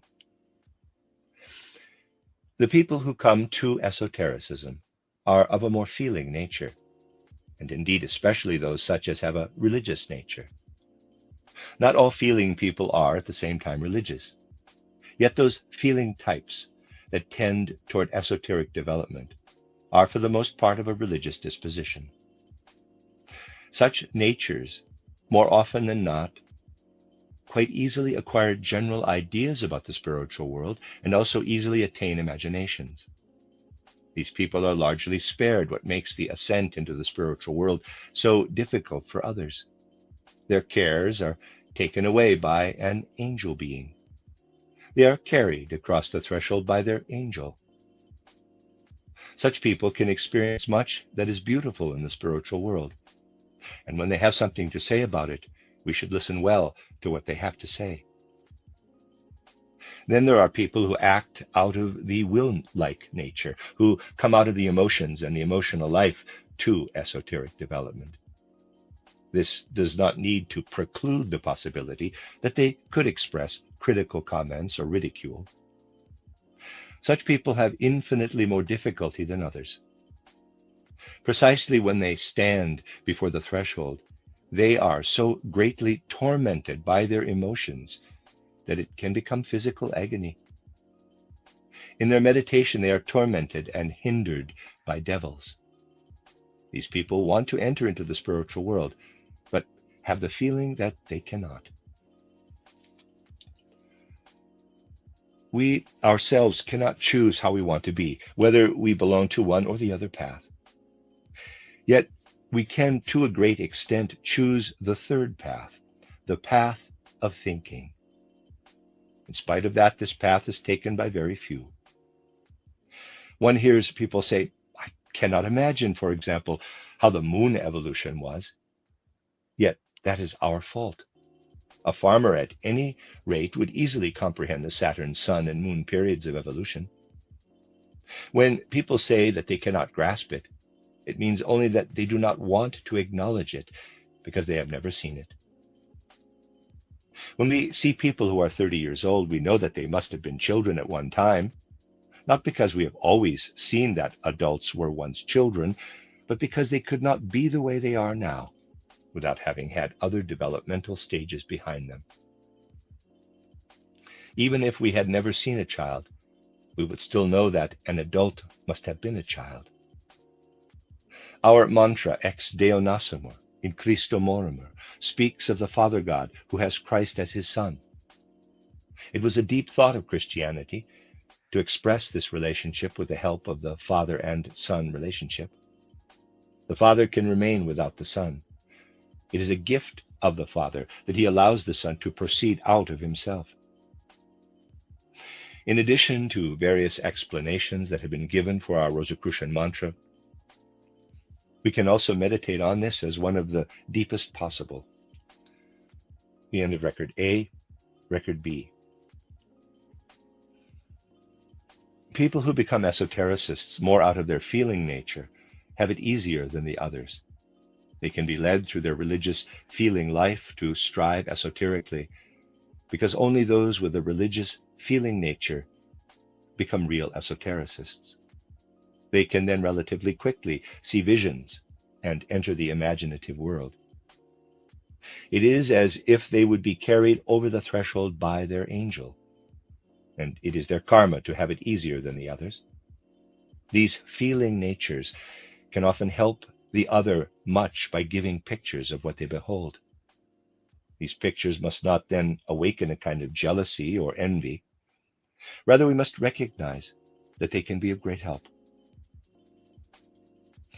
Others strive esoterically more out of the will nature, which is connected in our time more with the emotions. They too can come into the spiritual world, some even easily, but they have more difficulty than those of a feeling nature. In their meditation, they are often driven as if by devils. When they come to the threshold, they are tormented in the physical body by their emotions and by the consciousness of their passions and their emotional nature. The third path is through thinking. It is the surest path, and in the future will more and more become the path for all human beings. However, this path is now actually taken by relatively few, because there are still many people who would rather enter the spiritual world quickly, without going through the effort of thoroughly working through everything that can be taken up by thinking. This path of thinking takes longer than the other ways. However, when we then come to the threshold, even though it is after a long time, we have gained, through grasping the spiritual lawfulness of things, such a great and broad interest that we can peacefully take our karma upon ourselves, because we have learned to feel at one with humanity to such a high degree. And we then know that our personal shortcomings will be reconciled and compensated for in future lives. We can then come to a deeper concept of the relationship between Father, God, and Son. The Father must be there before the Son can be there. Yet it is the free will of the Father to allow the Son to be there. Feeling ourselves one with the Son who is in the God in the human soul, we can then come to a deeper knowledge of the mantra, EDNICM. And then later, we will come to a realization of the PSSR. End of that esoteric lesson.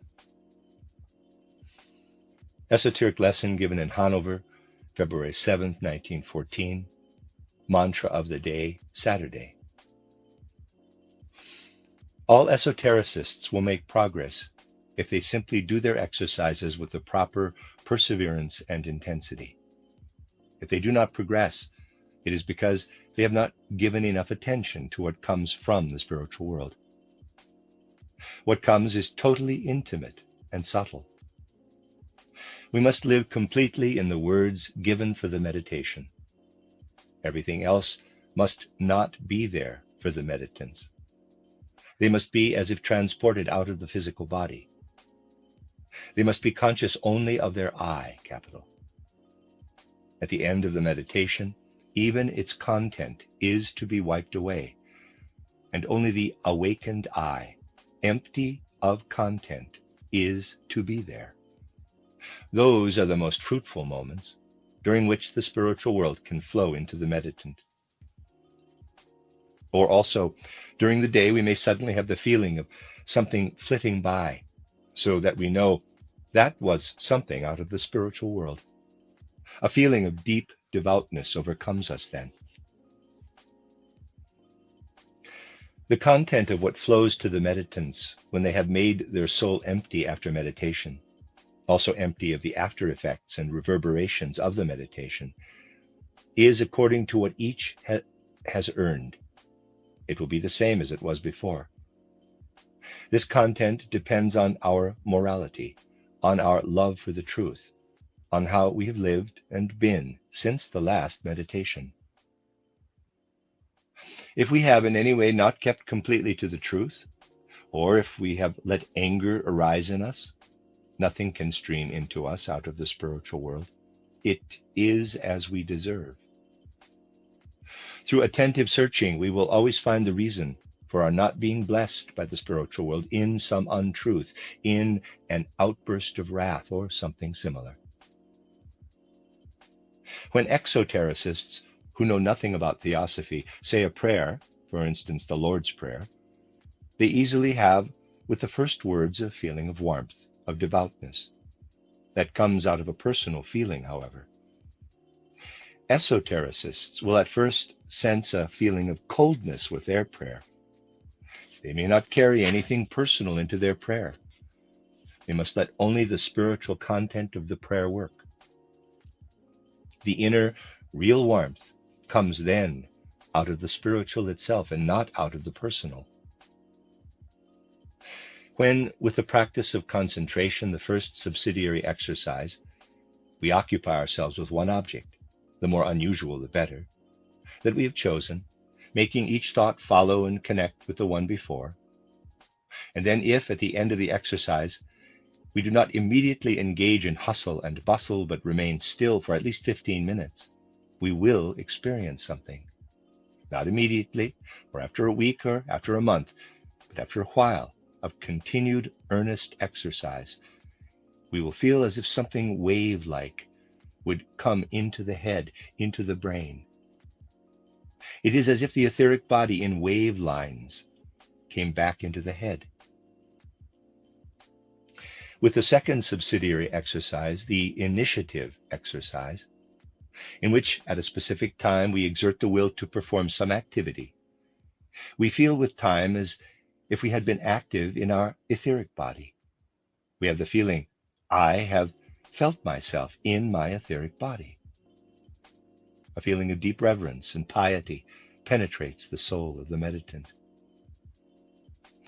With the third subsidiary exercise, the balance equanimity between joy and suffering, we should find our way into and accept all happenings. Then our etheric body will gradually expand into the widths of heaven.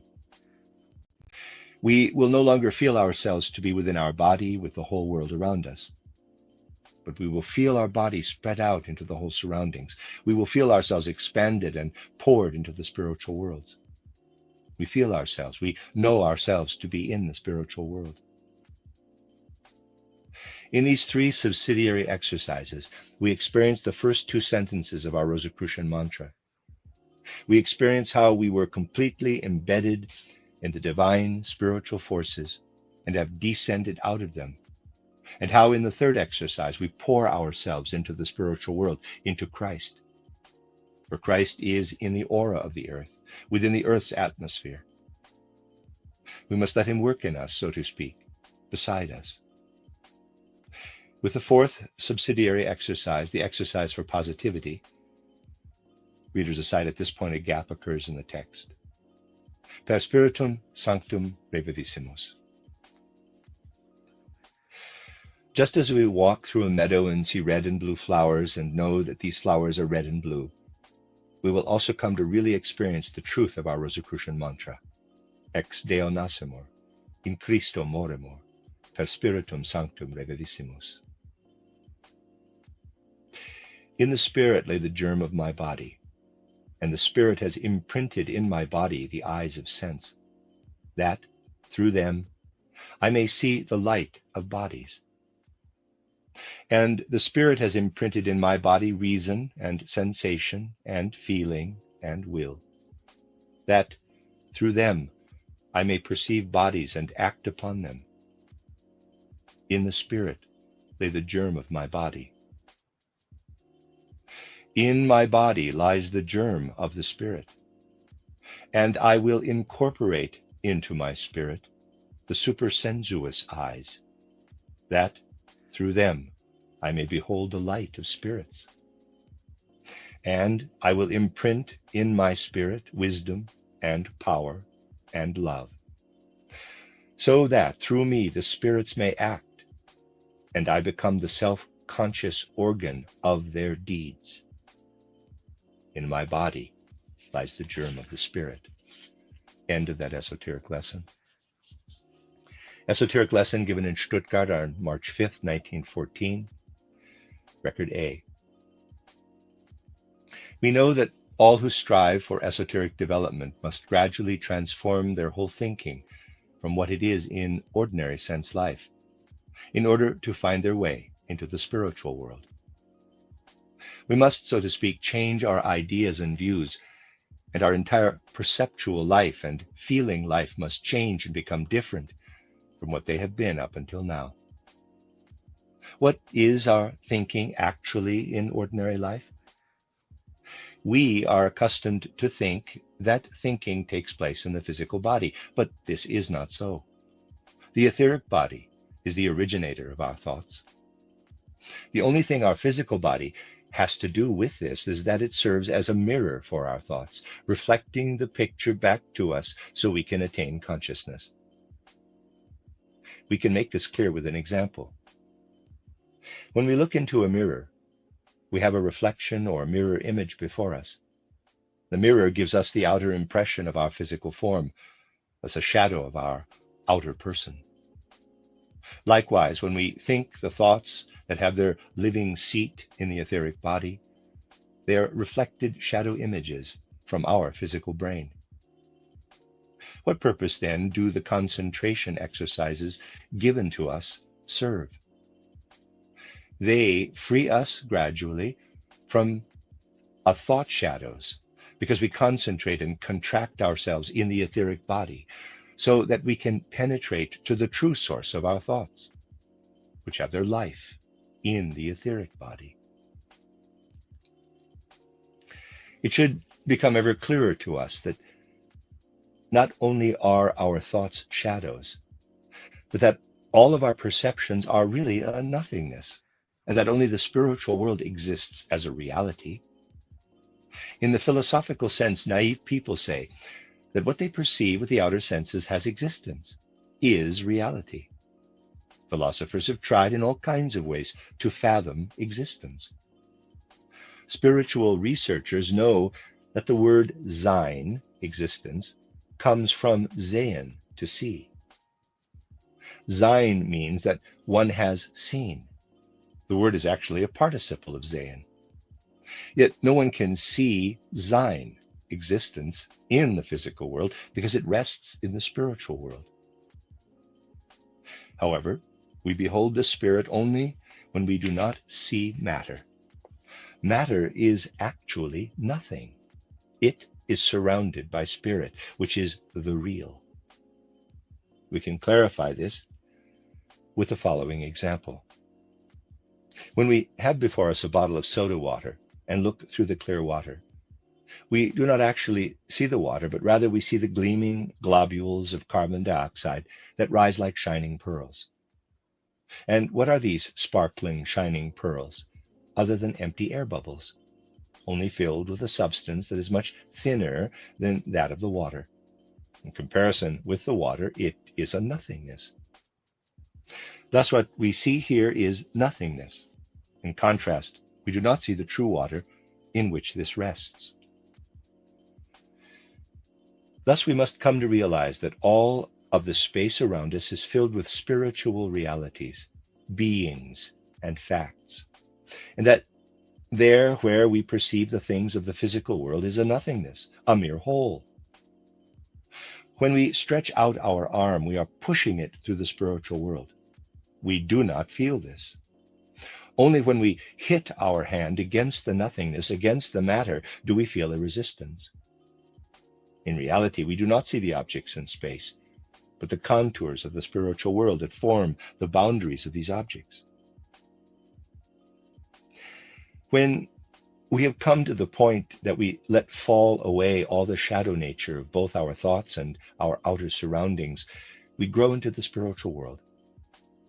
In order to be able to stand in the right manner in the new world, and be able to understand and judge the things and facts of the spiritual world, we must already have changed our entire thinking in the physical world through esoteric development. This is a new world for us, but it is a world of greater reality than the one we have known so far. There we enter a world of real things and beings, and we connect with them. We grow into this world. This world penetrates us, and we lose our earthly thoughts to it. We could say that we lose our head to this world, while the beings and things of this world move into us. It is as if we were to stick our head into an anthill. Then the consciousness of the elemental world arises for us. When our soul life is strengthened evermore through the concentration of our thoughts, so that our inner self can separate more and more from the physical body, then the things of that world step before our soul's eye, EYE, in ever clearer imaginations and visions. We will see that all of our thoughts that we have had on earth of the good, the benevolent, the noble, have transformed into eternal imaginations, that in their living further lend worth to the universe. And we will see that all the bad, the evil, and all the lower egotistical thoughts remain behind as waste products. It becomes something that is unfruitful, but that then becomes nourishment for what should develop into the seed of the good. Just as here on the physical plane, the mineral soil provides the nutrients for the plant world, so will all that is badly thought become the precipitate for the thoughts of the good, the true, and the beautiful that are sprouting in the elemental world. For this reason, esotericists can ever so quickly think something bad or false and imagine it in their thoughts, but they do not let it go further. They know that they may go only to the point at which it remains a thought.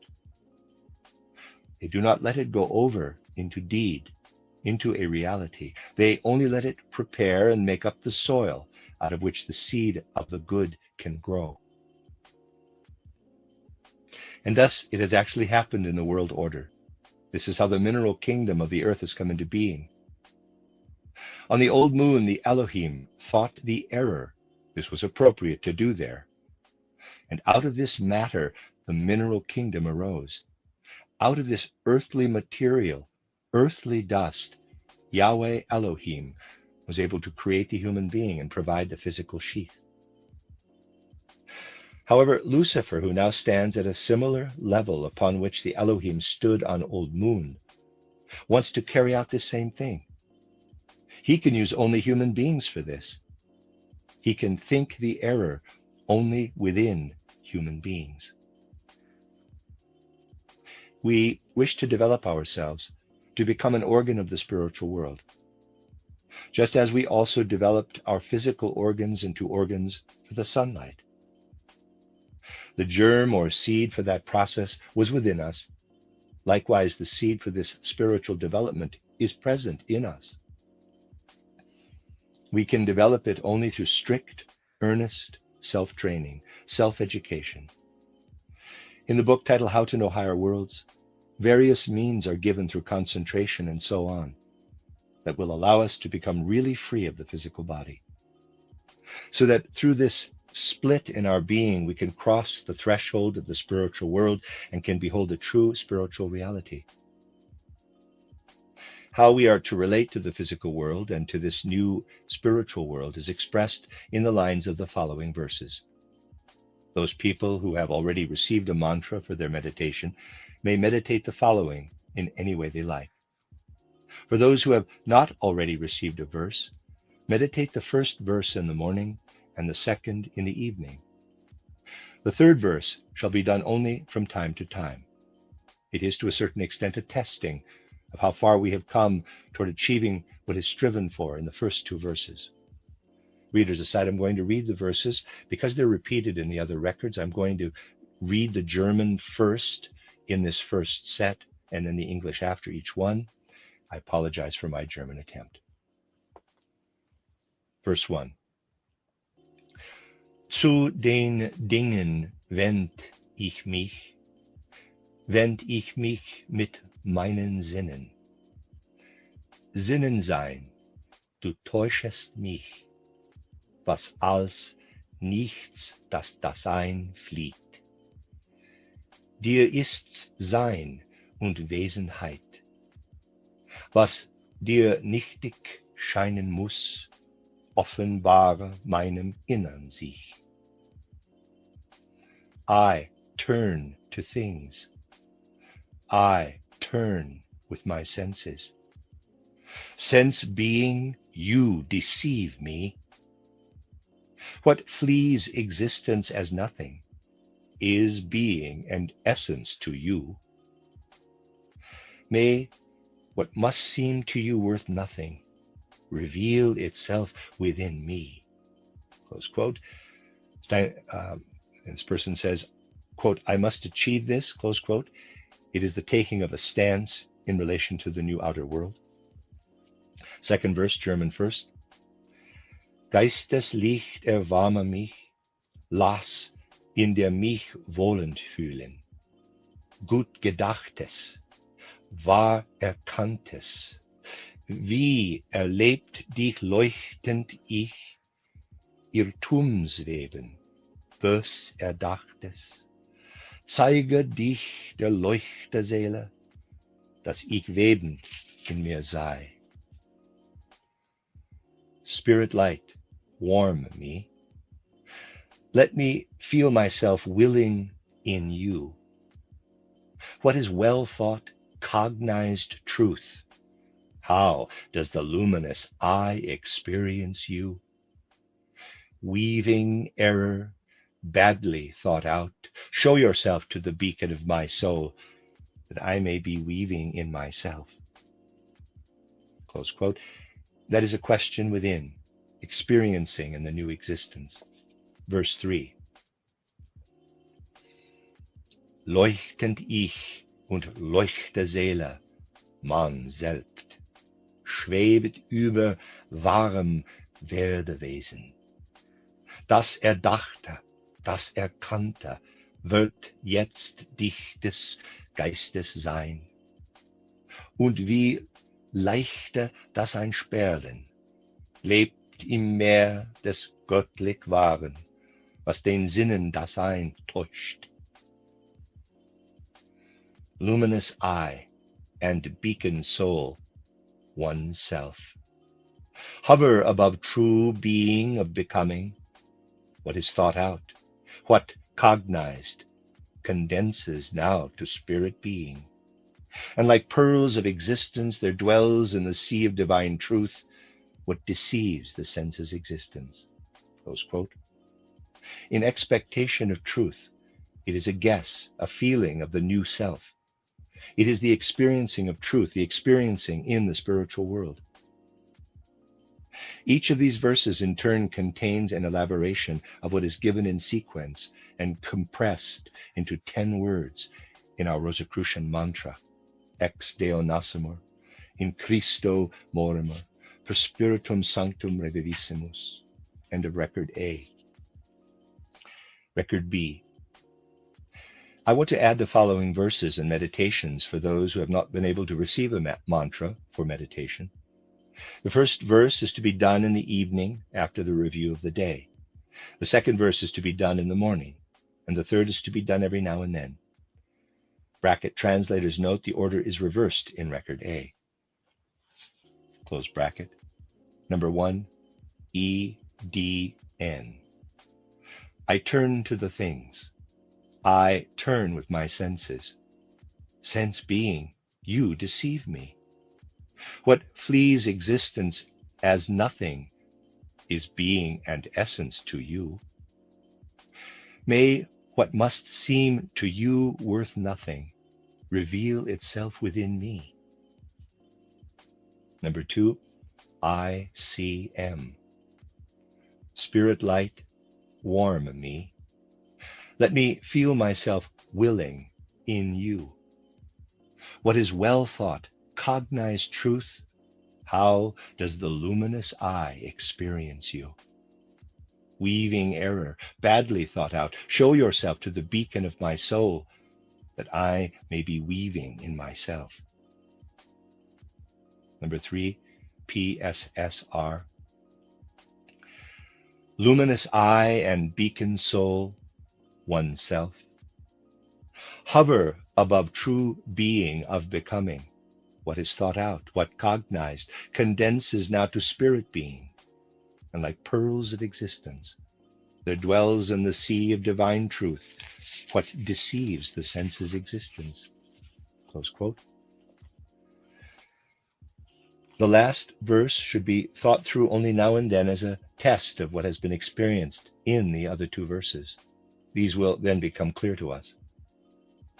In these meditations is elaborated what is compressed into the 10 words of the Rosicrucian prayer, E-D-N, I-C-M, P-S-S-R. The etheric body is the author or creator of our thoughts. Our physical body has only so much to do with it as to be the mirror of our thoughts. It reflects the image of the thoughts, and through this the thoughts become perceptible to us. Through our concentration, we should come to free ourselves from the shadow thoughts. Through the contraction of our soul, of ourselves in the etheric body, we should attain pure thinking, which has its seat in the etheric body. It must become evident to us that all of our perceptions are a nothingness, and that only the spiritual world exists as a reality. The spiritual world is the true existence. When we understand the word Sein, existence, properly, we realize that all of the space around us is filled with spiritual things and beings that are realities. And we realize that when we see physical things and beings, there is a whole, a nothingness. When we stretch out our arm, we penetrate through this filled spiritual world. It is only when our hand bumps against the nothingness, against the matter, that we feel resistance. In reality, we do not see the physical objects in space, but rather the outlines or contours of the spiritual world. No one can see beingness, existence, because it rests in the spiritual. And we see the spiritual only when we do not see matter. If we have trained ourselves so that we let the shadow nature of our thoughts and surroundings fall away, we then grow into the spiritual world. In order for us to be able to get used to the spiritual world, we have to transform our entire thinking here in the physical world. This esoteric development helps us to grasp properly the things of the spiritual world. End of Record B. Record C. Quote, I turn to things. I turn with my senses. Sense being, you deceive me. What flees existence as nothing is being and essence to you. May what must seem to you worth nothing reveal itself within me. Spirit light, warm me. Let me feel myself willing in you. What is well thought, cognized truth? How does the luminous eye experience you? Weaving error, badly thought out, show yourself to the beacon of my soul, that I may be weaving in myself.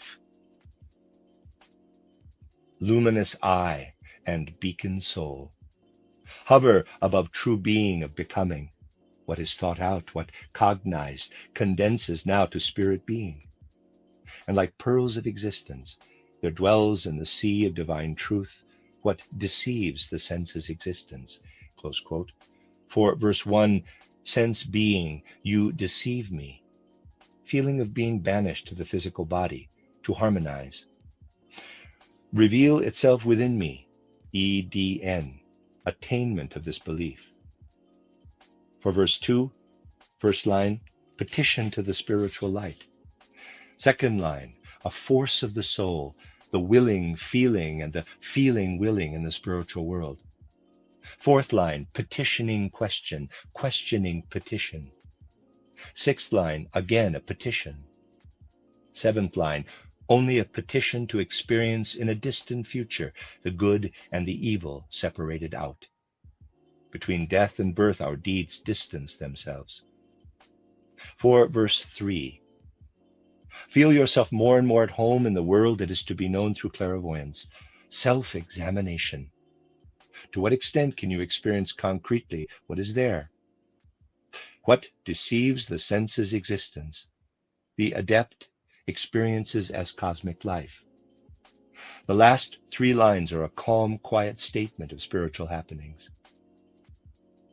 When we meditate these 3 formulations or verses with feeling, the higher hierarchies promise us their help. We may then say we are coming closer to you. Then they reach out their hand in help to us. They keep their promise. Feel PSSR as truth.